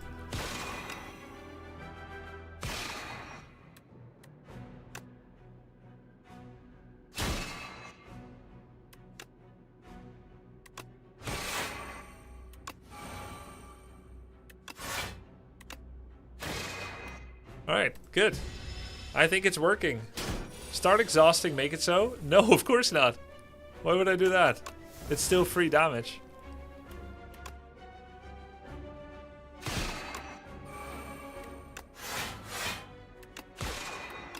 Oh my god, because it comes back. Smart. Smart.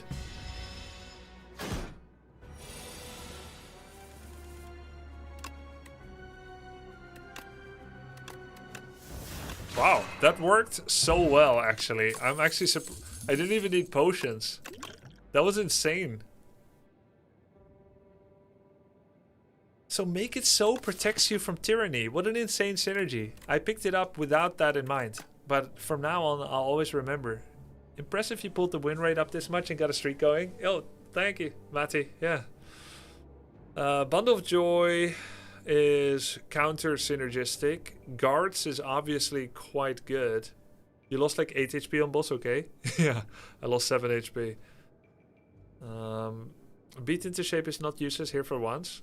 I feel like it kind of is useless though. Beat into shape won't really start getting played until the 4th rotation. I mean, it is a kind of scaling, to be honest, I guess. With Make It So, Make It So, Make It So, and then Kingly Kick eventually. But I think it's too far-fetched. I think Guards is good, actually. Remember, you don't have to play it on many things. At worst, Guards is a 2 energy, 18 block while cleansing 2 cards. That's totally fine. That card is so flexible. You don't have to cast it on everything in your hand. Add 1 Apotheosis to your deck. Normally that might make my heart run faster, but everything is already upgraded. So for once, this is actually quite trash. 9.99 gold is awesome.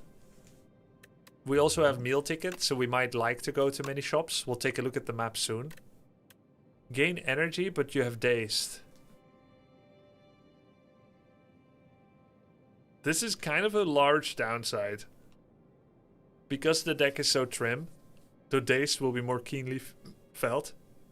But after they've been sorted out, the bonus energy is really tasty.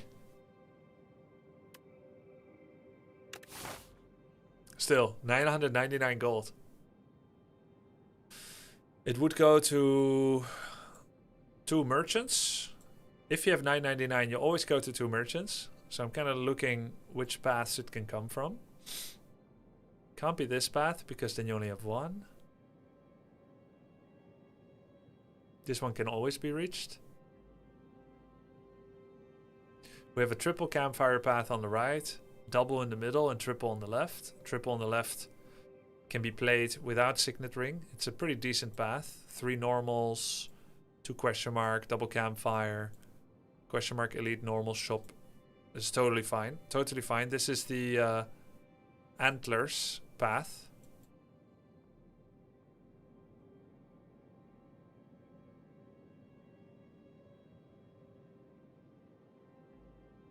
Antlers path. This is Signet Ring. Signet Ring.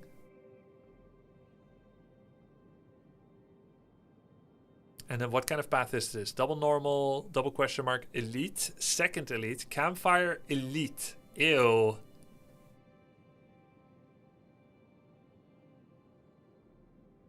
But I think I smoked them. And this? Double normal, early campfire, early shop, question mark, normal, elite. And then this, another elite. 2 elites with no campfires in between at all. This path sucks. This is right out. So it's either Signet Ring with back-to-back elites and a decent smattering of campfires. Namely, just 2 actually. 2 elites back-to-back, a third with a campfire in between. Honestly, this path looks a little bit sussy.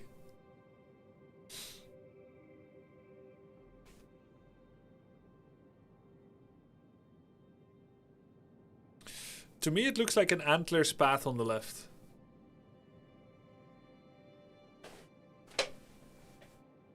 I do have some defensive relics, but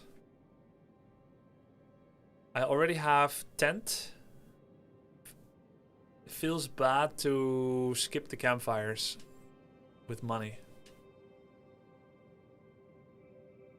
But mid is also not bad. Let's talk about what we need. What 9.99 gold brings. And let's look. Queen, test subject. Okay, not the door. I'm happy about that. The door would actually be really difficult for me. Queen and test subject, I think I'm gonna smoke them. Especially test subject. Okay, what do I want? I want +2 orbit.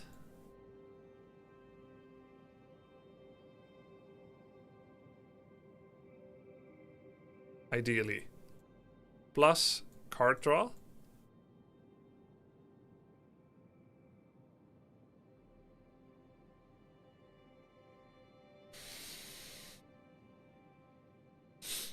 The recovery from this shop is too late.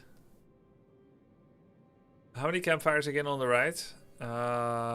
3. 3. 3 elites, 3 campfires with an early shop.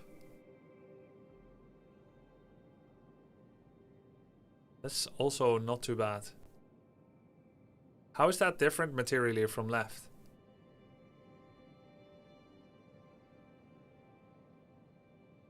Ah, because I have an early merchant.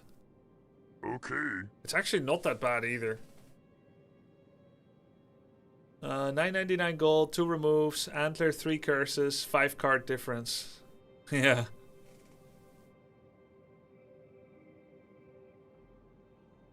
The elites aren't as close together. And also, I can pivot and take the more dangerous path and get the merchant instead of the double campfire, double elite, or double campfire, single elite. I think the right side actually has many options.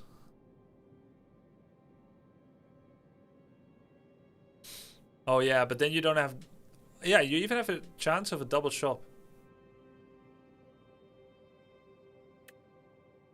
Okay, I'm actually gonna go... Wait. But the energy though? The one energy? The one energy is so good. And Prophesize takes care of everything. Man, I could also do antlers on the right side. You have orbit, you don't need energy. Yeah, that's true. Eventually I don't. Alright. I'll take Signet and go to the right, actually. And change my mind.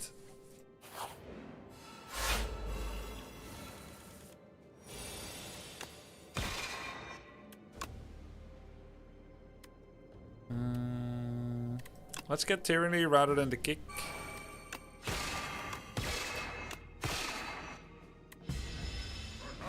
Is it me or is the energy in Slay the Spire 2 much more valuable than in 1?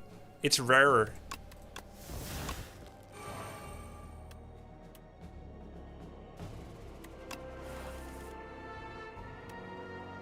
Just cycling.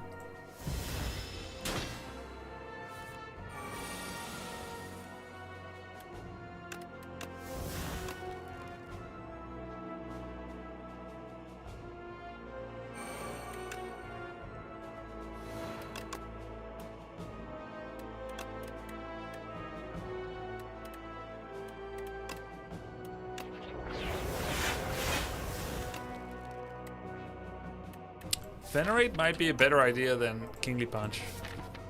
Yeah.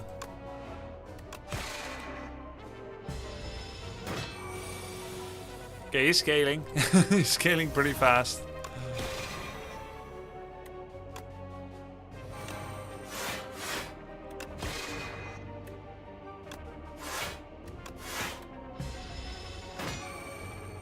$62 damage in 4 turns against the guy that's scaling 9 damage per turn. I feel like it's not that wise. 28.35. Probably gonna use draw pot here. Don't need venerate anymore. You heal at the shop? Yeah, we're gonna heal at the shop. 15 healing right after this. Like literally right after this, so.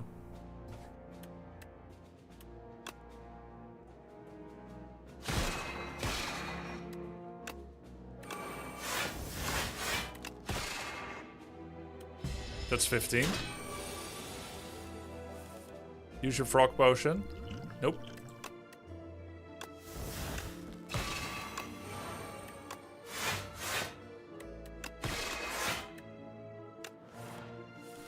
Okay, nice. Begone plus Spectrum Shift Cosmic. Cosmic is good with the kicks, with the Kinglies. So we'll take a Cosmic. Free healing. Haha. Juju Bracelet. Candelabra. Man. At the start of your 3rd turn, gain 3. I mean, I'm not going to say no, right? Probably remove a strike. Convergence is actually bad for me. I may even get Juzu. I'm not getting Cauldron.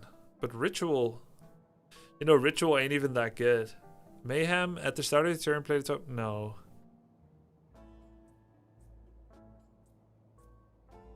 I don't think so. He seems to have more gold than typical. How so? I just got 10 gift subs. No, it's this one right here. Signet Ring. Upon pickup, gain 9.99 gold. You'll put some cards on top now, so this value somewhat. Oh, the Cosmic. Yeah. I feel like Discovery Plus is griefing, because we don't actually want to generate cards. It is very good, but we don't want to generate cards normally.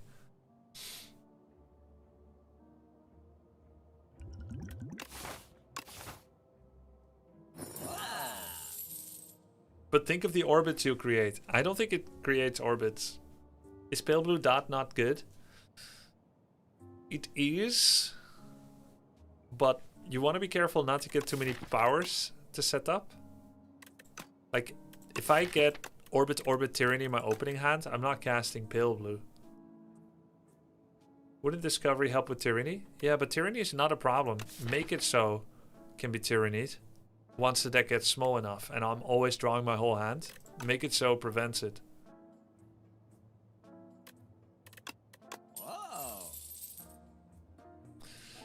No, I think I keep the rest of the money. Probably go to the second shop.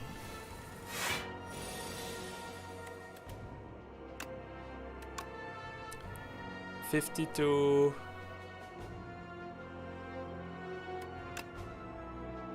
Man. No.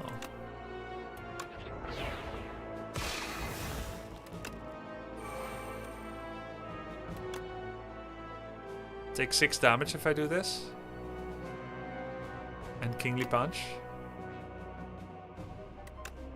24. Good job. I like the small deck discipline. Cheers.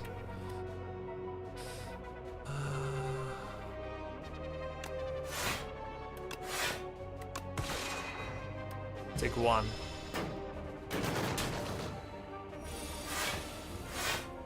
Okay, we're gonna take 0 damage here.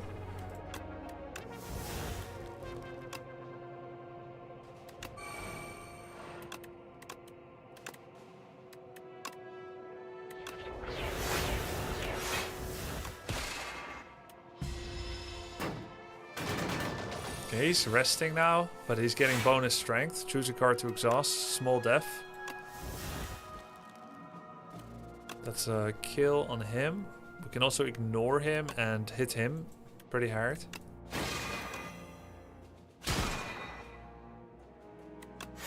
Put the king back on top. Defense, hitting cash.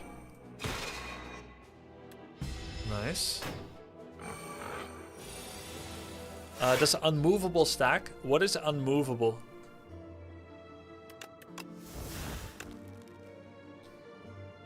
Why not kill the... What? Not kill the right guy? Because I know that I don't need to. I'm testing without the rock.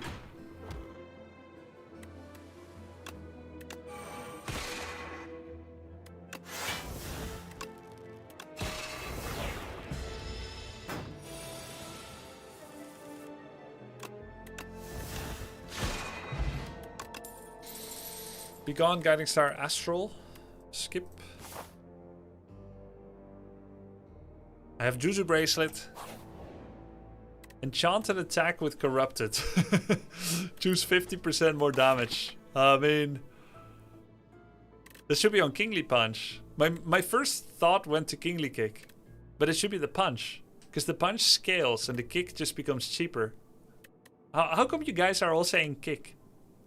It's better on the Punch. Everybody say Kick. That's where my thoughts went too, but the Punch is the boss fight enemy.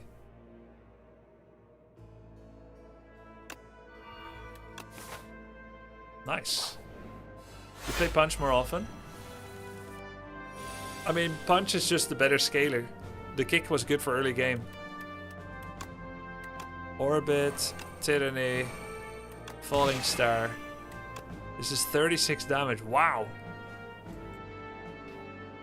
Do I do that? Or do I get some energy?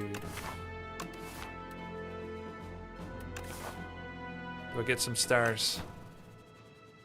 You're too conservative with the frog potion while you have the frog relic. How am I conservative with it? I have never had lethal with it, not used it, and then take a single point more damage. It's more like it triggers your OCD and min-maxing efficiency misplacement delusion. There is no time wherever I could have used it to save HP and end the fight. I could have used it on 26 HP guys and then kill them next turn anyway. Just throw rock. No.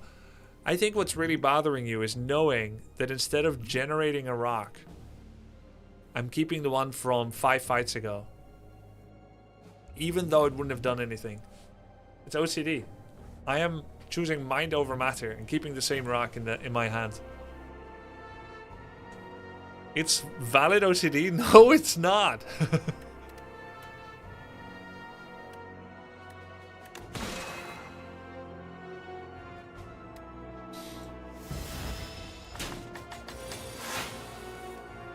That was probably not optimal, by the way.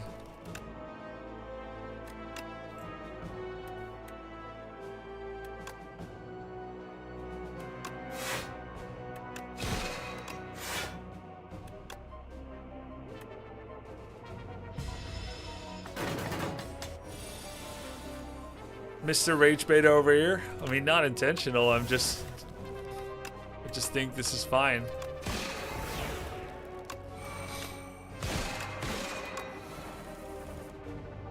I have too many cards.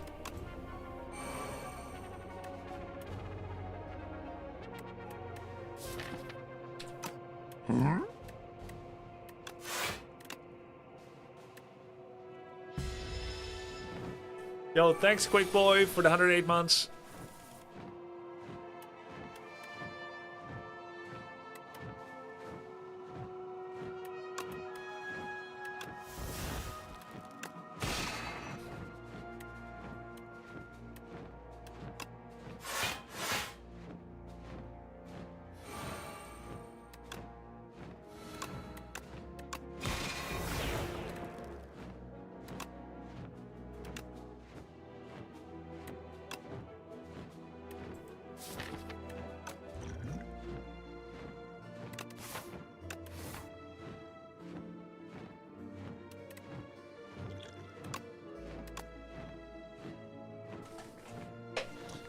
Would have had lethal if you punch him last turn? I'm not sure about that. Who can know this?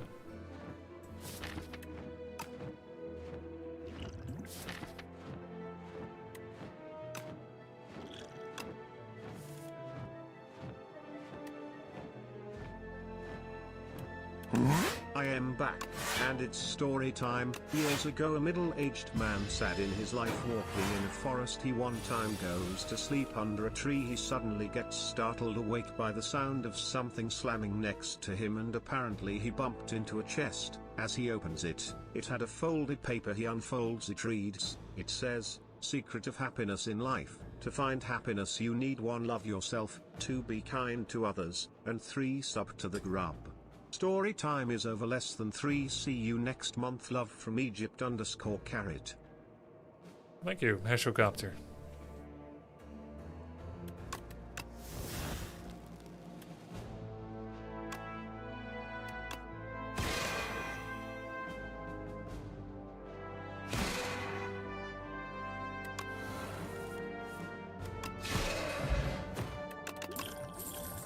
Furnace Plus. Didn't have more space. Furnace Plus, it's scaling, guys. Forge pivot. wait. If you didn't have Make It So, Furnace Plus is a tyranny break. It's a tyranny break. I don't need it, but it could have been a valid tyranny break. Because you literally get a sword every single time. Literally. Ouch. Hello again. Hello. How's it going? -20. Thanks, Whitewater14.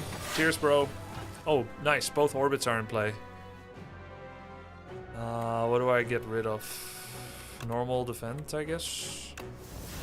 Second orbit. Then probably Venerate. No, I punch. Do I ever Venerate here?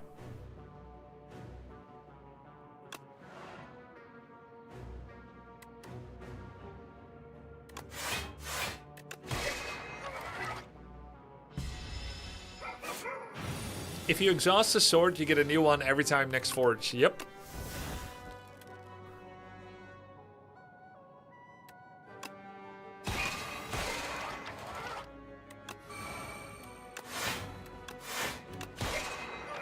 Five energy. 0 cards. I wonder if I should guard the burns now. I think it's probably correct.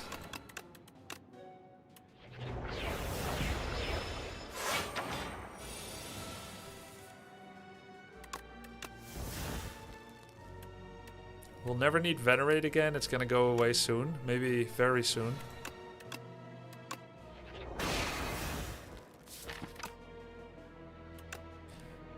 Cloak. Punch. I could Vuln him, but that's a valuable item.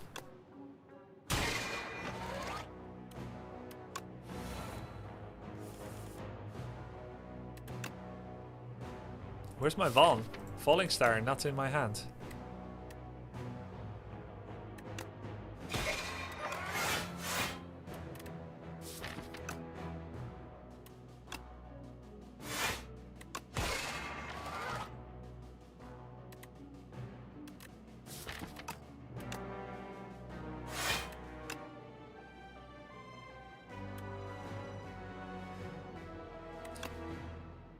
Doesn't he just die on the next rotation? I think it's not needed to take a single point of damage.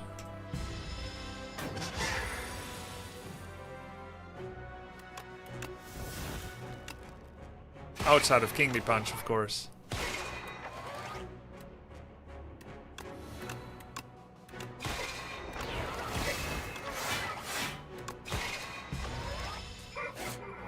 Punch does scale with Corrupt. It added 9 instead of 6. Yeah, it works.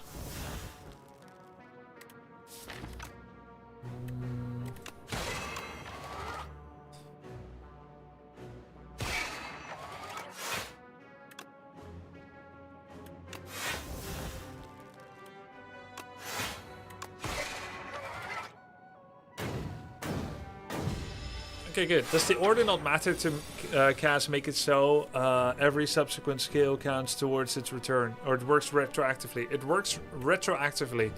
It starts counting from the start of your turn. And the moment you cast the third skill, it attempts to put it in your hand from discard, draw pile, your hand, or exhaust. Any one of those 4 places, it goes to your hand upon the third skill cast, no matter what else happened. So yes, you could say it's retroactive. Can I kill him without kingly punching?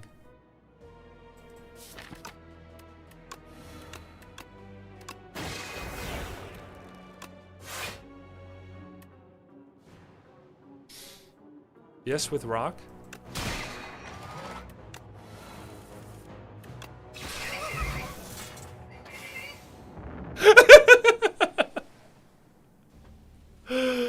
Oh man. Still didn't use it. Unfortunate, chat. Unfortunate. I mean, look, I'm not doing it to troll you. It's just unfortunate. I just saw another line of play and yeah. Anyways, let's skip this. Okay. 2 elites and 2 normals with no healing sounds pretty risky, but going like skipping shop feels shitty as well. Probably it could be this route instead. What do you think? It's still 3 fights in a row with 50 HP. I think that's pretty YOLO to do. Well, anyway, we don't need to decide now. We're not taking this for sure. But let's go to this treasure chest. Shop heals you. Yeah, I'll be dead by then. Oh, that's very good. Lantern. Can you win against Gang of Knights? No, it's challenging. Not with this health. So let's go... let's just go die rich, I guess. Or?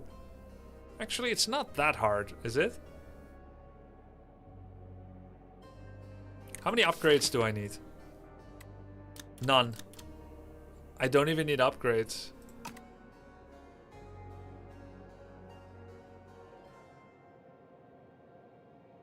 Let's take the path of pain.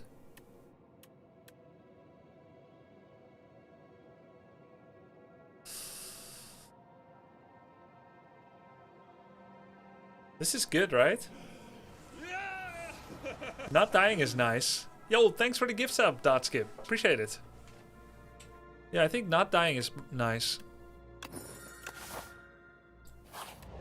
I mean, it's -4 every fight, but it's +38. So unless we take 9.5 fights, this is a bonus. Wait, but does this trigger the draw relic? Yes! Oh no! Oh man, but I mean... It's not terrible, is it? Draw 10. It's not terrible, is it? It's not like we're fighting the door. Lantern synergy. Yeah, we have this unique synergy of puzzle, lantern, and royal poison. Enjoy.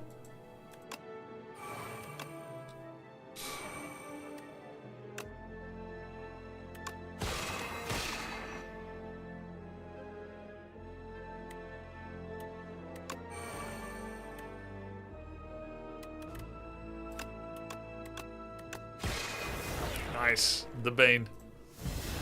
My guy turned Centennial Puzzle into a bag of Prep Plus. 111. Glad you're still around, plus less than 3 Logan and Cass. Thank you, Blub Blub.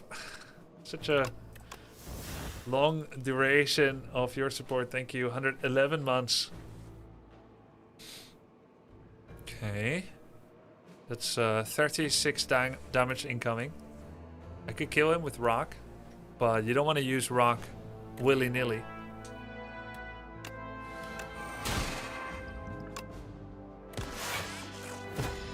Rage bait. Okay, 24 damage.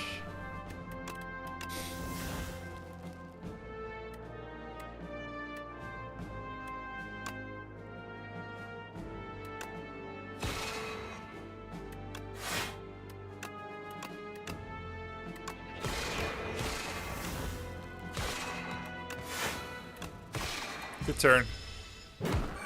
Yeah, that rock was with us almost the whole act. It's kind of heartless to get rid of it.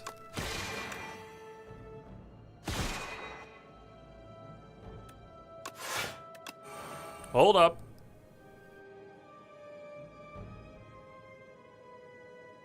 Should have probably just guards to not act fancy.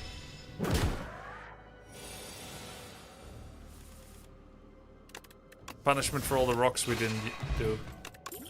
Speedbot, Raw to War, Conqueror, Crush Under. Wow, I really have been getting a lot of garbage rewards, man. Oh god, it's the 3 knights. Oh, no rock because of Speedbot. 36, 52. 88. Kill him if I had rock.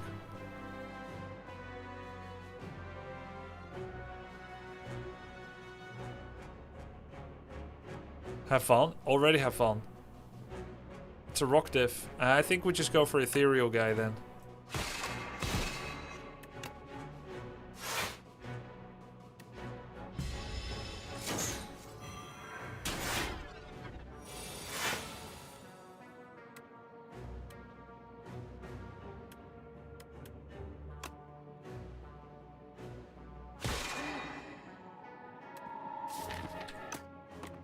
What do I want to put on top?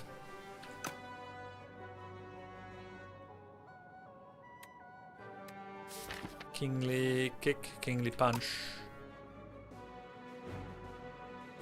Spiral defend is an option. It's too late for tyranny. Kingly punch will be 30 plus Vaughn, 45. I mean, I'm not killing him. Maybe it is spiral defend.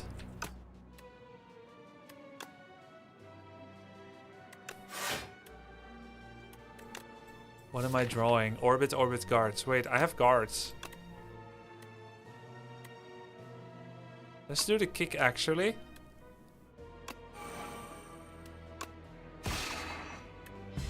Because I'm gonna draw guards.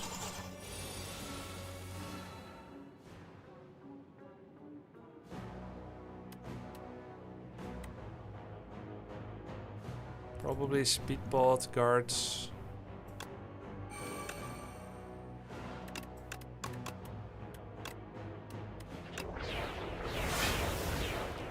$20, $31.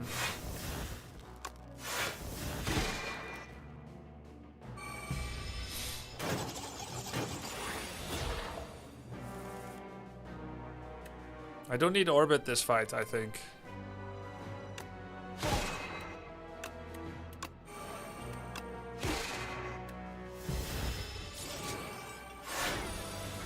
That's a big attack. Uh-oh. Oh, God. Help.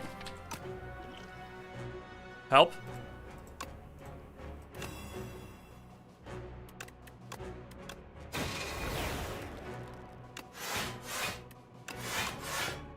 Ouch.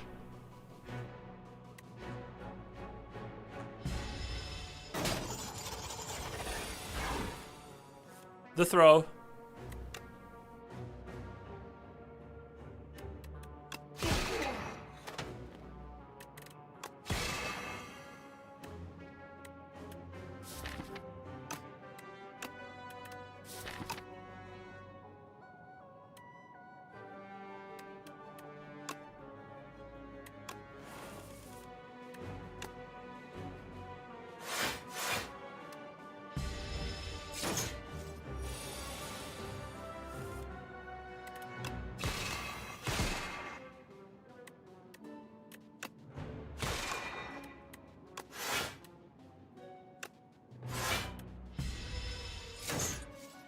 Can't believe you took a dumb speedbot over a rock.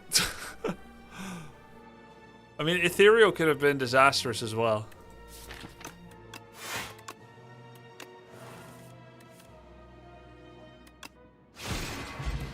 Stable Serum, Ripple Basin. Particle Plus. I'll take that. God, I could die right here to a stupid enemy. I'm gonna be 14 HP. Oh my god. Wait, what are the enemies?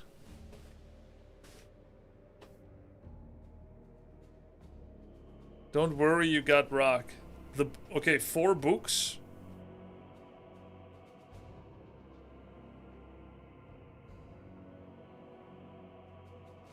The Frog Champ? What are the enemies? Frog Knight?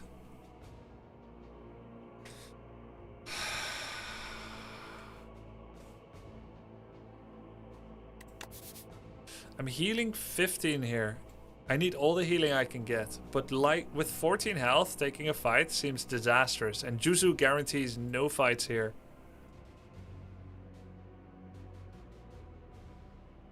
Because I have Juzu bracelet. 10 health with the relic. And no, it's 4 life. I'm 18, that means 14. Bridge though? Ticket heals in shop. Yeah, but I have to get there first.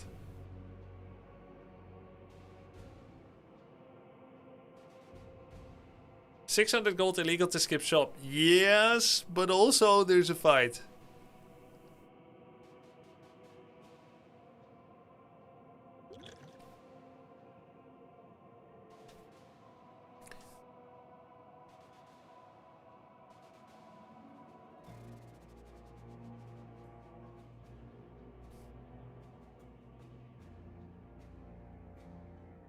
I could get more health here. I don't know what the question mark events can actually be in Act 3. Let's see. Fragrant Mushroom chose 15 damage. Hungry for mushrooms. Merchant, obviously. Frog Knight, that can't affect us. The Trial, get a curse. And get cards and relics. Corruption.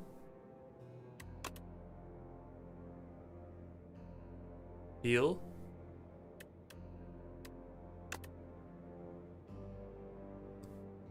Heal 14.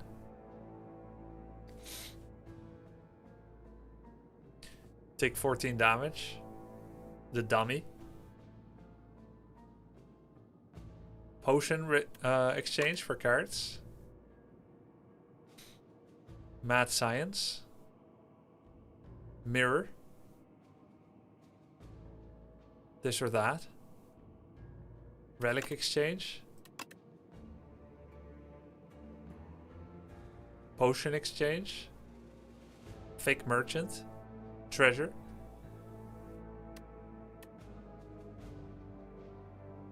What are the chances of a shop? That's what I don't know. They're not high. You see how few actually are a shop?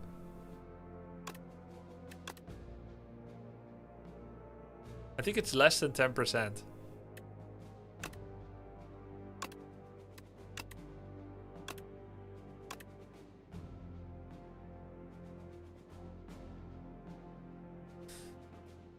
It's probably a little over 10% with Juzu bracelet. I think even though I have gold, I'm strong and I can't risk dying here.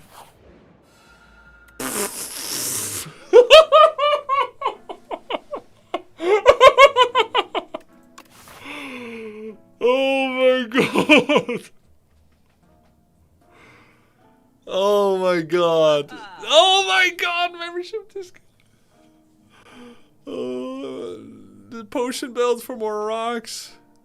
That's always worth it, right? Because I lose 200 and then I gain 200.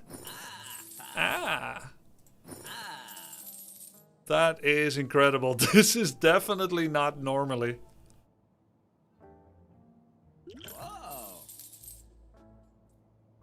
Mayhem? He's using in-game deficit. Never punished. Oh man, feels good, man. Alright, so I think Gamma Blast is kind of an okay addition. This time I'm not going to get rid of Venerate Plus and Hidden Cache, and I'll use it for Particles and Gamma. So I'll get the Gamma. Gremlin Horn doesn't really do anything because there aren't that many enemies. That is a Flame Rock. So I think Speedpot does more. I don't think we need Mayhem and Spectrum Shift. Remember, we can only do one upgrade. At the moment, we don't need any upgrades, which is awesome. So whatever we buy, we can upgrade. That means a 1 energy Spectrum, 1 energy Mayhem. Game really wanted you to get a Mayhem, yeah. I can also remove a Strike. Buy the Firepot. No, I'm getting a Rock. I'm only buying 5 damage. You can play Slay the Spire all day and you can't get 5 damage in some other way. Do you want the retain pot? Yeah, of course. It's better than you think. Better than I used to think. Horn is 1 energy during 1 boss fight. Oh, and I guess twice for the test subject, but during a time where it doesn't matter anymore. Retain doesn't synergize with your deck? Of course it does. I don't have to use it during a kingly turn. This is the part of the YouTube short where it cuts to you being 5 damage short. I think Spectrum Shift adds junk to the deck, whereas Mayhem plays stuff. Though it can grief. It can play Minion Sacrifice when I don't want it to. It can also miscast Gamma Blast. So let's not do Mayhem. Isn't the whole deck junk? I mean, yeah, maybe. Maybe it's not good enough to kill bosses. We'll see. Maybe it is Spectrum Shift.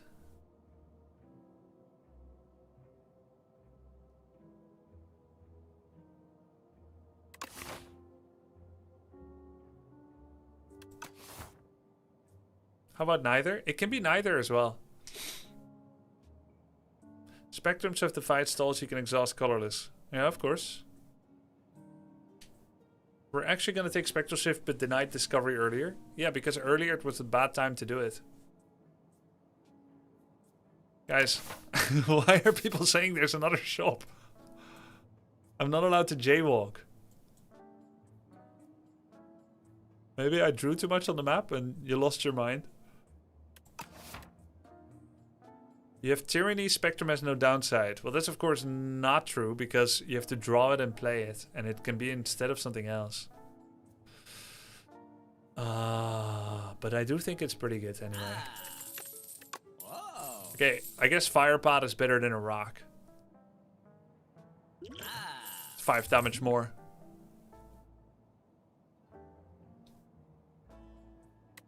Ultimate defense for 11. It's not that bad, maybe. I don't think it can be back-to-back shop, actually. Like, literally, I don't think it can be. Because there are rules where merchant into question mark can never be shop. And so, since I'm at a shop now, this literally cannot be a shop. What can happen is question mark merchant into a pre-existing actual merchant. This can't happen. I can't have another shop. It could be the mini shop, though, yeah. I'm trying to think if I should have ultimate defense. It's an 11 defense block, so it's like fasten. Fake shop already happened, didn't it? Nope, not on this run. Does mini shop work with meal ticket? I don't think so.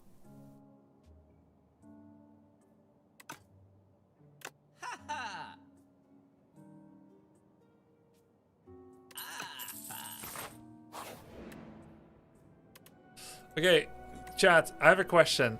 I pretty much always reject, accept, reject, accept, reject, accept, reject, accept. That's like my order. But does it matter at all? I've always done it that way because I'm like a little disagreeable to ideas, but then I also don't want to die. So it's always no, yes, no, yes.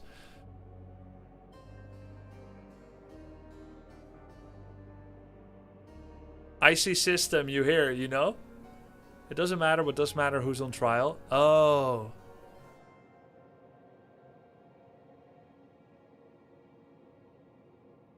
Grubby, this event is not finished, most likely. Uh-huh.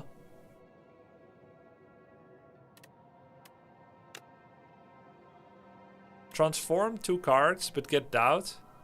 Gain 2 card rewards. Transform, I guess. Although, these I can reject. Card rewards I can reject.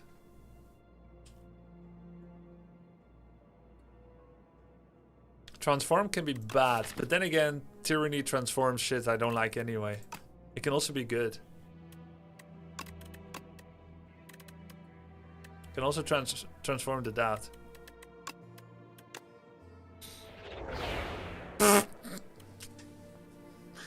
What's worse than a strike?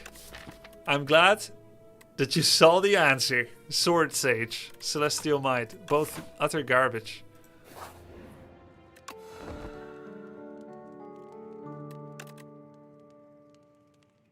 Well, then I have to upgrade the Sword Sage so I can play it cheaper.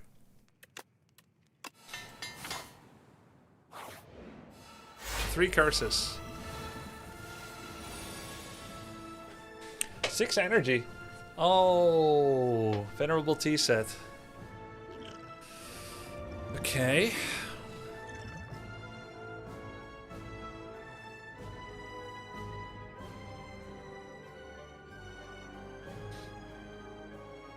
I think I go for the queen. I'm trying to think which fight is harder for me. I think both are not hard. Maybe I should go for the minion because my punch is gonna keep getting bigger, so it'll be easier to gap the queen after that.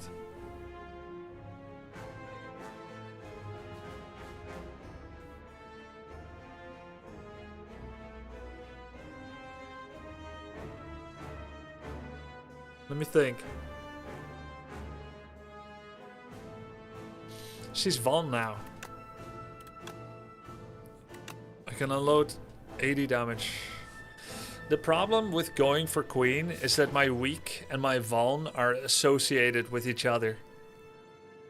Gamma Blast. That means anytime I'm going for the queen with Von, he's gonna hit me extra hard, and I don't have that many blocks. I think I'll go for the minion first. Hopefully it's correct.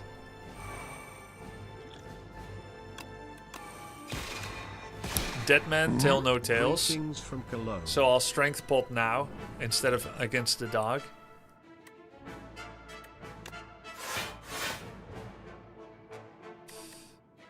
Yo, greetings back, Mr. Poopy Bottle. Greetings back to Cologne. Yeah, I hope Kingleys will be strong enough by the time he's dead. Do you get a rock pot for the second boss? Yes. Choose a card to exhaust. Make it so, I guess. Don't want to lose any of these. Let's play Spectrum Shift. Hidden Cache. Particle Wall. And then just pass.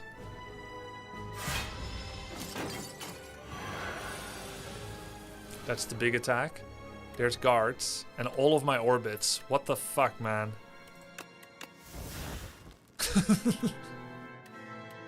What is this, man?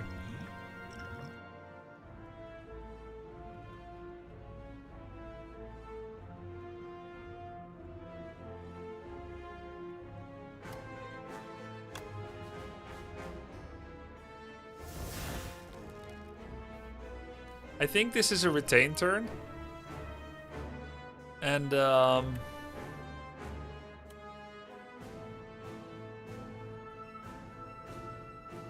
then I guards. Maybe it's everything turn. Guards. Well, is it retain? It's not retain. I think it is speedbot. So orbit to orbit. Guards on Falling Star, Begone, Gold Axe. That gives me 3 9 blockers. Do I have any other forms of block? Yeah, I'm not gonna attack.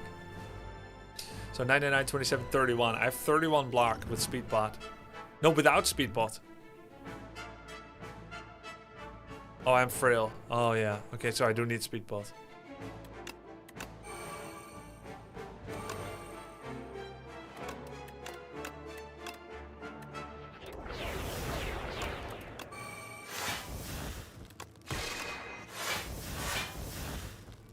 Oh, I shouldn't have played Make It So. I freaking trolled myself, man. I trolled myself, man. -4.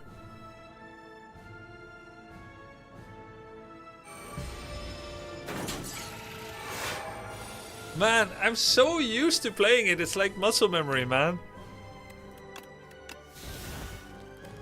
At the start of your turn, transform one card in your hand.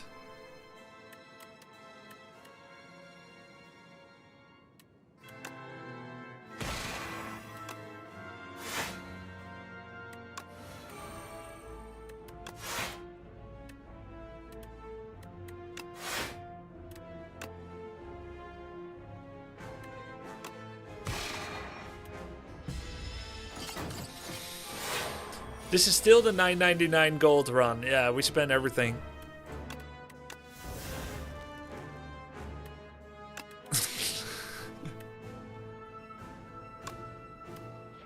Put an attack from your draw into your hand. Kingly Punch.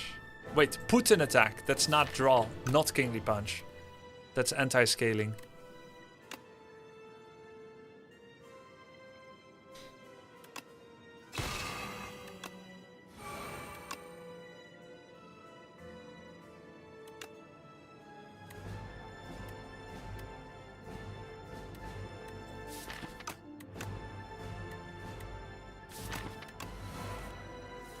Let's not forget to block.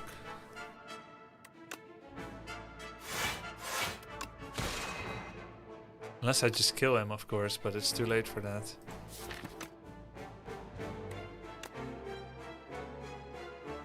$39.20. I guess he's Van next turn, it should be fine.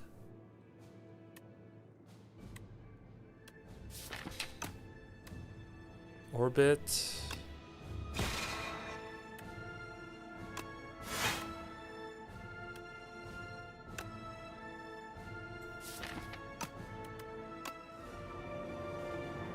I can keep this, or I can get rid of Celestial Might now.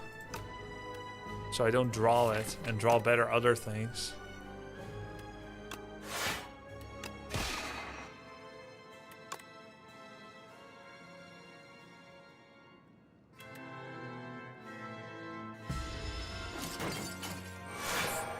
Firepot, we need to save it for Dog phase 1.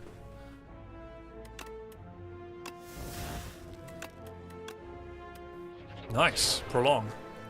So if I kill him this turn, then Prolong can make Queen vulnerable. I mean, Prolong can help for the Queen's first attack.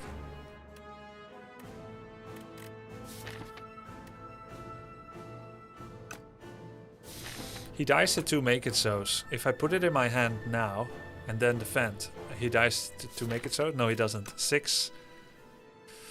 I'm weak, so it's 4 back to 6. No, I need 3 Make It So's. 1, 2... Actually, I can do 3 Make It So's.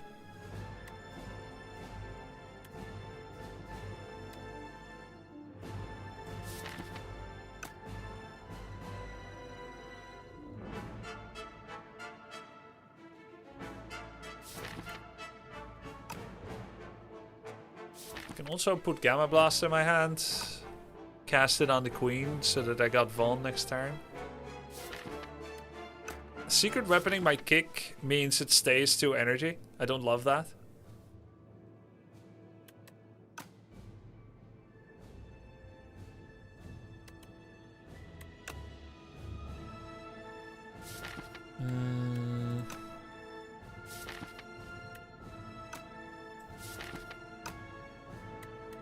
Kind of want to cast Hidden Cache so I can do many particle walls in the rest of the fight. That means no Kingly Punch. Means if I want to finish him, it's the triple Make It So route. Or I draw Gamma Blast and I just don't kill him. But he does have a large block, but he does have a large attack, but I'm going to block a lot. This is 12. 12, 23. Oh, it's not enough.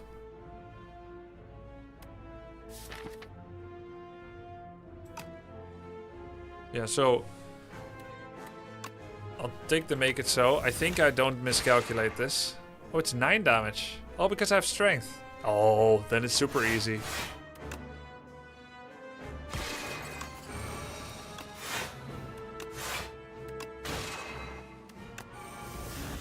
I forgot I have strength. 40 damage. We have 26 block. Get rid of a defend and transform a what? I kind of don't want to transform anything, man. Venerate, I guess. Monarch's Gaze. Hell no. Come on, man. What is this? Wait, is it Monarch's Gaze? I play this. I have 2 energy. Wait, maybe it is. Oh my god. It's so good. It's actually good. Oh my god. I guess I'm a gay king. Choose a card to exhaust. Ultimate Strike. I want to transform that.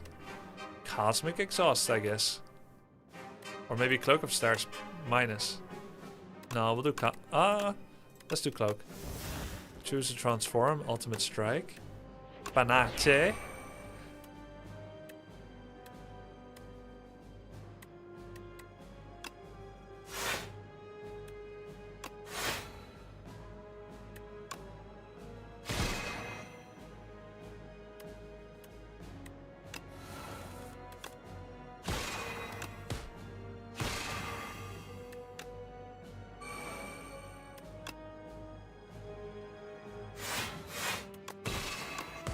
Not sure if I want to lose 2 HP anymore.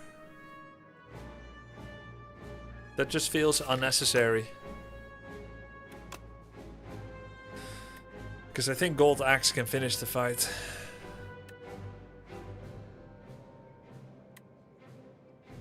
Yeah, you guys agree? Hey Grubby, I'm struggling with Silent Ascension 10 right now. How do I get seeded runs like my favorite streamer? Can't believe this. I can't believe this. This is crazy talk. Oh, he's not attacking this turn. Maybe I don't need Gamma Blast anymore. Nah, we'll just do make it so. Transform, beat down, entropy. Let's see.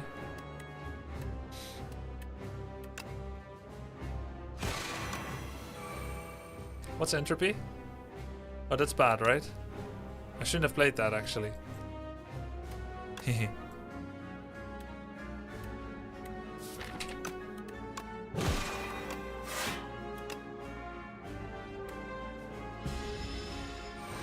It's fine, you can transform the same card twice. True, true, true. Exhaust to defend. Choose 2 cards to transform. Wait, can I actually... No, you cannot transform the same card twice. Let's transform entropy. She's attacking for a lot. It's kind of gnarly, not gonna lie. Don't I need the ultimate defend? Do I just get rid of the Kingly Punch? Am I gonna be able to block full this time though? Monarch's Gaze. Whenever you attack the enemy.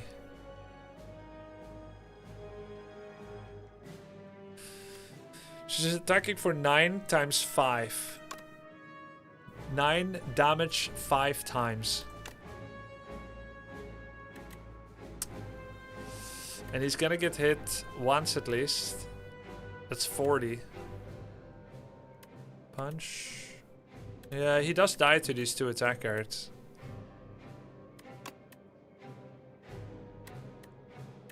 Each attack reduces damage by 5, yeah. Oh, the Gambit. You know, I was also forgetting I can get something good out of it. I think the Gambit just wins.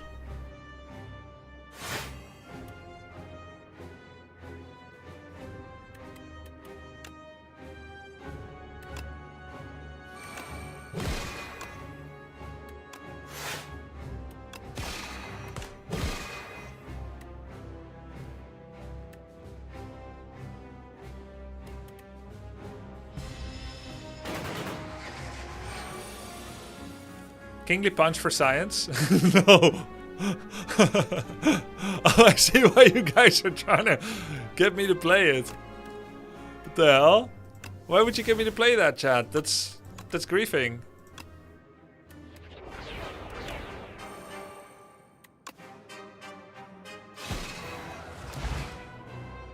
Nice.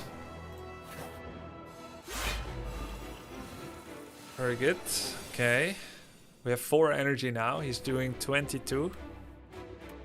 Tyranny, guards on the doubt. Hitting cash.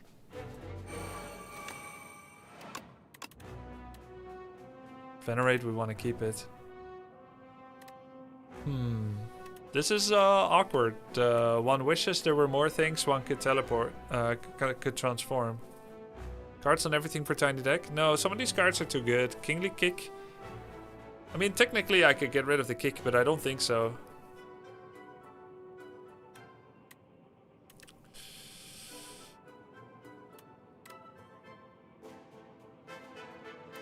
You have Gamma Blast, Falling Star is not that good. Yeah, I think so too.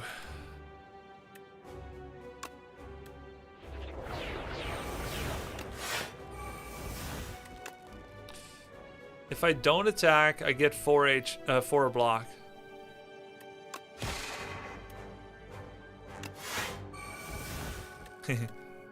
Retain, possible angle retain, but no. Do you need Venerate? Cash does what it does, but better. Sometimes I need both, yeah.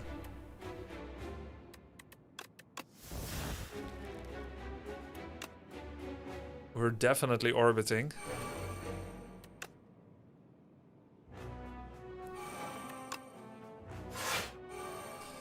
Taking 2 damage. I think I don't need retain either.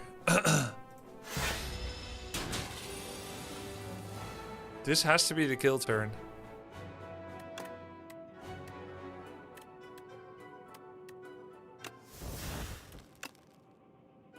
But I don't think it is.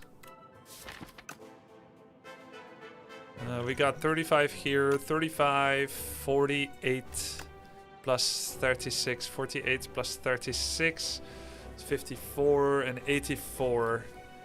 84, 84 plus 9 is 93, plus 9 is 102. We have exactly enough, unless we miscalculate it.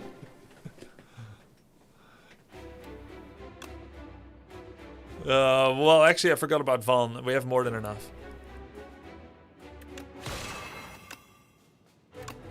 Let's not overthink things.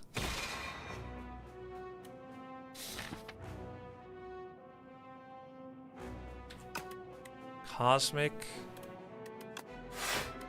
The kick.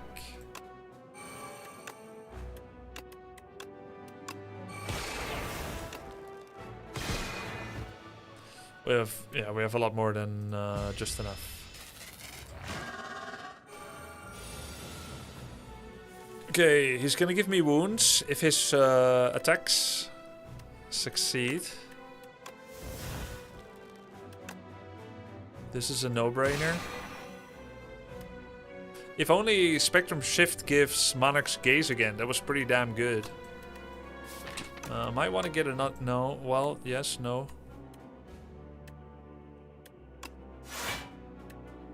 We want to cast this, probably. More caching? Or more gammaing? Gamma.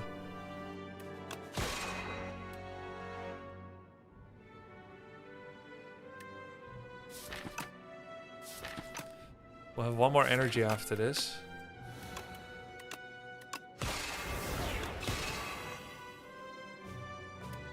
Okay, that was not ideal. That should have been a block card. That should have been Cosmic. Retain hand for Prophesize. I'm not sure if I should. Maybe yes. Might as well, I guess. Take 7. Not ideal. Choose a character exhaust. Regular defend. Panache. Venerate. Cloak.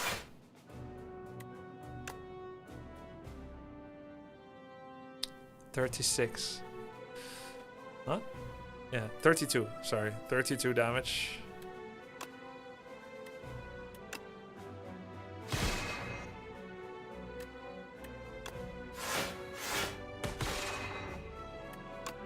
$31 block. Still have retain. Don't need to waste particle. Do get a wound for that though. Ew. But it's okay, we got exhaust.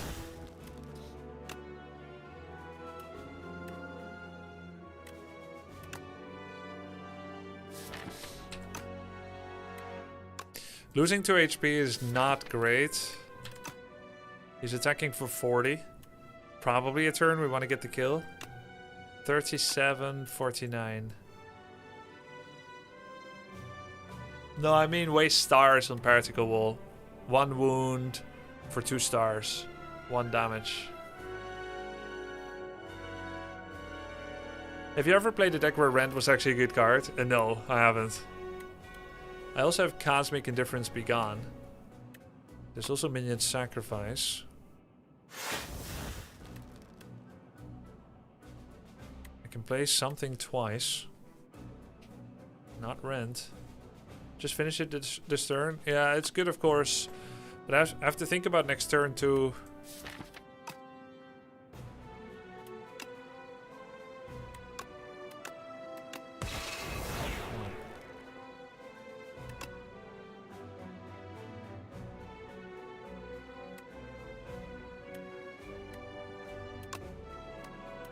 Can gain 4 stars and do a whole buttload of blocks.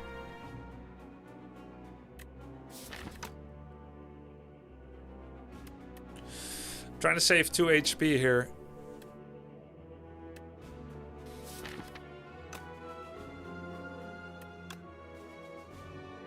You retain 1 more turn? No, we already had 2 turns. No, I'm trying to save potions, chat. Like if it's possible with that.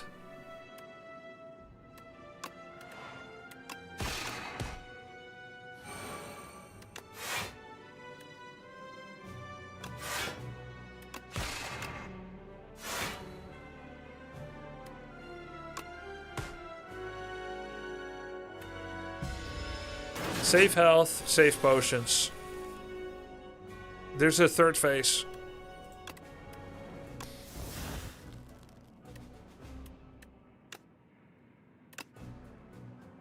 Good.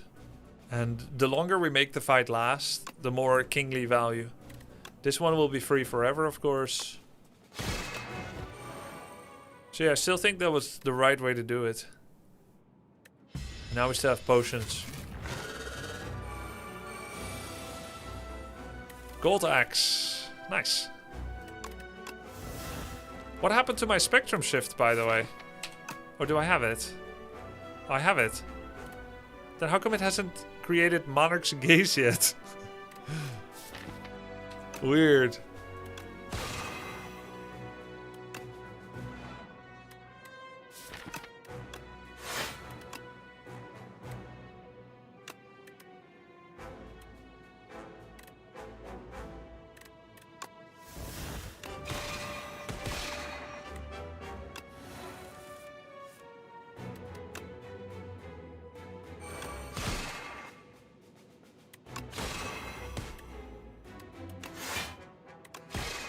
Huge damage during the intangible turn.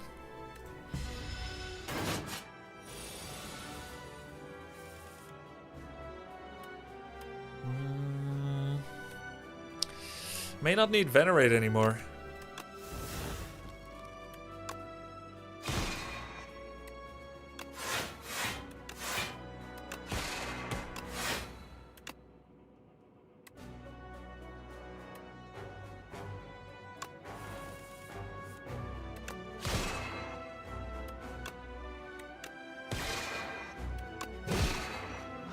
GG! Wow! Yes!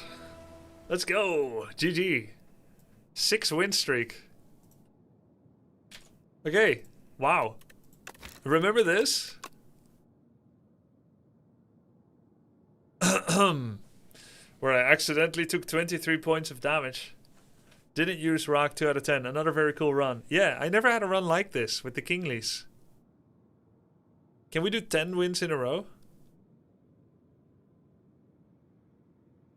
This gang night was almost a throw. Yep. Night gang. Wait. What the hell am I looking at? Wait, this is Ironclad. Like, question mark? Okay, wait. I'll show you soon, That must have been confusing to those that are actually using their eyes. This win streak quite high, right? I think so. Spent more than 1,000 gold at the merchant. Killed 6 or more elites. I think it was 7.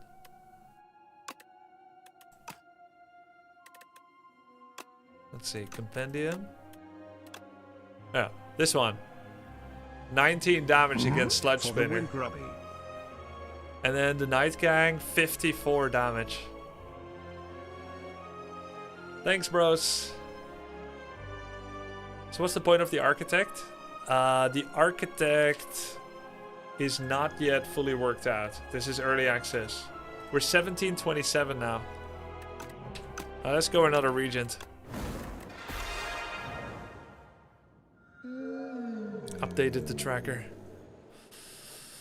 Okay. Hey, this is new. Winged boots. You may ignore paths when choosing the next rooms to travel to 3 times. I've never used this in Slay the Spire 2. I think it's new.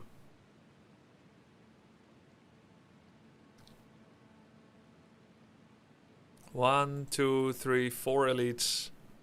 5 elites possible. We can jaywalk.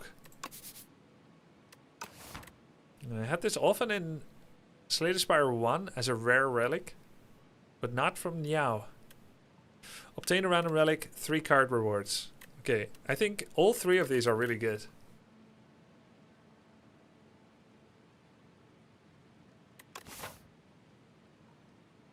Let's study the map.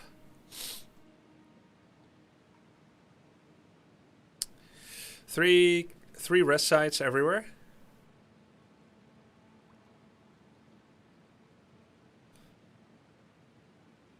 Regent is second best in beta according to every top player right now. Who? Who says? I think the patch changes, the buffs he had in the beta made him better. He was weaker earlier on. Sun Glitter says, oh, big if true. The Rust player.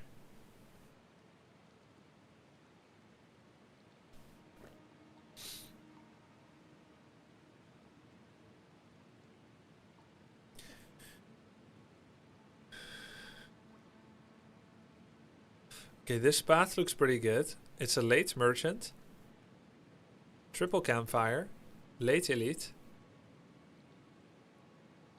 but a whole gauntlet of normal fights. This is a little bit timid. The triple campfire I like, but taking mass normal fights into only 1 elite feels a little weak. Here there's 3 elites right in a row, with only a single campfire to dry your tears. And then possibly 4 elites with an early merchant and campfire. So, Gandalf, you like the way of pain. And if the pass of Caradhras thwarts you, will you take them down to risk a more arduous path?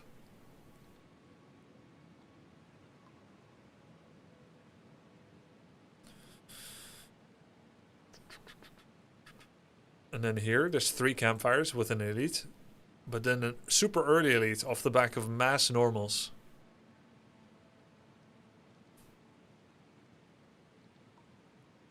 That is a foul voice on the air. Foul voice. You could with Crucible. I would choose between 3 or 2 for the start. Yeah, winged boots may actually make the map better.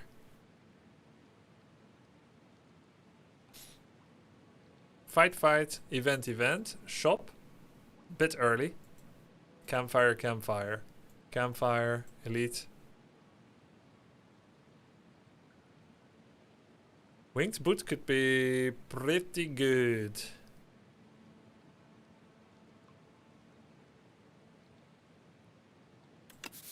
The winged boot path would be like this. I think I dodged the shop.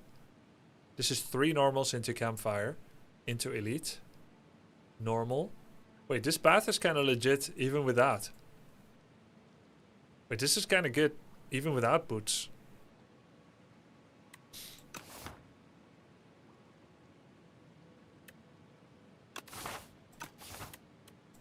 Take the crucible again. Crap, what a terrible start. 8 damage again.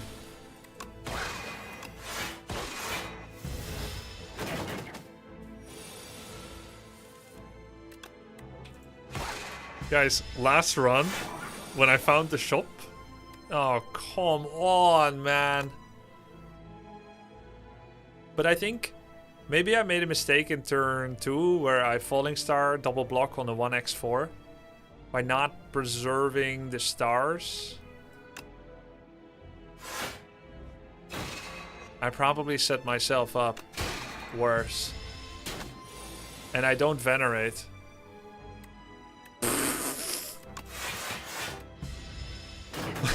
What is this, man? Okay, Crush Under Plus is awesome for Act 1. How much was that? 19 damage.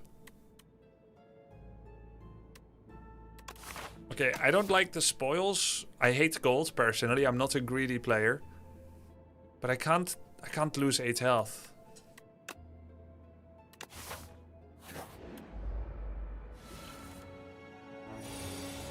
Come on, what is this shit? Spoils value.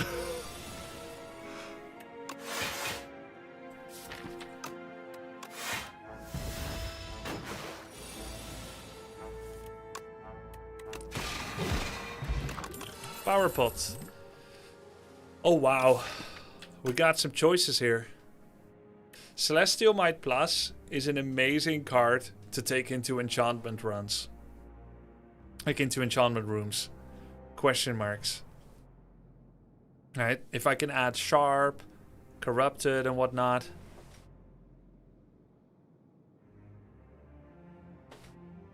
Course. I think Collision Course actually is a better addition right now. Celestial Might is massive overkill on Aquaman. You can never do that much. Collision Course is just right for Aquaman. Whereas Celestial Might isn't quite enough to get a single kill on the Phantasmal Gardener. And Collision Course is just right to do like in-between damage. Photon Cut is great for the mid to late game. Assuming no enchantments, it's Photon Cut. Assuming enchantments, Greed in other words, Celestial Might. And this is safety. Safety, scaling, enchantment greed. Those are the 3 choices. I'll mull them over while number 1ing.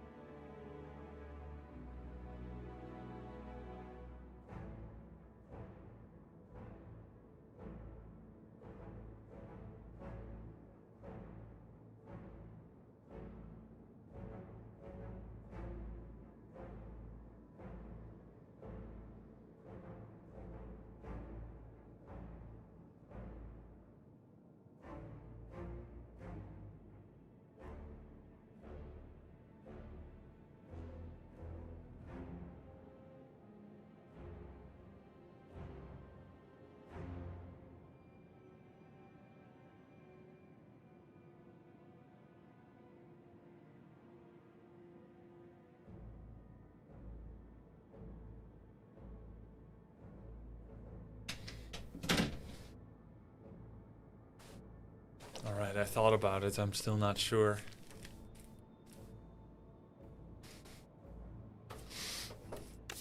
I think I'll go for the highest scaling utility, Photon Cut.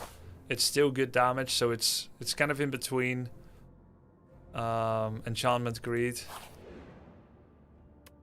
Fresnel Lens for blocks. Glow Water Potion. Yeah, I'll take the Fresnel Lens. Nimble enchantments on block.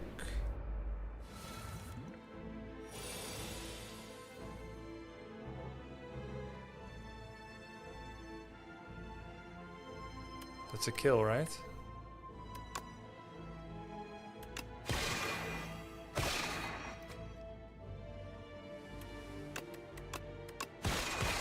Really good opening.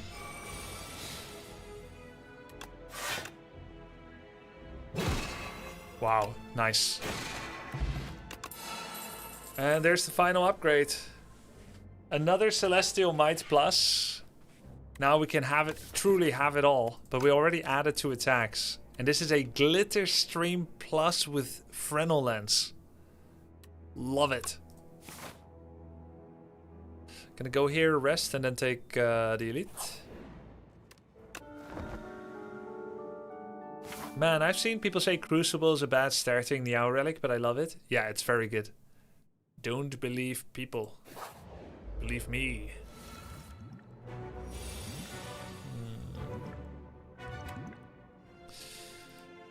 I'm taking 4 damage here. I think I should Power Pot though. Monarch's Gaze, Child of the Stars Genesis. It's gonna be the Gaze.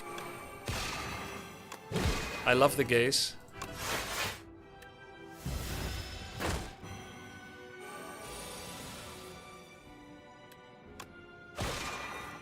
Ah, Glitter Stream Plus, love it. Then what do I put on top? A Defend, I guess.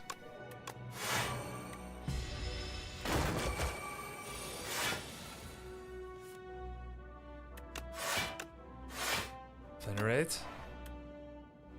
Take 5. There's Photon Cut.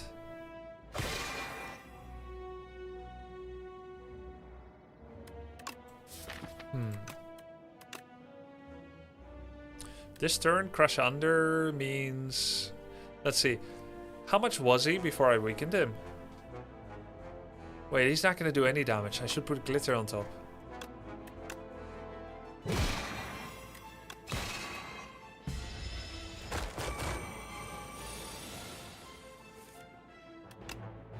Is this a waste?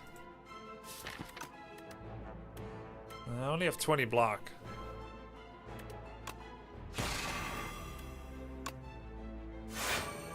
This means I will take... Wait. I do this. He's gonna get stunned. I don't want that.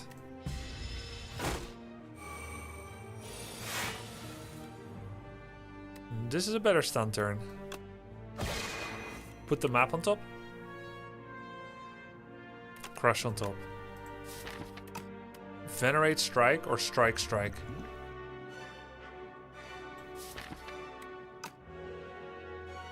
Can also Von Pot him if I feel I need to. I think it's Venerate Strike.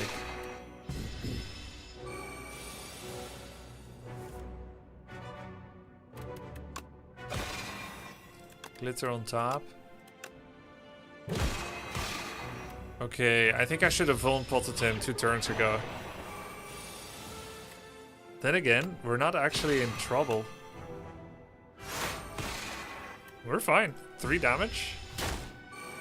He's probably still gonna die this turn, or is he? Nice. Okay, I'm glad I didn't. Wow. Saved the Von Pot. Joss Paper. I guess the power of the Power Pot really was just showing itself with Monarch's Gaze. Manifest Authority. I love me some colorless junk, but I have to take Begone for Soulfish.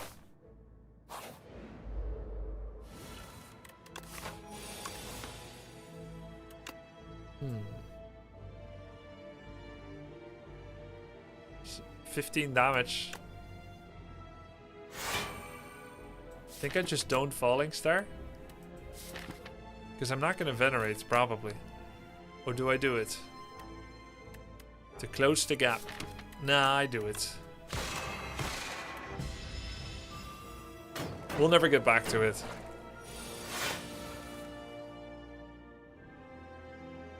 Uh-oh. 15. Manifest authority. I shout at officer, defiantly hold out my palm before him as he begins to place the handcuffs on me. I need a reference check here, buddy.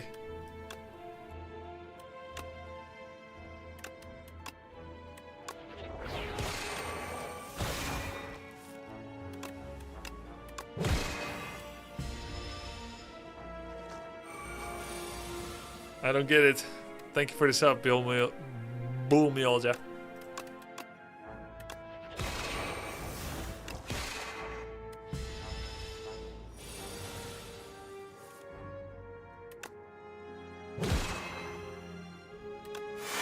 Ouch. Yeah, I think you're right. I should have probably transformed. Well, actually, no, I think... anyways. I think I took some unnecessary damage there. Pale blue dot.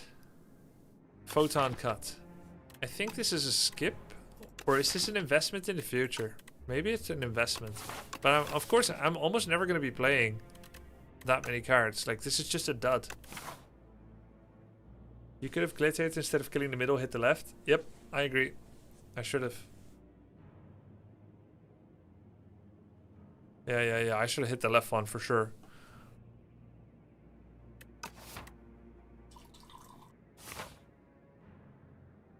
Let's see.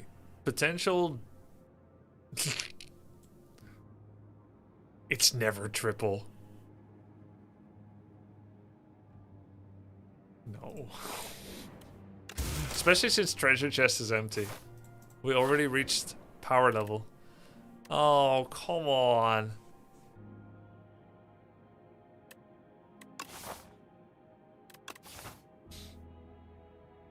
The boot. Darkstone Periopt.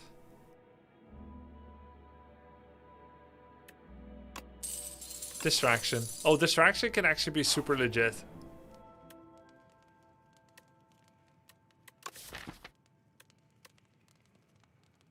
Can make it free or rest.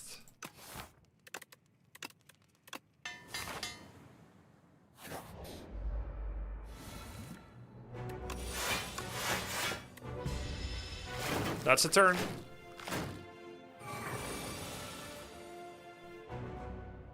Okay, this is a really important turn. The dream is to draw Crush Under, which removes strength. So we don't need to mess with the middle guy. Probably just gonna hit the guy that's hitting hardest that has strength.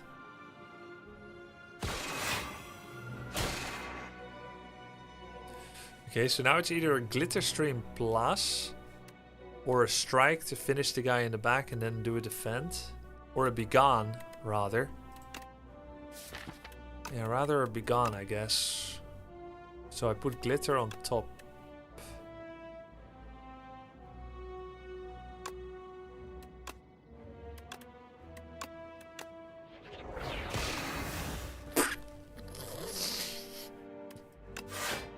I don't want to talk about it. It's fine that it happened. It's not fine that I talked like that.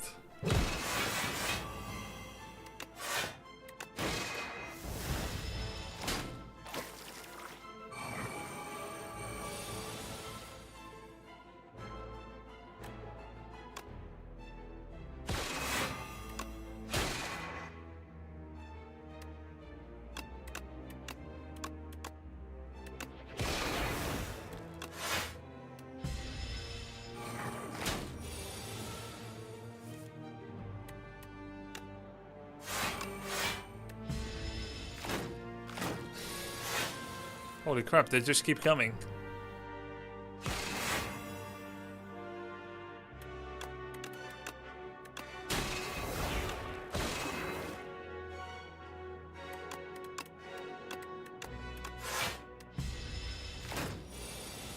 Yeah, same. What do you mean?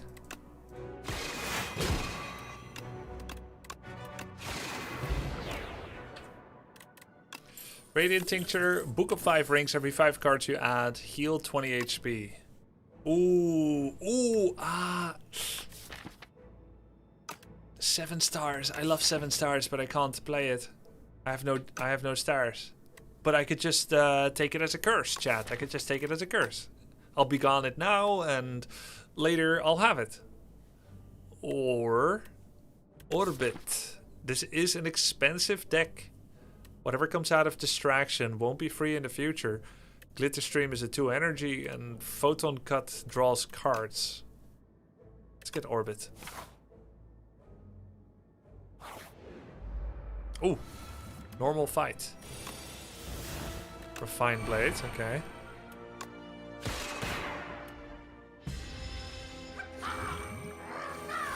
Raka!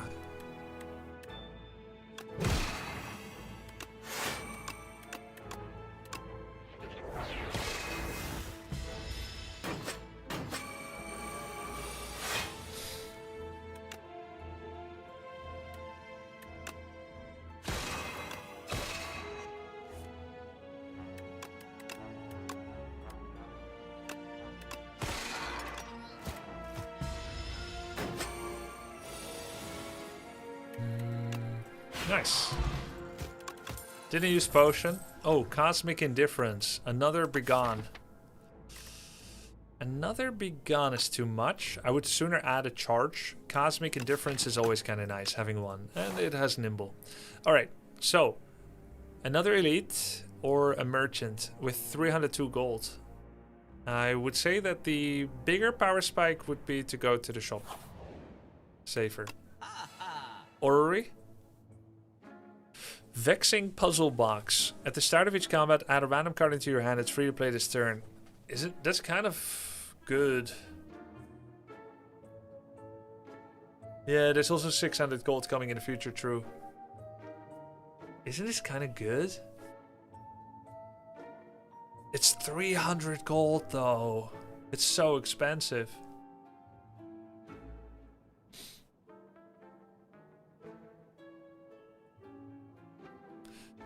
What about Orrery? Orrery is healing.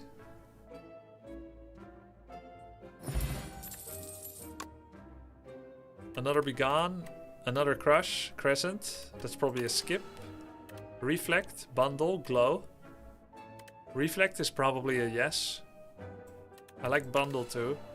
Cosmic already have. Pillar. Ooh. I love me some pillars. Pillars works with Begone, works with Distraction, it works with Bundle. Manifest Authority works with that.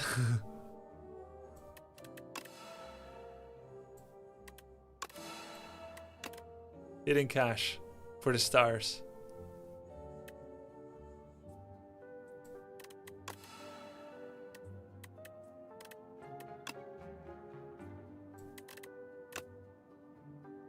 Works with Begone too.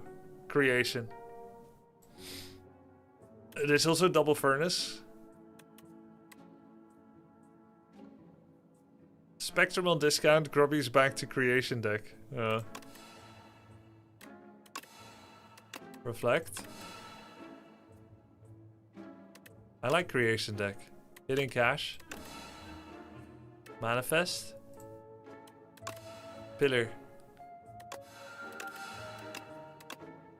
Begone or no Begone? Oh, what a sick deck.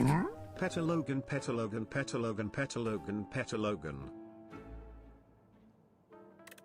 I already have Begone. Do I really need 2? There is Spoils map. There are the curses. How is he getting so many cards? Orrery. Because I'm an orrery old man.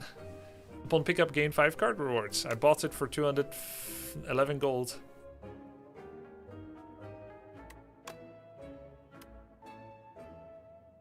I think 2 Begones is too much. It does create.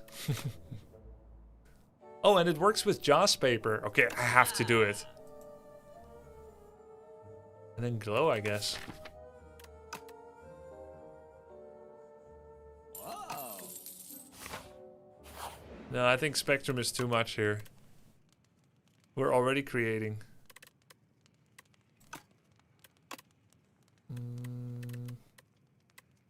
Choose a card to upgrade. Upgrade Strike. We'll get Spectrum later when it's offered, okay? I think don't need it now.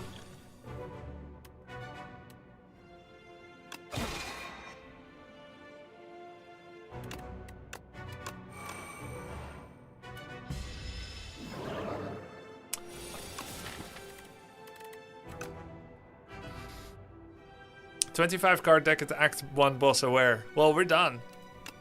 We have everything we need.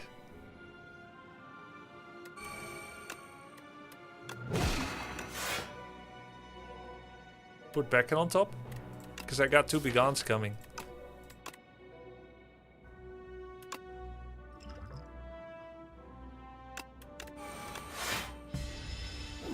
Yes, we need Arsenal.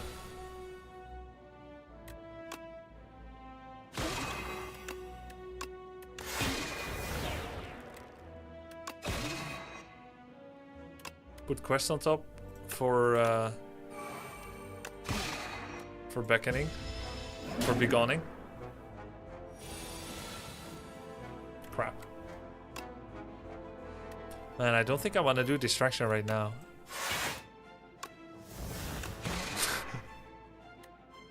Okay, good turn.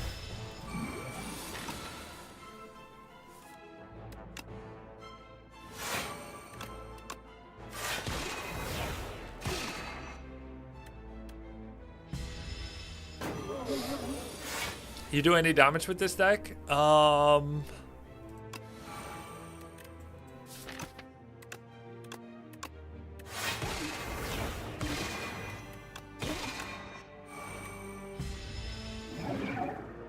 we have 7-star stars now. Oh my god, what is this? Oh, this is a terrible turn.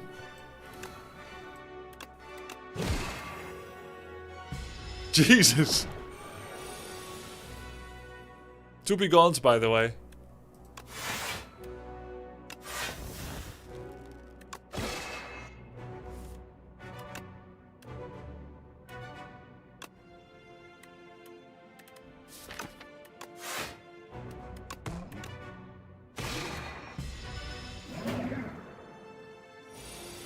Saving stars for next run.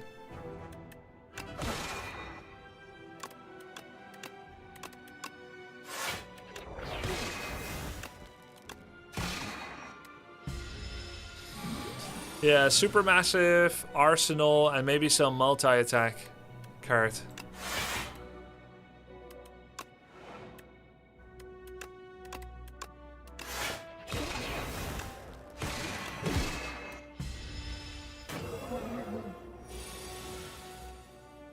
If I have another horrible turn, it could actually be not good.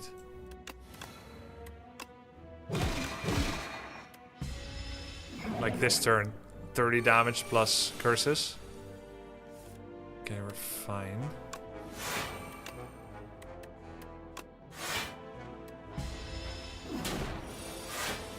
Nine? Wait, what? Why did I get 9 block? Because he just made 3 beckons and I created it?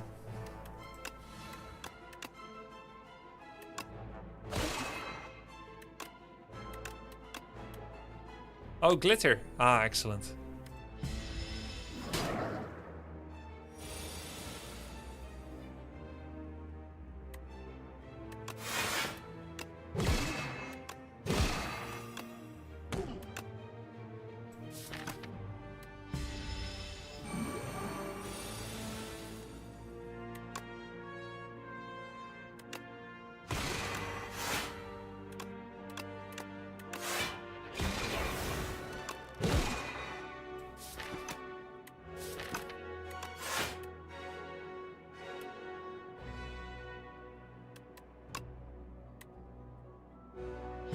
Right.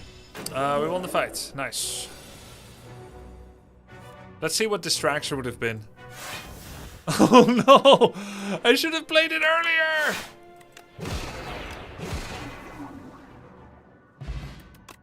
Beetlejuice.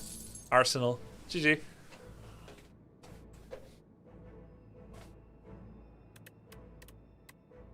I mean, I'm not even gonna think about it. Transform all... Oh, Sealed Throne. Sealed Throne is okay. I'm not really a starry deck, but normally that's a snap pick for me. But I'm not really a starry deck. Of course, now I can be. And then it means I can do Stardust and 7 stars to capitalize on Arsenal.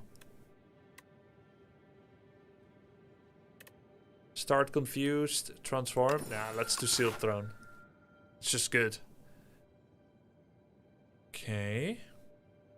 So after the treasure chest, there's Campfire, Elite Campfire Shop, Elite Campfire. That's pretty sweet. And if I'm feeling more scared, I can go here, which is safer. This is nice. Okay. And then on the way there, there's a Campfire, triple question mark, triple normal on the left. I can also go to the merchant early to remove treasure map or strike, because I can do it again after. Then it's basically the same, but with a guaranteed merchant to remove a strike, which of course we do want to remove strikes early. Or I can take an elite.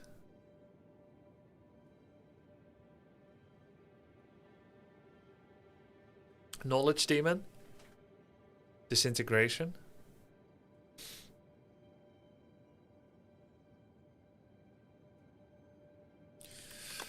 Do I want enchantments for cards? I don't think I want enchantments yet. So I don't need question marks in particular.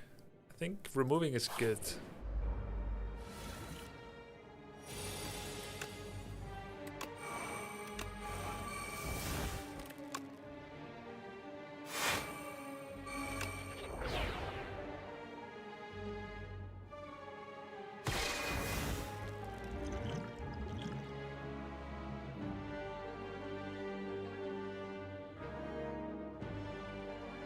What's 30% less on 16?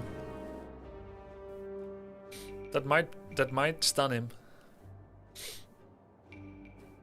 Should be 5. I mean, it's kind of a very good potion. Fuck it.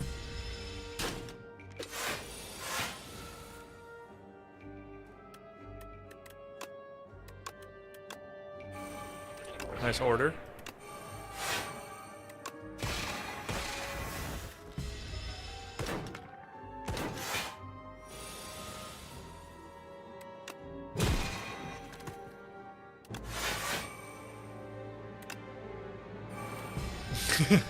I got all the orders. 20 damage.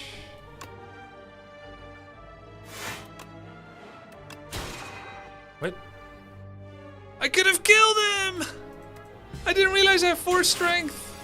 Oh my god, I'm too stupid. I'm playing too fast.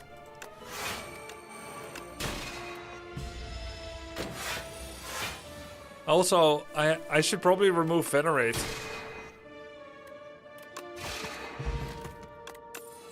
Second orbit. Second orbit. Yes. Where did you get strength from? Arsenal.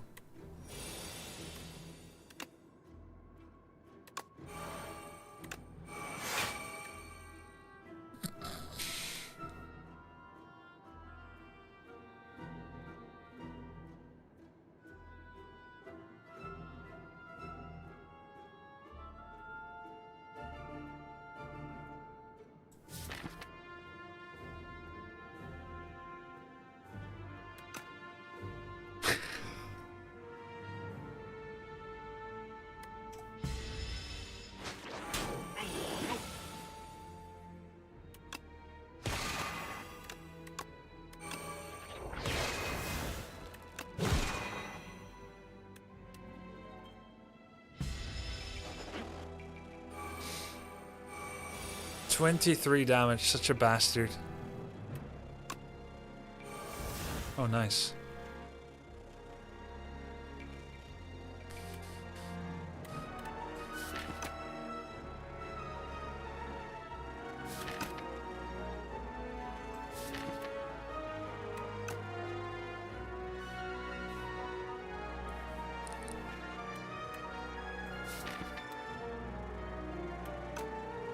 photon cut for reflect.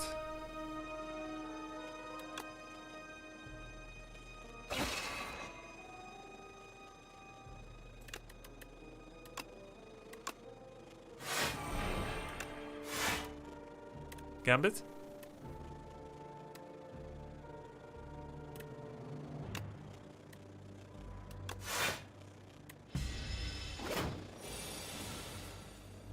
Okay, 2 turns.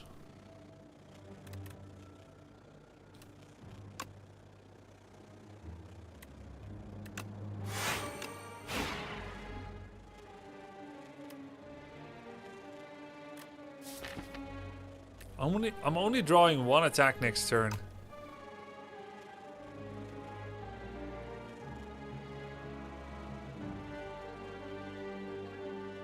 No, I wanted to reflect him more, but I think I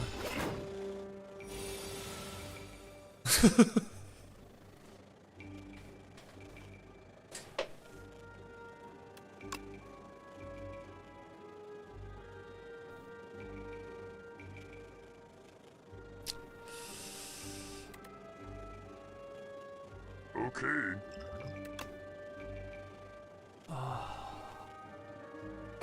I made like 3 major misplays this turn. That's my manifest authority, man.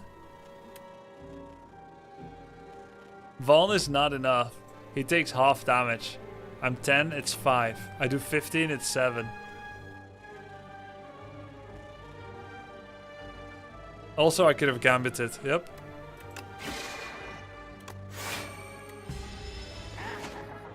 All good. No money. I could have had 2!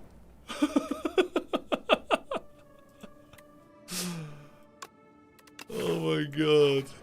Never punished. Oh no! Oh, Black Hole's kinda good with the throne.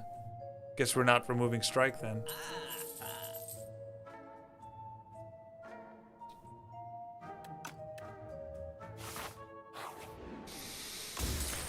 Happy Flower. Good. Restore, upgrade. Upgrade. Probably Arsenal and Opening Hand.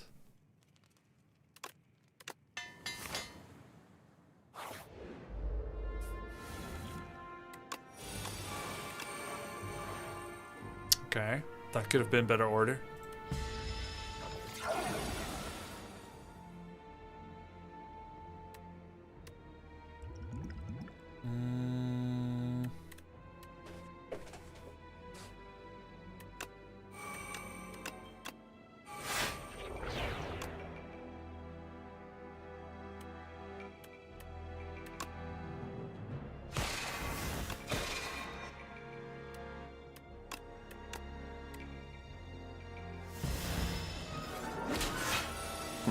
You should get a Liverpool for your opening hand. I am sorry. What does that mean? GN Orbit. Prolong. Dramatic entrance. Hey, thank you for the sub, Mogauka. I don't understand the reference. Whenever you shuffle your draw pile, choose a card from it to add prolong. Probably prolong.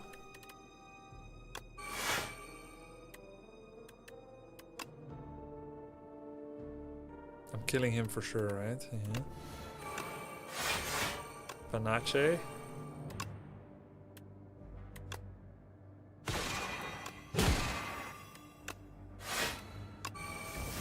Okay, nice.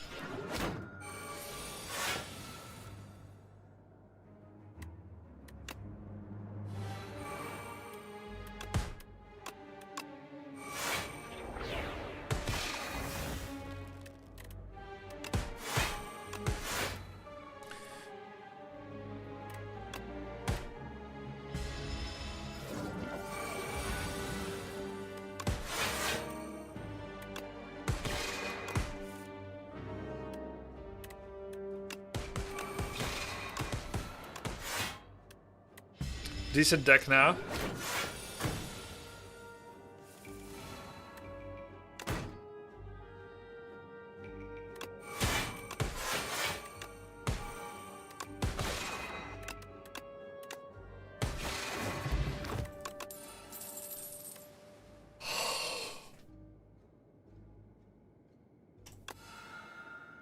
And 20 healing.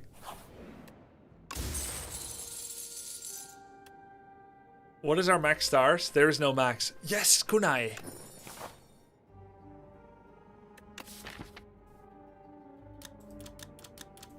Probably maybe Manifest Authority Plus. Or no, it's Orbit, right? It's Orbit. We have insane ramp now, we just need to stay alive. Why not go the right side for shop? Yeah, I am.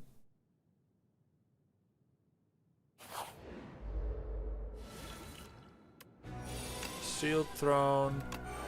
Arsenal. Exterminate. Taking a lot of damage here on turn 1, not gonna lie. That's the setup turn though. You know, we really need to find an anchor. I'm almost dead.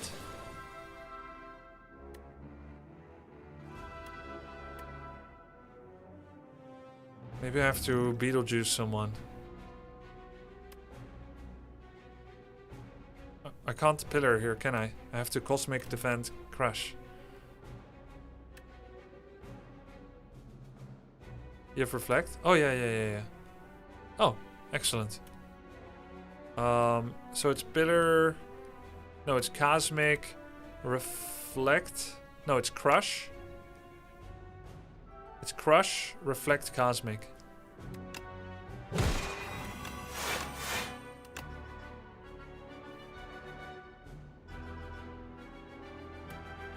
May not even need potions.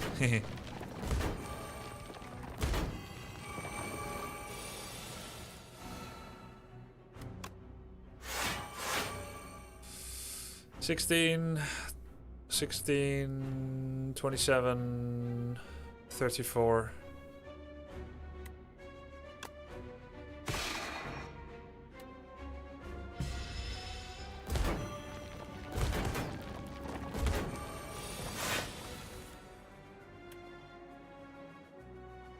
I see. I think it's black hole maxing, not orbit maxing. 1,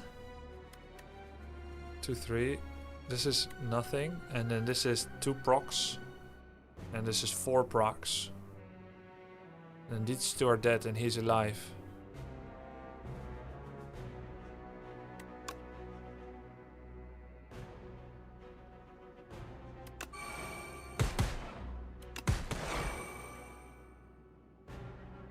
So be it. 7.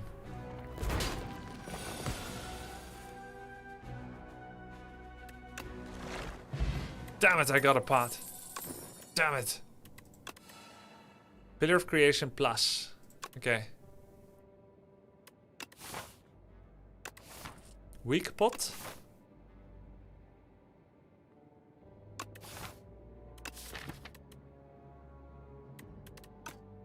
I think weak over Vuln is better. To live, yeah, I agree with you guys. Okay, I'll rest, and if I just buy 4 cards, then I'll heal at the shop again.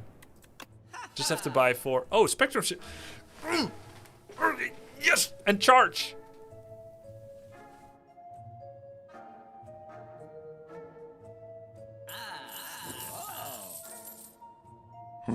We don't want any visitor, well-wisher, or distant relations. What about very high strength? Gand Arsenal?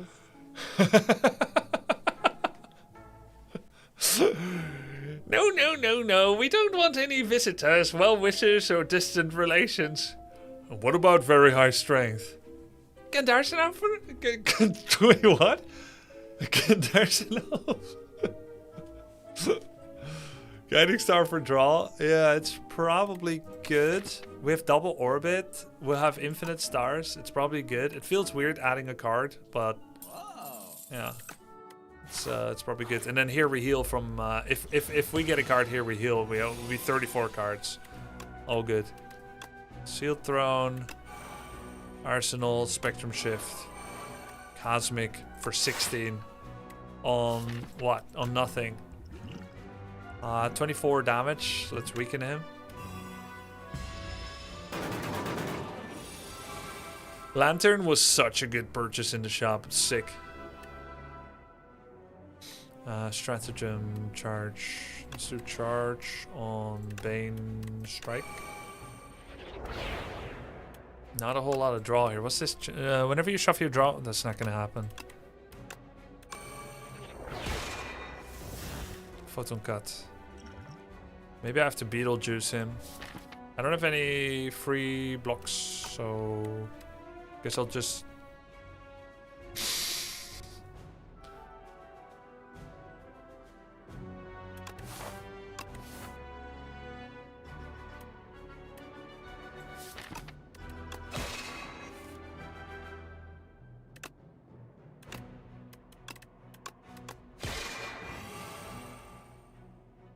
Oh, 15. I mean, Beetlejuice doesn't do much here.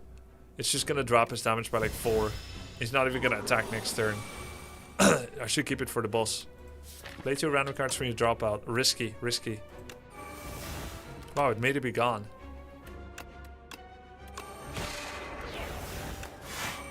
Calamity? What?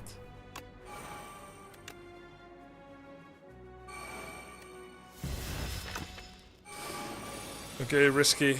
I could be in trouble. Pillar.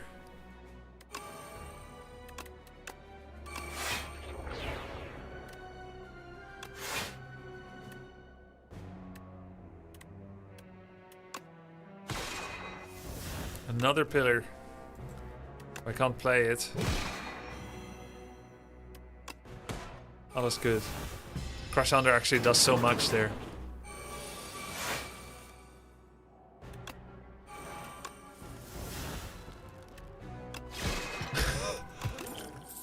Gigantification potion. Okay, that's gonna be big on Supermassive. Have you ever seen a gigantified black hole? Just wait until the door. Turn 4. No, that plays Shining Strike. Don't need, don't need. No, that plays okay, but I think we want more. We want one of the bigger. It means we'll play without it for now. So this is a skip. Wait, is it not a skip? No, I have to take this for healing. Guiding Star. Oh, good. Good Guiding Star upgrade. Okay, Greed is smithing here. I think I can do it. But I also don't want to throw the run. Because I want Spectrum upgrade. Orbits are already plus. I have really good potions, so we should be okay. Yeah, here we go. Okay. Very goated opening. Oh my god, what a goated opening. Excellent. Yo, thanks for the sub. Moloch _ Thank you for the prime.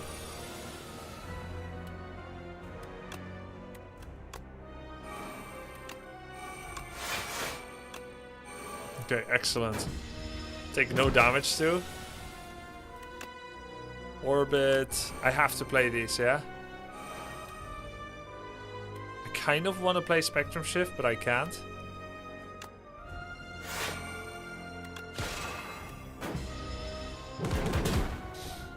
What's goated in Dutch? Geiterd? Sounds like it, yeah. Oh, I can bring Spectrum back. Want to save Know Thy Place for when it really matters? It matters.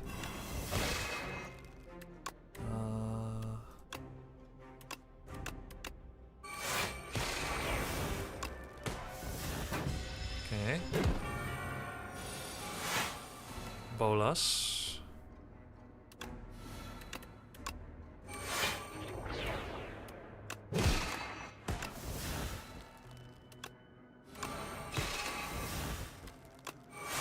No! No! I didn't look at my draw pile. All good, all good. It's just a black hole, who cares? Would do it again.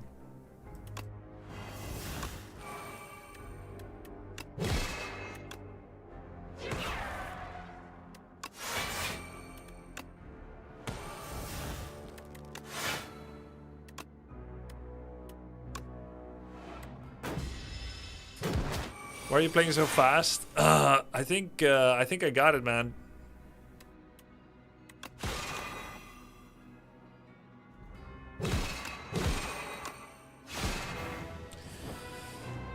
Crazy deck. Void form, unneeded. Beat into shape, unneeded. Royalties, unneeded. But we have space for it? No, it's too much setup. I think this is a triple skip, actually. It's too much setup.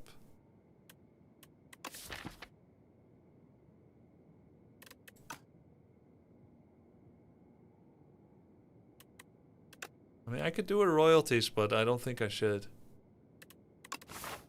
It's nice to get some money, but...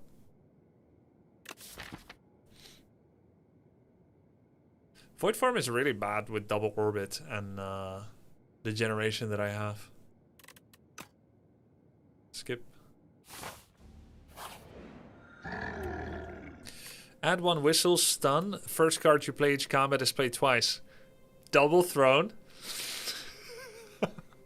Double throne, double arsenal. I mean, crossbow is also decent. It also generates attacks at the start of every turn. Wait, this is also arsenal scaling. Oh.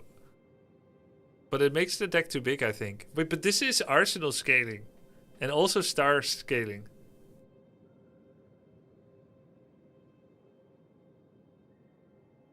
And it's also good for kunai.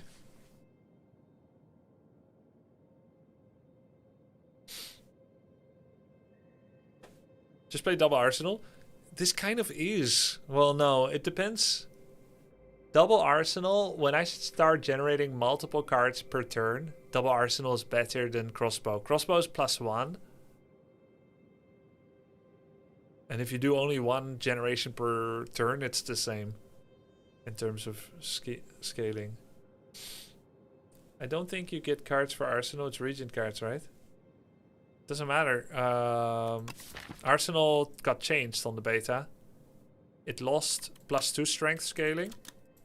It gained innate. But now it's whenever you create any card, gain 1 strength. Yeah, double throne is funny, but it's overkill. You would never actually do that unless you find Stardust 7 stars. Especially Stardust. What I like crossbow kunai scaling. I'll do crossbow actually. It seems so obvious to go for the hatchet. Also nice for orbit. But I think crossbow is also insane. Maybe not that obvious after all. Do I need any enchantments? I think not. Supermassive sharp would be okay. No, it would not. It would. Exterminate sharp would be okay. But really not required. So we don't need enchantments. Doormaker and Queen, okay. Okay. Corrupt Massive? Yeah, Corrupt Massive would be big.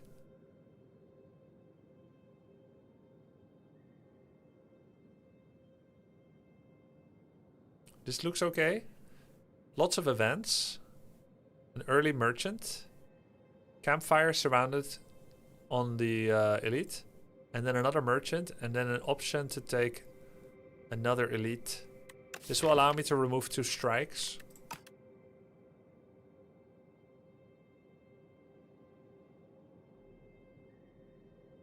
And if I don't like the elite or don't need to shop at all, I can take the safer route. Save. Shop 2.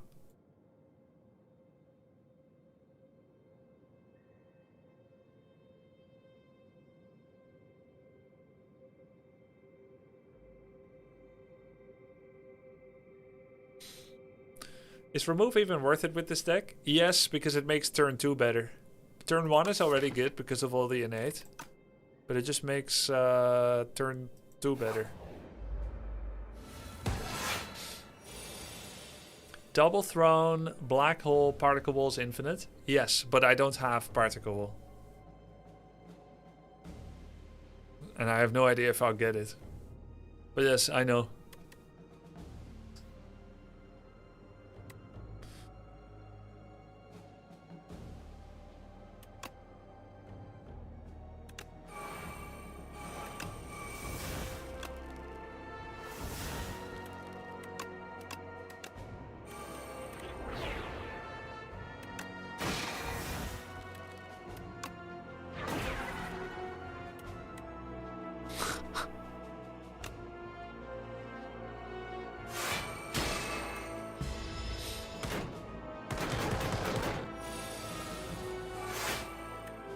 Bombardment for free.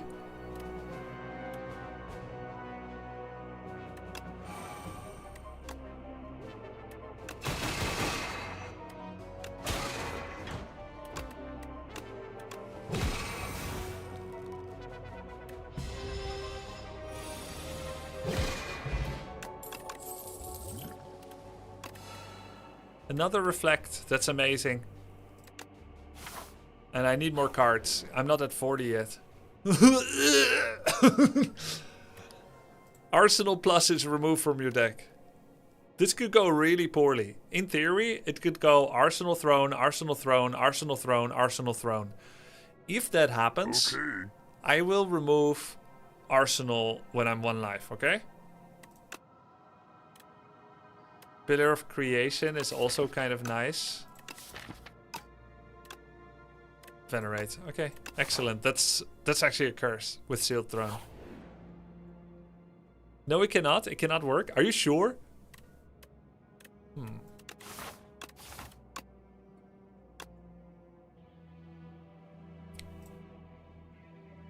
Rares, commons. I can no longer find a relic, so I'm just gonna play it safe. Oh, pretty good money. Whoa, 3 potions. Gigantification is the best for Supermassive during the boss fight. Beetlejuice is good. I mean, if I'm saving both potions for the boss, I would go Powdered and Gigantification, right? Or maybe even Cure All. Not Beetlejuice. 100% my dad works at Mega Crit. It can't be 2 powers in a row. Oh. Bombardment, Foregone Conclusion, Decisions, Decisions. Take the decisions.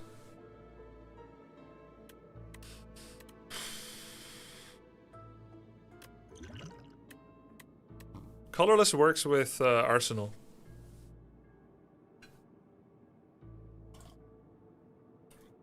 I think Staying Alive is better, which Beetlejuice does. And I think Gigantification blocks does more damage than Powdered. So I'll just skip all these.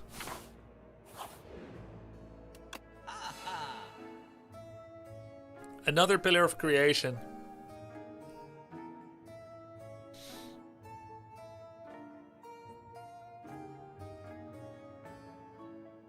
Dex Stone.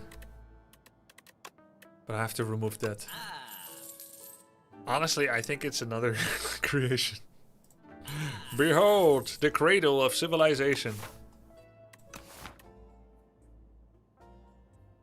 And I need to buy a card for healing. I get a Cosmic. Full life. Okay, so now we're not going to the second merchant. What does the 276 relic do? I don't know. Is this card free this turn? Yes. So let's not waste Vambrace. Wow. Wow. Orbit. Pillar. Black Hole. Probably don't need...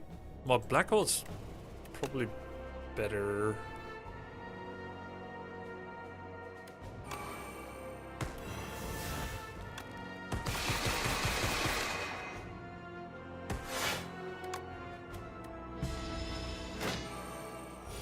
Is there a mummified hand we're not seeing? Nope, no mummified hand. No, sir.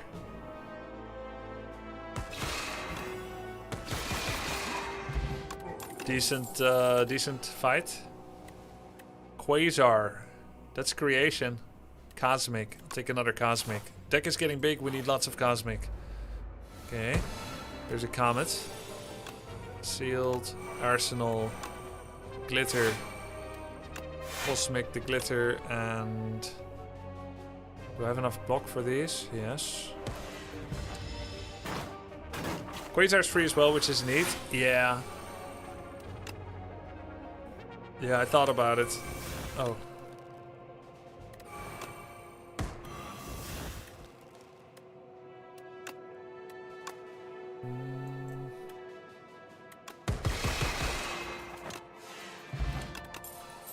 Don't need these. Hey, I actually found a card reward I'm skipping. I can't go to the shop, so we'll go to the right. Bronze skills. What do we upgrade? Decisions becomes more card draw. Know thy place cycles, and I don't have another form of recyclable. But then there's no point because the deck is too big, so forget about know thy place. Black hole is a decent amount of damage. Exterminate doesn't matter. Manifest is okay. Pillars are more block, which is always nice. I think it's actually pillars or supermassive.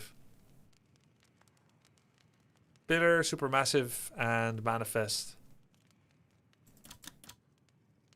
Do pillar. If we stay alive, we win.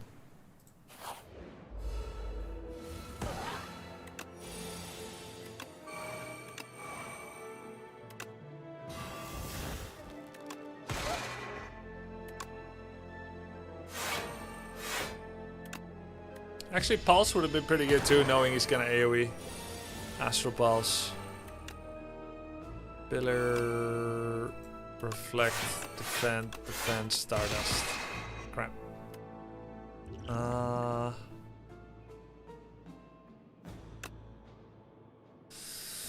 38. I think I need to use it.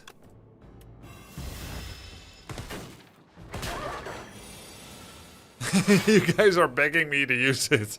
Jesus.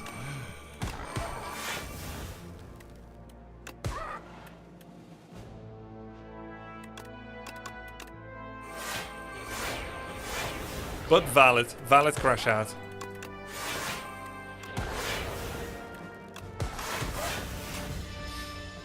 It is a very good potion, but we'll probably get a new one.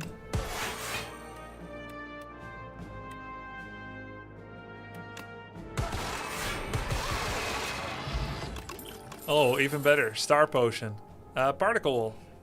Okay, particle wall, yes. Now we should have been hatchet. Then we had an infinite with black hole, sealed throne. Double sealed throne. Okay, maybe next time I'll always double the sealed throne and then try to find the particle wall. But then again, I didn't know I was going to find it, so whatever.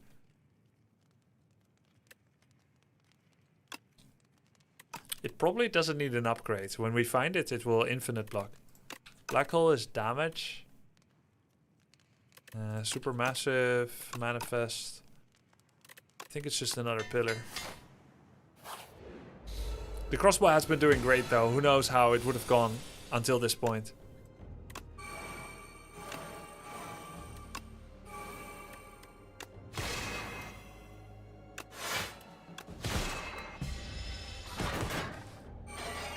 We can still get the mirror event. Ooh, yeah, I hope so.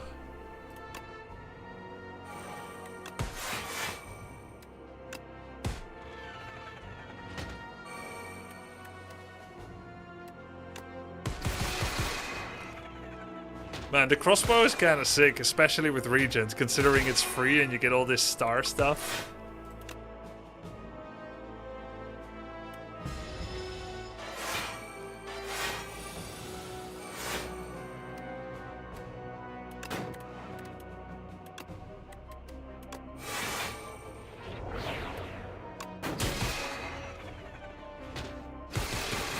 Yeah, they respawn during it, Nitrate. I need to take that for healing. Wait, I cannot get that many cards anymore. Okay, well, I need to take that for the deck theme to get to 40 cards. Event? Yeah, probably event, right? Because then if I get 2 cards, then I can heal for 2.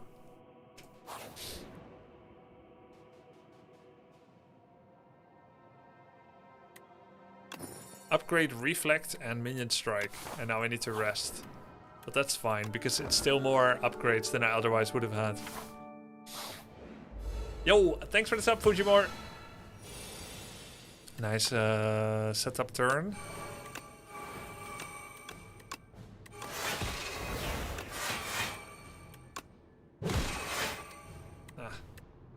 Good turn. 3 strength. We did waste Vambrace. Knowingly and willingly.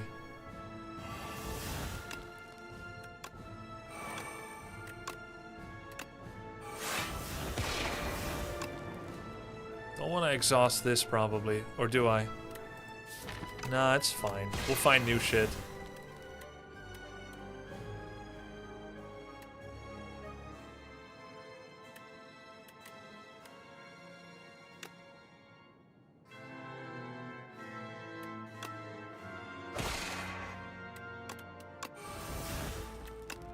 Do I want the drill? I think not.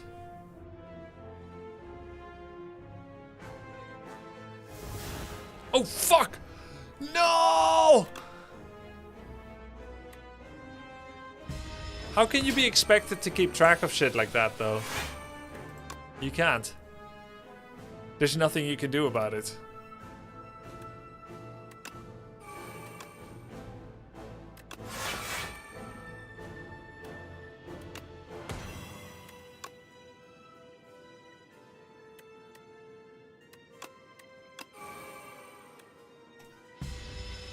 Completely random. Yeah, I mean, you could look at it.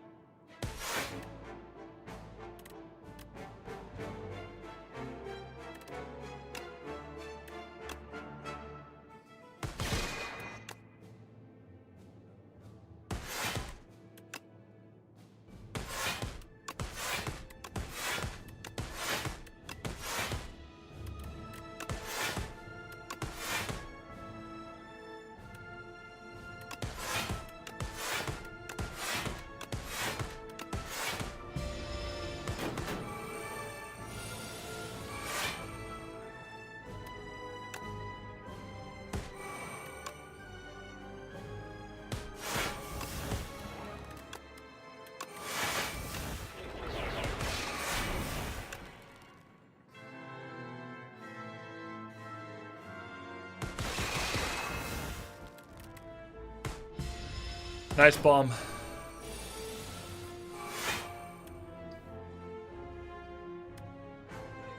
I can't draw, but I can play certain cards many times.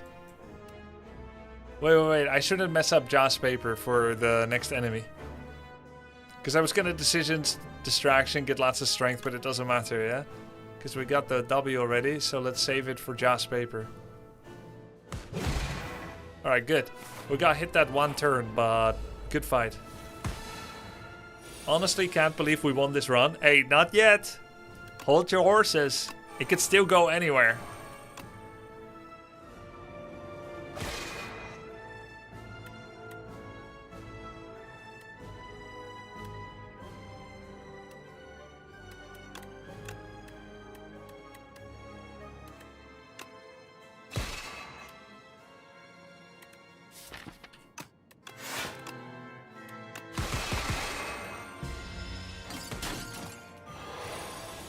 Maybe Sealed Throne is too good. Big if true.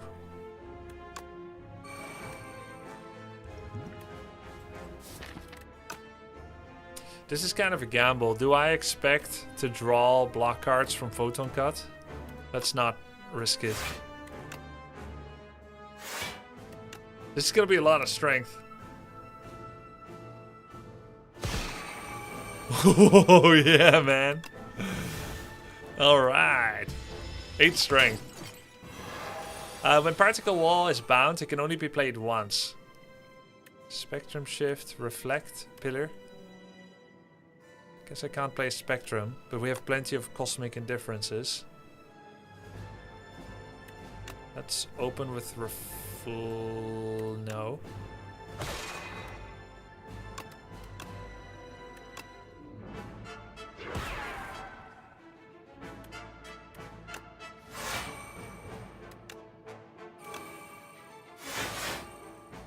Alright.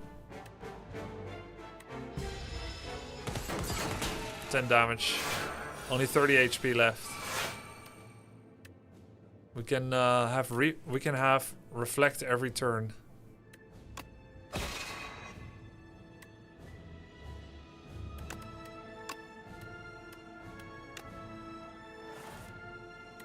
Ooh, or mass manifest. Do I want reflect damage every turn, or do I want to max manifest for extra strength? Maxifest.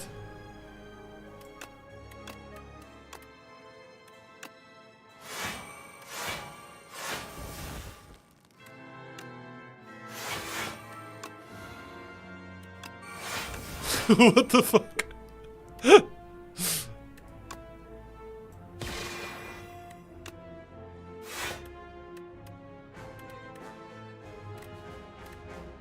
I could put exterminate back on top or manifest.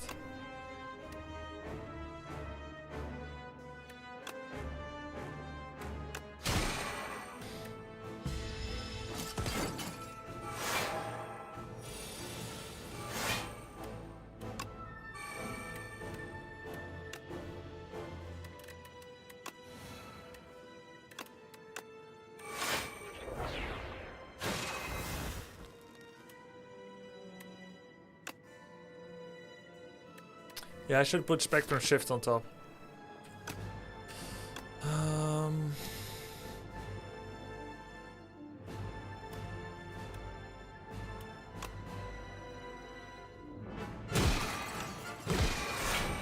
The strength.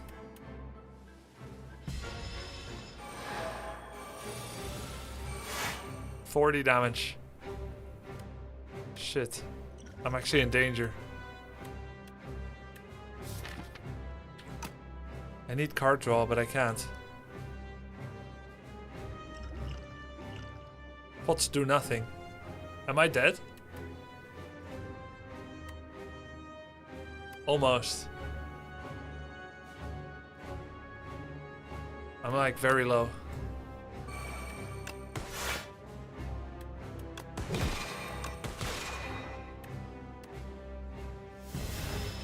Ow. Oh!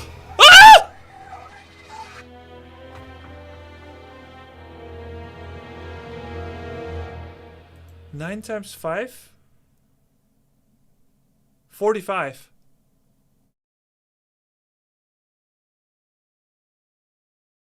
Oh my god. I should have charged. I forgot about charge. Though there were really good cards on top. Ah, I trolled.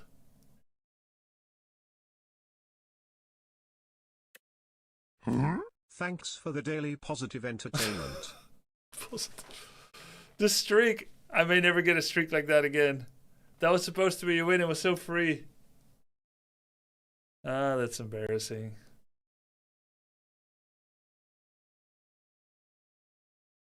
Nine times 4. 9 times 5. 45. I said 40. Well, I deserve it. Pomilja, you jinxed it!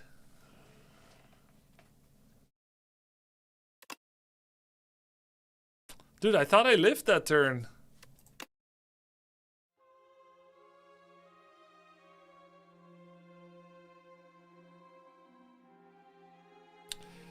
That was so free. Ah. That was so free, chat. This should have been 7 win streak. I fucked up. Oh well. That feels bad, but at the same time, you have to be kind to yourself and forgive. The tryhard side says, that was so bad, so sloppy. I guess we just couldn't go from 6 to 7.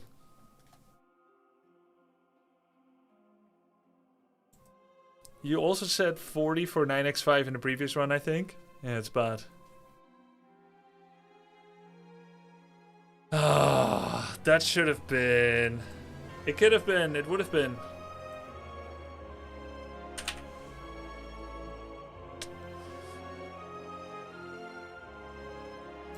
You took a calculated risk, but unfortunately you're bad at maths.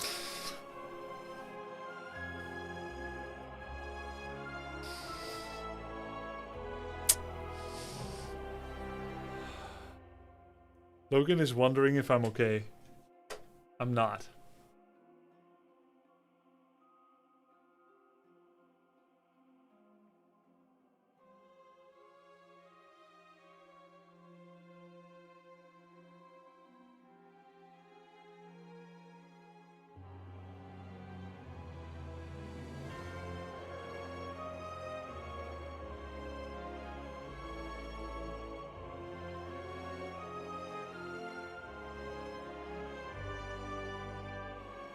How could you?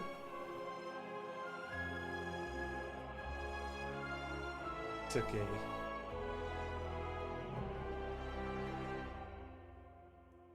Oh, thank you.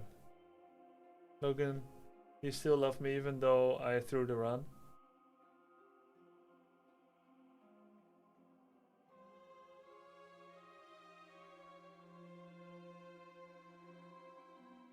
What do you want? Did you see the lick flip? What do you want? He wants to eat. That's how he says it.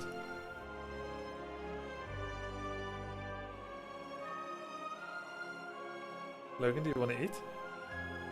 Let's go. Okay. See you guys tomorrow. Thanks for watching, guys. It was a fun run. It's fine. We threw the run, but it was still an amazing run. And theoretically, it's a win. You know it's a win. Just gotta stay locked in. Let it be a lesson to everyone to stay locked in.